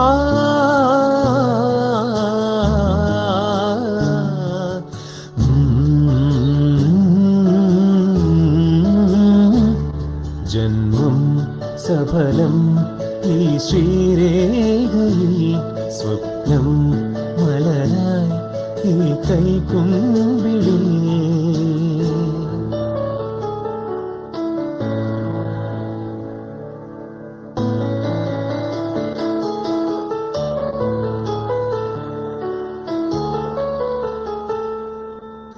ആത്മാവിലെ പൂങ്കോടിയിൽ വൈഡൂര്യമായി വന്നു നീ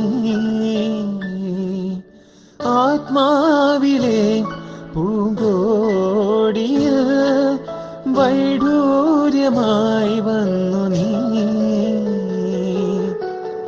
അനഘനിലാവിൽ മുടികോതി നിൽക്കേ വാർമതിയായി നീ എന്നോമനേ ആ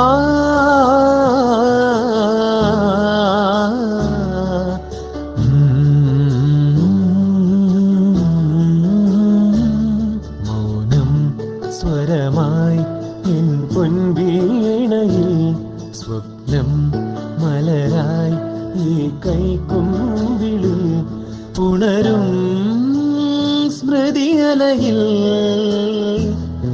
ആരോ സാന്ത്വനമായി മുരളികയോതി ദൂരെ ആ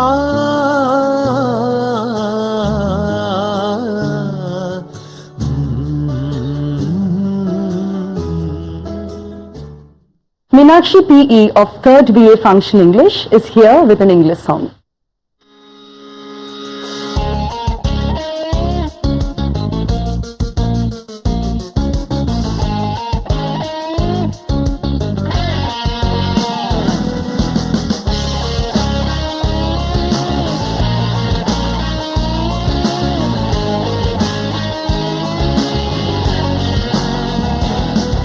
Sitting at a bar in New York City, everybody here looking New York pretty. But you're the kind of girl that's got that something, dancing through the pool like you just ain't nothing. They ain't never seen nothing quite like you. Long summer legs in your cowboy boots, throwing back whiskey straight in no water. Well, there ain't nothing hotter. Ooh, I dig the way that you move, you shake it down to your roots. Teach your mama, teach you how to do that thing you do. Yeah, now the street of the wild, I'll take a sip of that smile. I bet the boy behind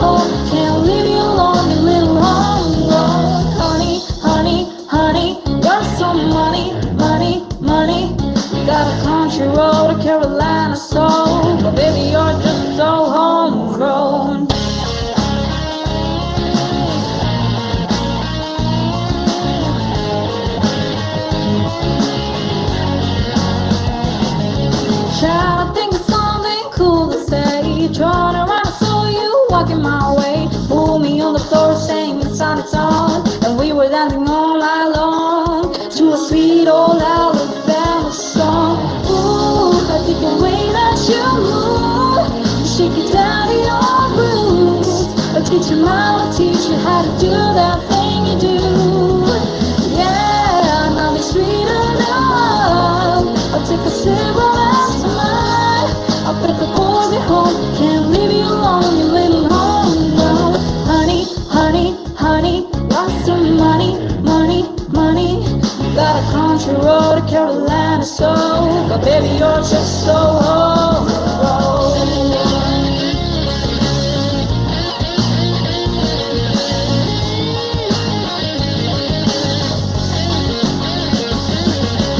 Baby, baby, baby, you're driving me crazy, crazy, crazy.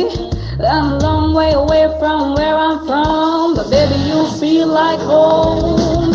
Ooh, the way that you move, you shake it down to your roots. I teach your mama, teach you how to do that thing you do. Yeah, now be sweeter than wow. I'll take a sip of that smile. I'll bet the boys at home can't leave you alone, you little home alone. Honey, honey, honey, you're so money, money, money. You got a country road to Carolina, so, but baby, you're just so home.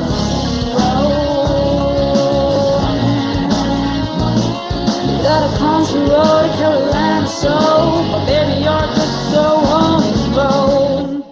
Our third BSc Physics student, Sneha Shiji Philip, is here with a speech where she introduces the college and also shares her experiences with the juniors. നമസ്കാരം. ദേവഗിരി സ്ഥാപനങ്ങളുടെ manager ബഹുമാനപ്പെട്ട Biju ചക്കാലയിലച്ച, Devagiri college principal ബഹുമാനപ്പെട്ട doctor Sabu K Thomas sir, CMI സഭയിലെ ബഹുമാന്യരായ വൈദികരെ, സർവ്വബഹുമാന്യരായ അധ്യാപകരെ, എന്റെ പ്രിയ സഹപാഠികളെ, ദേവഗിരിയെ കുറിച്ച് 2 വാക്ക് പറയാൻ ഞാൻ ആഗ്രഹിക്കുന്നു. കോഴിക്കോട് മെഡിക്കൽ കോളേജ് ജംഗ്ഷനിൽ നിന്ന് കഷ്ടിച്ച് 100 മീറ്റർ മാറി ദേവഗിരിയുടെ പ്രവേശന കവാടം നിങ്ങളുടെ ശ്രദ്ധയിൽപ്പെട്ടിട്ടുണ്ടാവണം. പ്രവേശന കവാടത്തിലെ കമാനത്തിന് മുകളിലായി ലത്തീൻ ഭാഷയിലുള്ള ഒരു വാചകം കാണാം, പ്രോദയോ എറ്റ് പാത്രിയ. ഈ വാചകത്തിന്റെ മലയാള പരിഭാഷ ഇതാണ്: ദൈവത്തിനും രാജ്യത്തിനും വേണ്ടി. വിദ്യാഭ്യാസത്തിന്റെ ആപ്തവാക്യവും അന്തസത്യവും ഇത് തന്നെയാണ് എന്ന് ഞാൻ വിശ്വസിക്കുന്നു. ഈശ്വര വിശ്വാസത്തിൽ അധിഷ്ഠിതമായ രാജ്യ പുരോഗതിക്ക് ഉപകരിക്കുന്ന ഒരു വിദ്യാഭ്യാസ നയമാണ് നമുക്കാവശ്യം എന്ന് ഞാൻ വിശ്വസിക്കുന്നു. ശ്രീ വർഗീസ് തോട്ടയ്ക്കാടിന്റെ പഠന സമാഹാരമായ മലബാർ കുടിയേറ്റം ചരിത്രം വർത്തമാനം എന്ന പുസ്തകം ഞാൻ വായിക്കാനിടയായി. അതിൽ ഇങ്ങനെ രേഖപ്പെടുത്തിയിരിക്കുന്നു: കുടിയേറ്റ സമൂഹം സൃഷ്ടിച്ച വിദ്യാഭ്യാസ സ്ഥാപനങ്ങളും സൗകര്യങ്ങളും മലബാർ സമൂഹത്തിനാകെ ഉപകാരപ്പെട്ടു. കോഴിക്കോട് നഗരത്തിൽ മലബാർ ക്രിസ്ത്യൻ കോളേജിനും സാമൂഹ്യസ് ഗുരുവായൂരപ്പൻ കോളേജിനും ഒപ്പം ദേവഗിരി സെന്റ് ജോസഫ്സ് കോളേജ് 1986 സ്ഥാപിതമാവുകയും അന്നത്തെ ജനപ്രിയ പ്രിൻസിപ്പാളായ റവറൻഡ് ഫാദർ ഡോക്ടർ തിയോഡോഷ്യസ് നിയമിതനാവുകയും ചെയ്തു.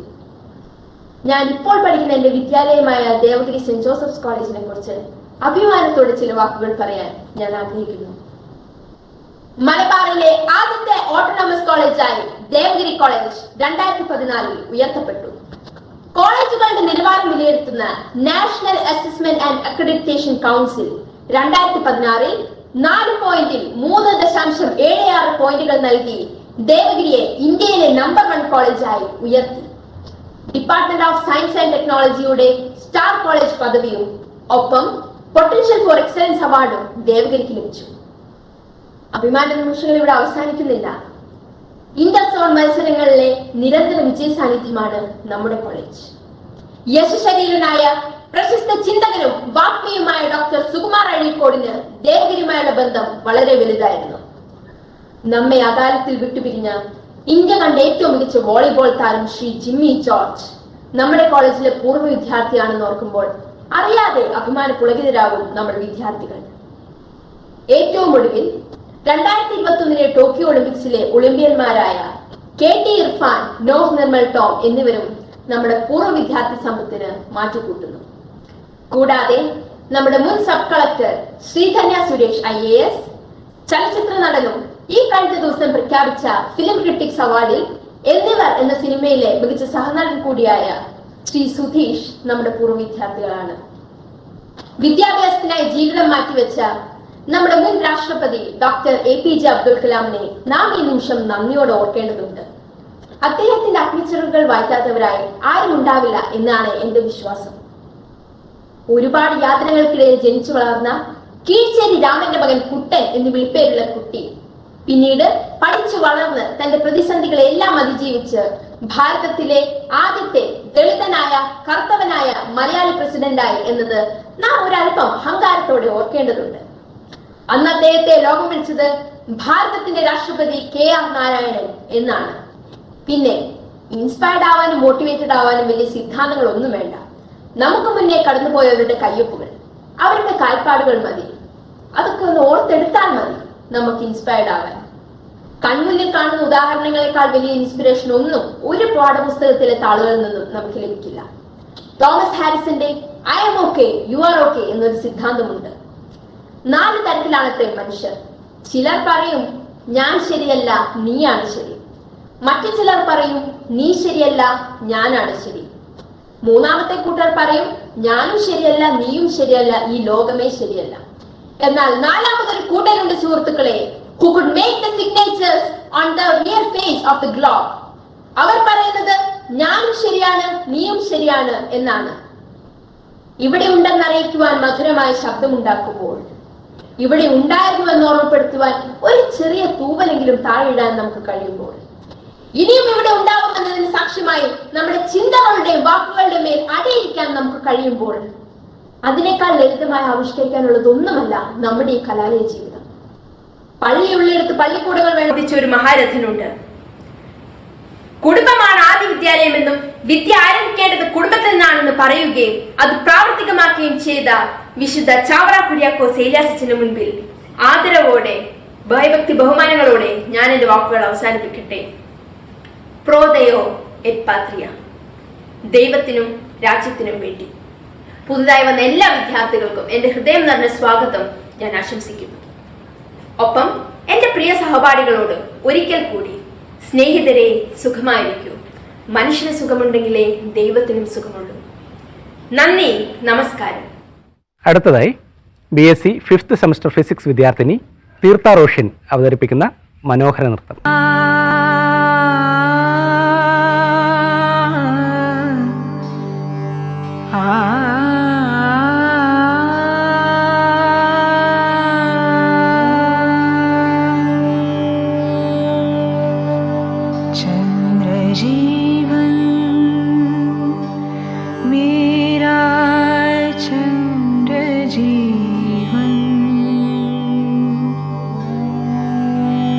चंद्र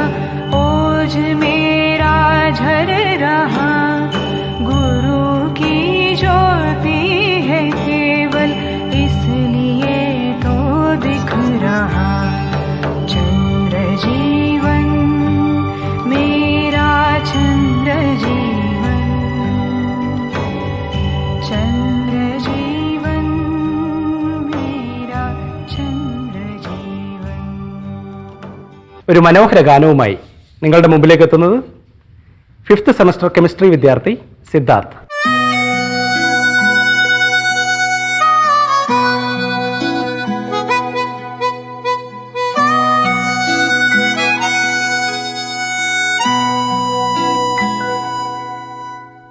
അകലെയോ നീ അകലെയോ വിടതരാതെന്തേ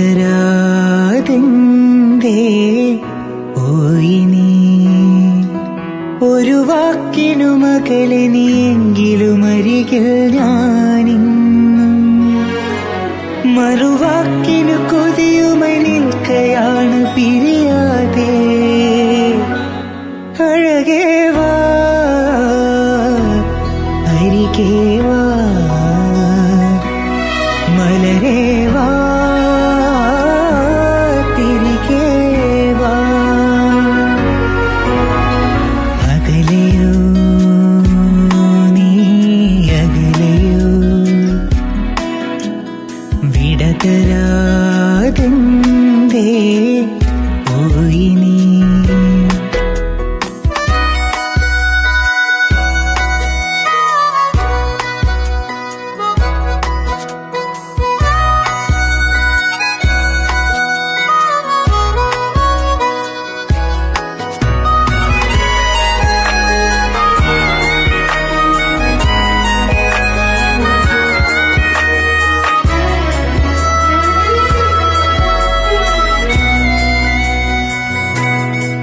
എത്രയോ ജന്മമായി നിൻമുഖമിതു തേടി ഞാൻ എന്റെയായി തീർന്ന നാൾ നാം തങ്ങളിലൊന്നായി.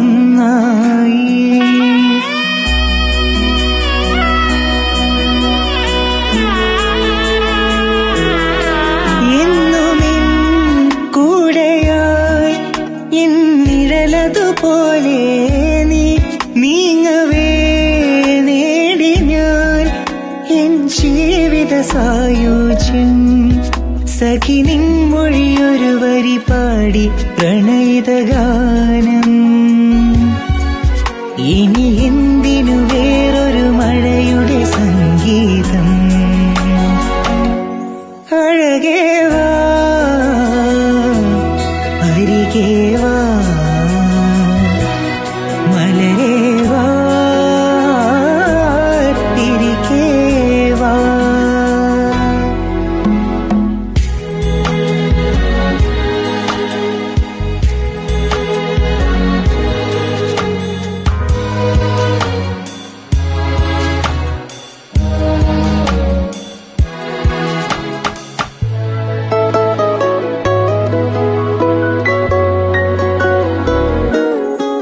ഇല്ല ഞാൻ നിൻമുഖം എൻ മനസ്സിതിലില്ലാതെ, ഇല്ല ഞാൻ നിൻ സ്വരം എൻ കാതുകൾ നിറയാതെ.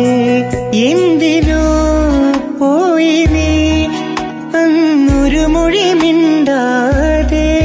ഇന്നുമെന്നും വരം നീ കാണുവതില്ലെന്നു കളി ചൊല്ലിയ കിളിയുടെ മൗനം കരളിനു നോവാൻ. വിട ചൊല്ലിയ മനസ്സുകളിടറുകയായി മോഹം. അഴകേ വാ അരികേ വാ മലരേ വാ തിരികെ വാ. അകലെയോ നീ അകലെയോ വിടതരാതെന്തേ പോയി നീ ഒരു വാക്കിനും അകലെ നീയെങ്കിലും അരികിൽ ഞാനിന്നും മറുവാക്കിനു കൊതിയുമായി നിൽക്കയാണ് പിരിയാതെ. അഴകേ വാ അരികേ വാ മലരേ വാ തിരികെ വാ മലരേ വാ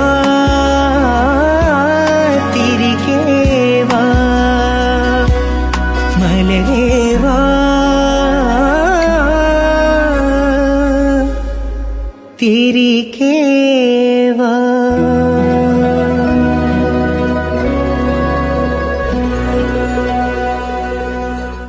Next, we have a classical dance performed by Priyamvada KP of 3rd BSc Physics.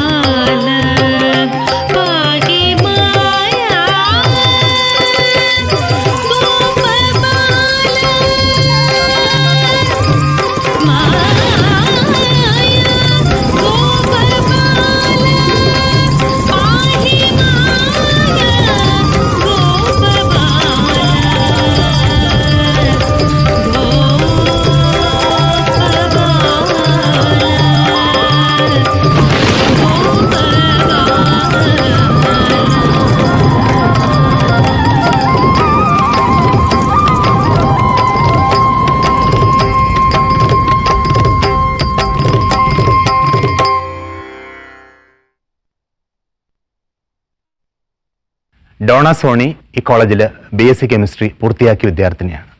എത്രയോ ജന്മമായി എന്ന മനോഹര ഗാനവുമായി ഡോണ സോണി നമുക്ക് വേണ്ടി ഇപ്പോൾ പാടുന്നു.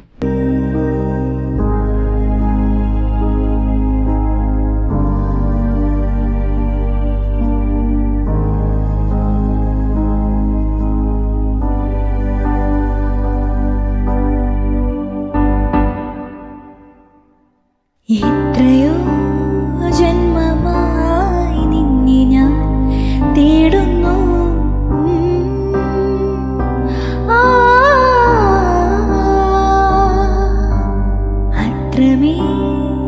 അത്രമേലിഷ്ടമായി നിന്നെ പുണ്യമേ.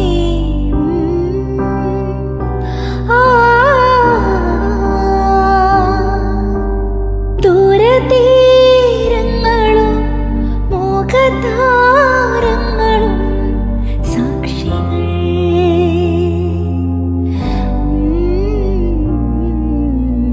എത്രയോ ജന്മമായി നിന്നെ ഞാൻ തേടുന്നു.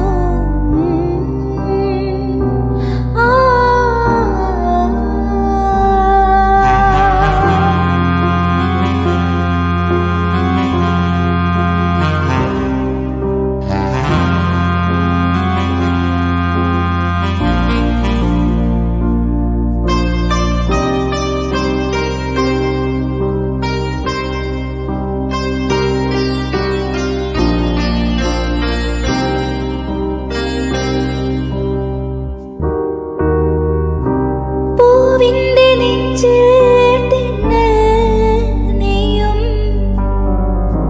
പൂർണ്ണേന്ദു പെയ്യും വസന്തം. മെയ് മാസരാവിൽ പൂക്കും മുല്ലേ നീ തന്നു തീരാ സുഗന്ധം. ഈ മഞ്ഞും മിഴിയിലെ മൗനവും എൻ മാറിൽ നിറയുമേ മോഹവും. നിത്യമാം സ്നേഹമായി തന്നു ഞാൻ. എത്രയോ ജന്മമായി നിന്നെ ഞാൻ തേടുന്നു.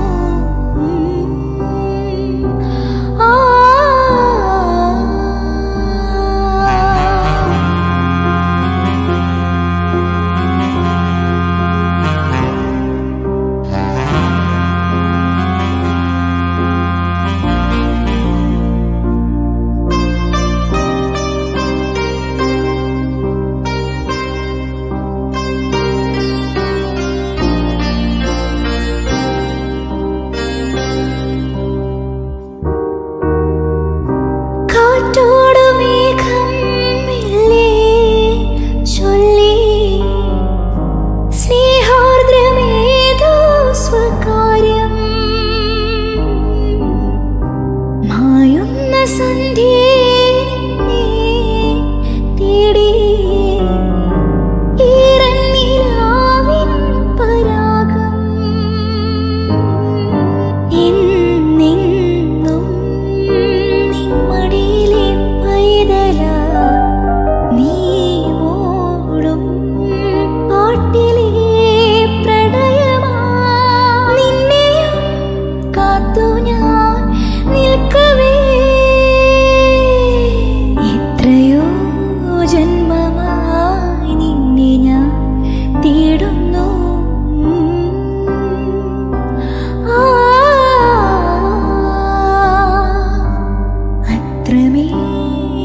അത്രമേലിഷ്ടമായി നിന്നെ പുണ്യമേ.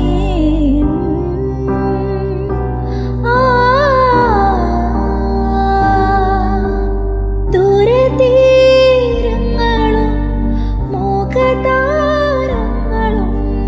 സാക്ഷികൾ.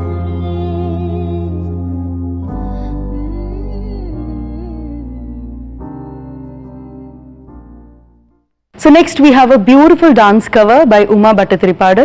She has been a student of Devagiri College for the past 5 years. She has also been the Kala Tilagam of B Zone and has performed in various items for the Inter Zone.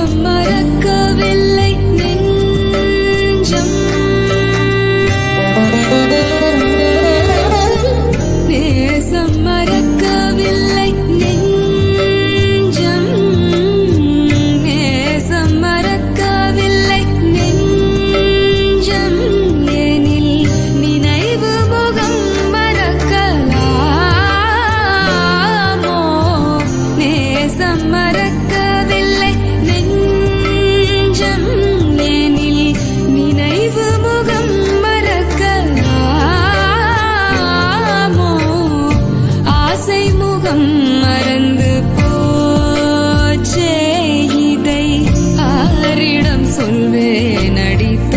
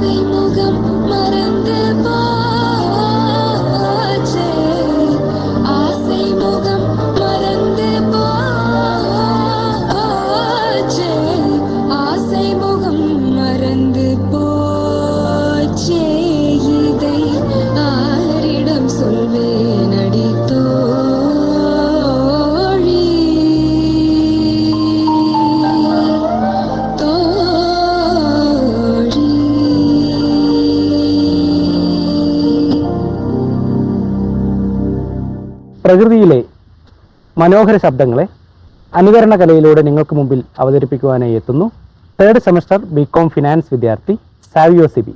എല്ലാവർക്കും നമസ്കാരം. മിമിക്രിയിലേക്ക് ഹാർദമായ സ്വാഗതം. ആദ്യം തന്നെ പ്രകൃതിയിലെ ചില ശബ്ദങ്ങൾ. നാടൻ പശു,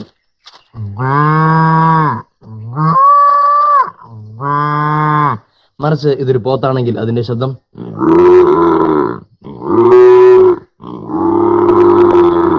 നമ്മുടെ നാട്ടിൽ നിന്നും പണക്കാരനും പാവപ്പെട്ടനും തമ്മിൽ അന്തരമുണ്ട്. അതുപോലെയാണ് അവരുടെ വീട്ടിലെ നായ്ക്കളും പാവപ്പെട്ടവന്റെ നായ.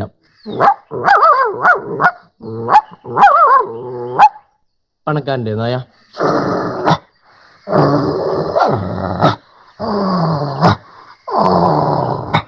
പക്ഷേ കല്ലേറി കൊണ്ടു കഴിഞ്ഞാൽ രണ്ടിന്റെ ശബ്ദം ഏകദേശം ഒരുപോലെ തന്നെയാണ്.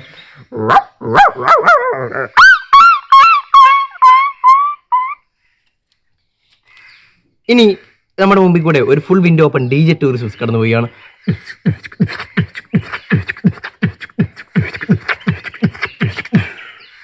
അല്പനേരം കഴിയുമ്പോൾ ഇതിന്റെ വിൻഡോസ് എല്ലാം ക്ലോസ് ചെയ്യും.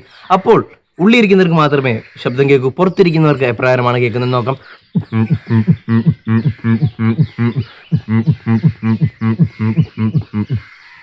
നമ്മുടെ നാട്ടിൽ മരം മുറിക്കുന്ന മെഷീൻ,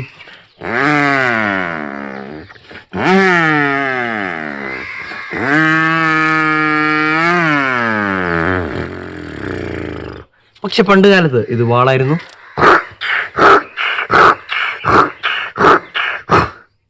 ഒരു ആക്സോ ബ്ലേഡ് കൊണ്ട് PVC പൈപ്പ് മുറിക്കുന്ന ശബ്ദം.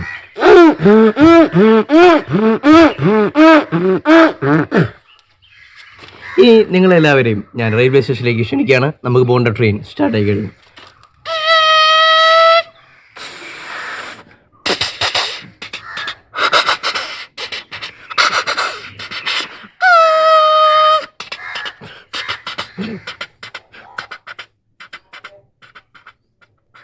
ഈ ട്രെയിൻ പൊയ്ക്കൊണ്ടിരിക്കുമ്പോൾ മറ്റൊരു ട്രെയിൻ ഇതിനെ പാസ് ചെയ്യാണ്. അപ്പോൾ ഉണ്ടാകുന്ന ശബ്ദം.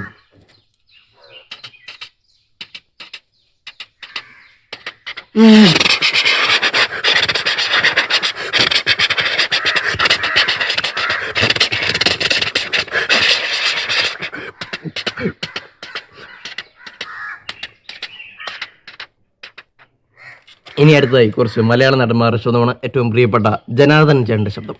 ഓ നശിപ്പിച്ചു നശിപ്പിച്ചു, കൊട്ടാരം പട്ടച്ചാറായം കൊണ്ട് നശിപ്പിച്ചു. ഓ എടാ ജൽദോ തല്ലി പിടിക്കണം അവന്റെ കാല്. നമ്മൾ നേരെ വിട്ടുപോയ ശശിക കലിംഗച്ചേട്ടന്റെ ശബ്ദം. നെട്ടോടിന്റെ ഞാൻ പച്ചക്കോടിയിൽ ചുമന്ന മുത്ത് പിടിപ്പിച്ച പാട്ടുപേടെടുക്കാനല്ലേ പറഞ്ഞത്. കമ്മട്ടിപ്പാടം എന്ന സിനിമയിലെ വിനായകൻ ചേട്ടന്റെ ശബ്ദം. കൃഷ്ണ ചെങ്ങാടാ ചുമ്മാ വിളിച്ചാടാ, അച്ഛനെ മതി ചെറിയ ടീമല്ല കിടിലൻ ടീമാണ്. ഒരു പതാക്കമ്മ കാച്ചിട്ടാണ് ഞാൻ വിളിക്കണത്. അച്ഛനെ മതി ചെറിയ ടീമല്ല കിടിലൻ ടീമാണ്. വിനയ് ഫോർട്ടിന്റെ ശബ്ദം.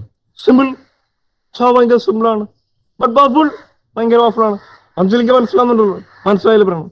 എനിക്ക് ചെറിയ പ്രശ്നമുണ്ട്, തലയിൽ മുടിയില്ല, ചേച്ചിക്ക് എന്നെ ബോർഡ് ഓടാൻ പറ്റും.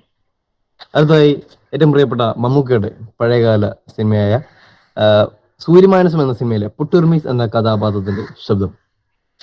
അപ്പച്ചി എനിക്ക് പൊട്ടുപോലെ എൻ്റെ അമ്മയെ കണ്ടോ? അപ്പച്ചി അത് കണ്ടോ? അവിടെ നമുക്ക് കൊച്ചു വീട് വെക്കണം. ചുറ്റം താറാവും കോഴിയും മുയലും പശുവും ഒക്കെ വേണം. എപ്പോഴാ പറ്റി നമ്മളാ വീട് വെക്കുന്നത്? അമ്മച്ചി പറയാമച്ചി എൻ്റെ അമ്മയെ കണ്ടോ? അമ്മ. അടുത്തതായി കുറച്ച് വെറൈറ്റിയാണ്. രാഷ്ട്രീയക്കാരുടെ ശബ്ദത്തിന് പകരം അവരുടെ വീട്ടിലെ നായ്ക്കളുടെ ശബ്ദം.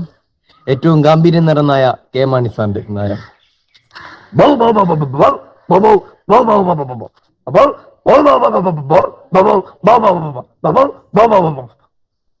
പിണറായി വിജയൻ സാറിന്റെ നായ.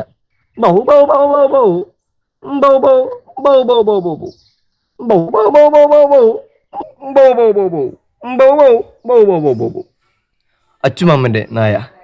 Bow bow bow bow bow bow bow bow bow bow bow bow bow bow bow bow bow bow.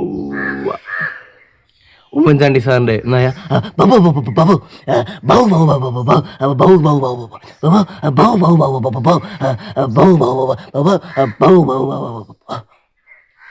അവസാനമായി ഒന്നും മനസ്സാതിരത്തിൽ കുറിക്കുന്ന പട്ടിയാണ് വെള്ളാപ്പള്ളി നരേശൻ സാറിന്റെ പട്ടി. ശ്രവിക്കാം.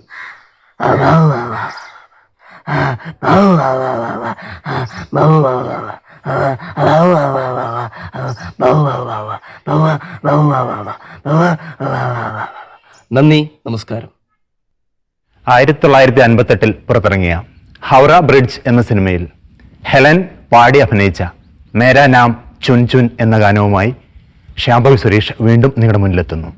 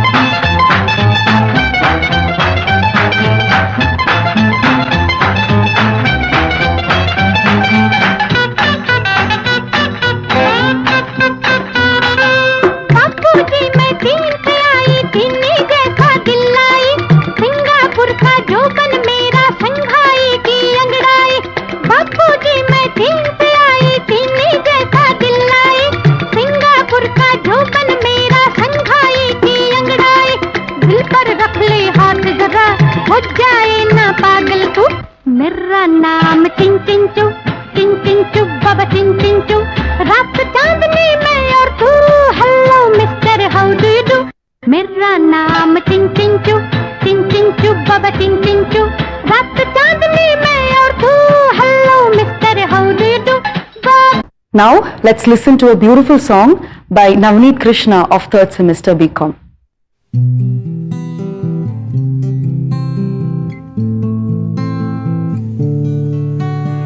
തീരമേ തീരമേ നീറുമല കടലാഴമേ ദൂരമേ ഹൃദയദ്വീപിലുദിച്ച ശോണരൂപനൻ സൂര്യനെ തീക്ഷ്ണമായി പുൽക കിരണകരങ്ങളായി ഇവളെ നീ ആകാശമേ കഥയിലെ ഊറിയോ ഞാൻ കടൽ നടുക്കോ നിന്റെ മരതക ഗൃഹം കരുതി വച്ചു നീ എനിക്കായി അപരിചിതപുരം ഇവിടമോ ശരണാലയം നീ തരും കരുണാകരം നമ്മളെത്തിയ പവിഴദ്വീപഹൃദം തേടിയ തീരം ദൂരം.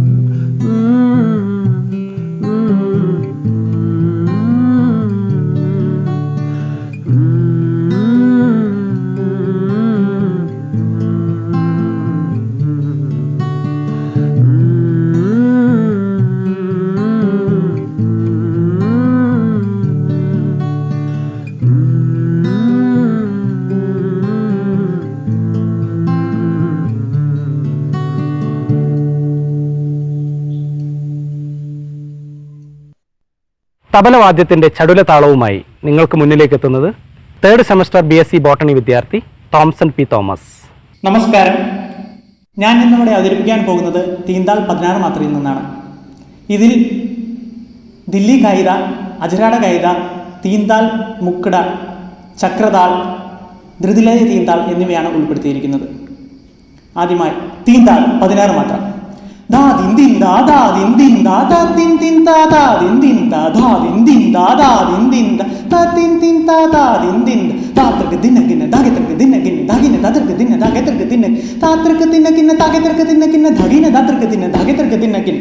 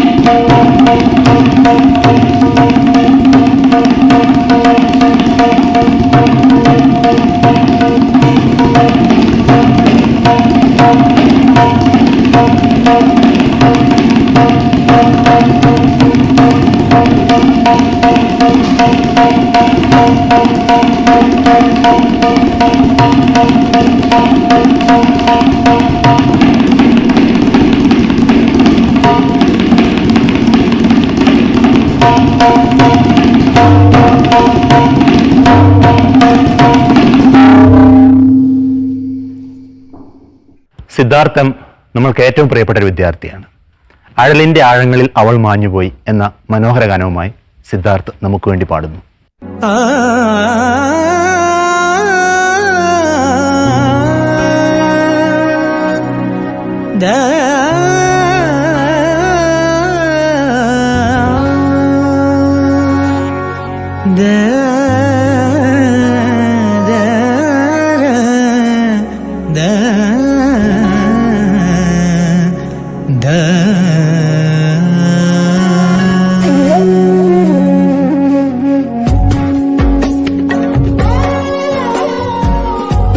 അഴലിന്റെ ആഴങ്ങളിൽ അവൾ മാഞ്ഞുപോയി, നോവിന്റെ തീരങ്ങളിൽ ഞാൻ മാത്രമായി. അഴലിന്റെ ആഴങ്ങളിൽ അവൾ മാഞ്ഞുപോയി, നോവിന്റെ തീരങ്ങളിൽ ഞാൻ മാത്രമായി. ഇരുൾ ജീവനെ പൊതിഞ്ഞു, ശീതൽ പ്രാണനിൽ മേഞ്ഞു, കിതയ്ക്കുന്നു നീ ശ്വാസമേ. അഴലിന്റെ ആഴങ്ങളിൽ അവൾ മാഞ്ഞുപോയി, നോവിന്റെ തീരങ്ങളിൽ ഞാൻ മാത്രമായി.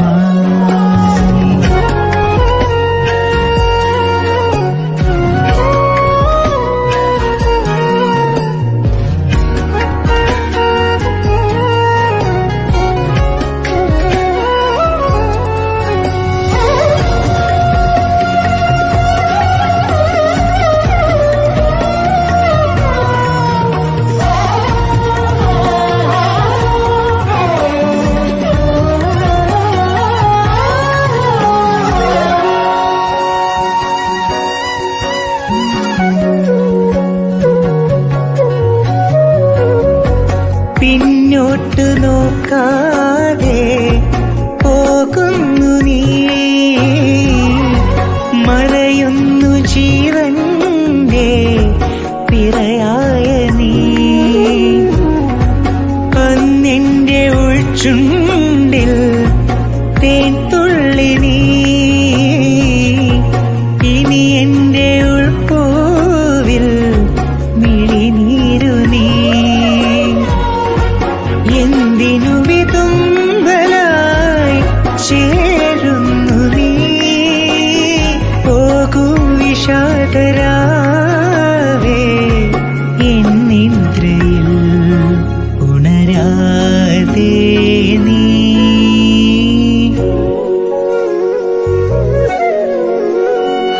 അഴലിന്റെ ആഴങ്ങളിൽ അവൾ മാഞ്ഞുപോയി, നോവിന്റെ തീരങ്ങളിൽ ഞാൻ മാത്രമായി.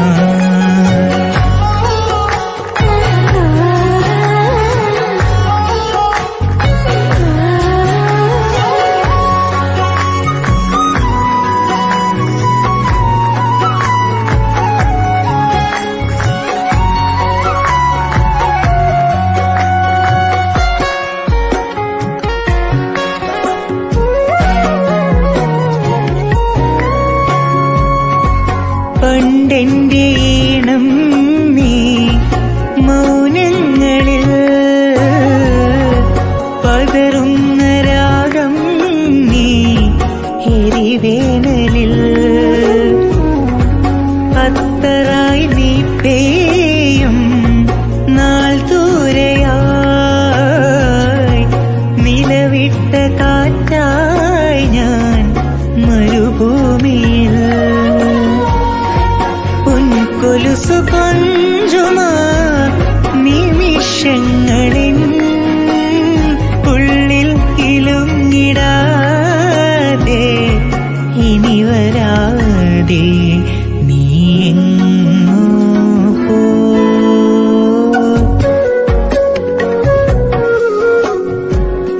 അഴലിന്റെ ആഴങ്ങളിൽ അവൾ മാഞ്ഞു പോയി. നോവിന്റെ തീരങ്ങളിൽ ഞാൻ മാത്രമായി. ഇരുൾ ജീവനെ പൊതിഞ്ഞു ശീതൽ പ്രാണനിൽ മേഞ്ഞു കിതയ്ക്കുന്നു നീ ശ്വാസമേ. അഴലിന്റെ ആഴങ്ങളിൽ അവൾ മാഞ്ഞു പോ.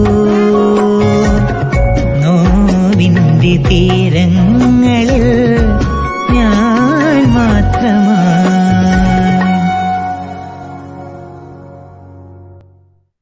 Next, we have Niranjan Muralidharan of 3rd semester BA English with a soothing song.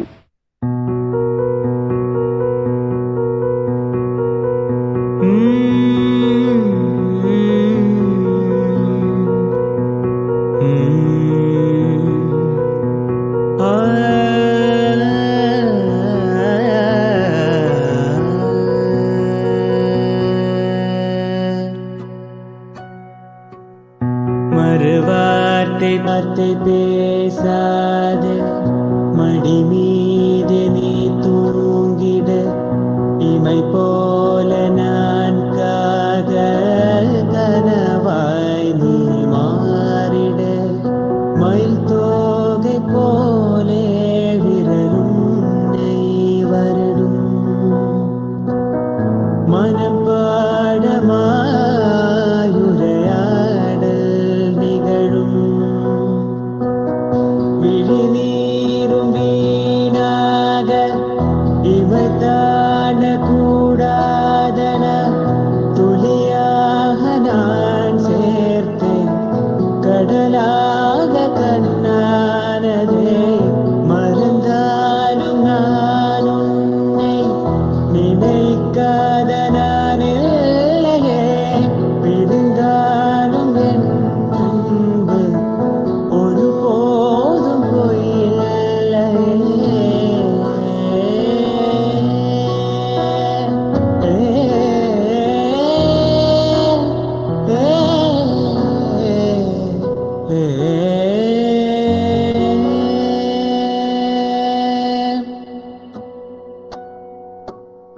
தொலை தூரம் சென்றாலும் தொடுவானம் என்றாலும் நீ விழியோரம் தானே மறைந்தாய். உயிரோடு முன்பே கலைந்தாய். இதழென்னும் மலர் கொண்ட கடிதங்கள் வரைந்தாய். பதில் நானும் தரும் முன்பே கனவாய் நீ கலைந்தாய்.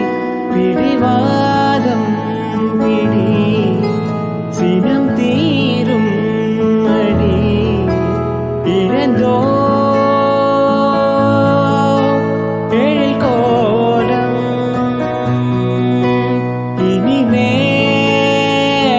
இனிமேல் மழைக்காலம். மறுவார்த்தை பேசாதே மடி மீது நீ തൂങ്ങിട. കഥക് നൃത്തത്തിന്റെ മനോഹര ചൂടുകളുമായി മോഹ രംഗത്തെ എന്ന ഗാനവുമായി നിങ്ങളുടെ മുന്നിലെത്തുന്നു ശ്യാംഭവി സുരേഷ്.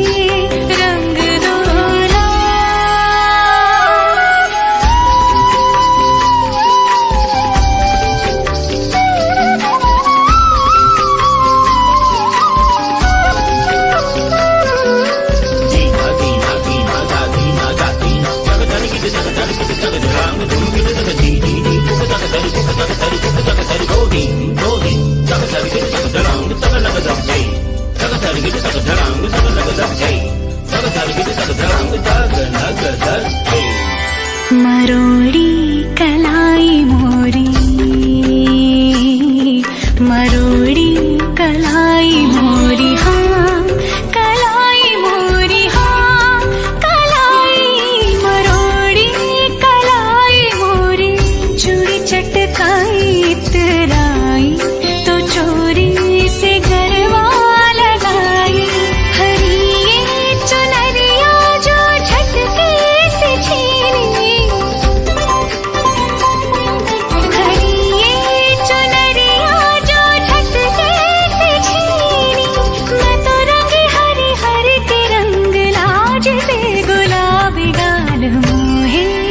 रंग दो लाल नंद के लाल लाल, छिड़ो नहीं बस रंग दो लाल मोहे रंग दो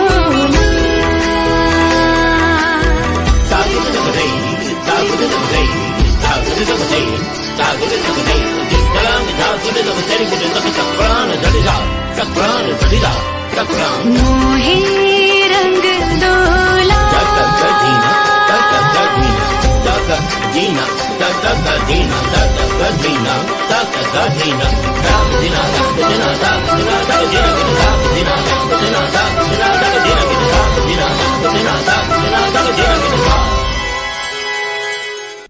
അടുത്ത ഒരു നൃത്തത്തോടുകൂടി ഈ കലാപരിപാടി ഇവിടെ അവസാനിക്കുകയാണ്.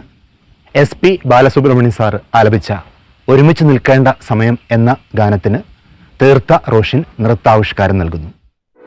ഒരുമിച്ചു നിൽക്കേണ്ട സമയം ഇത്, പൊരുതലിൻ്റെ കരുതലിൻ്റെ സമയം, ഒരുമിച്ചു നിൽക്കേണ്ട സമയം ഇത്, പൊരുതലിൻ്റെ കരുതലിൻ്റെ സമയം, ഭയസംഭ്രമങ്ങൾ വേണ്ട, അതിസാഹസ ചിന്ത വേണ്ട, ഭയസംഭ്രമങ്ങൾ വേണ്ട, അതിസാഹസ ചിന്ത വേണ്ട, അതിജീവന സഹവർത്തന സഹനം മതി, അതിജീവന സഹവർത്തന സഹനം മതി, ഒരുമിച്ചു നിൽക്കേണ്ട സമയം ഇത്, പൊരുതലിൻ്റെ കരുതലിൻ്റെ സമയം. പ്രാർത്ഥനകൾ ഉത്സവങ്ങൾ ആഘോഷങ്ങൾ മർത്യസേവനത്തെക്കാൾ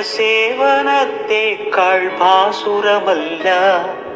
പ്രാർത്ഥനകൾ ഉത്സവങ്ങൾ ആഘോഷങ്ങൾ മർത്യസേവനത്തെക്കാൾ ഭാസുരമല്ല.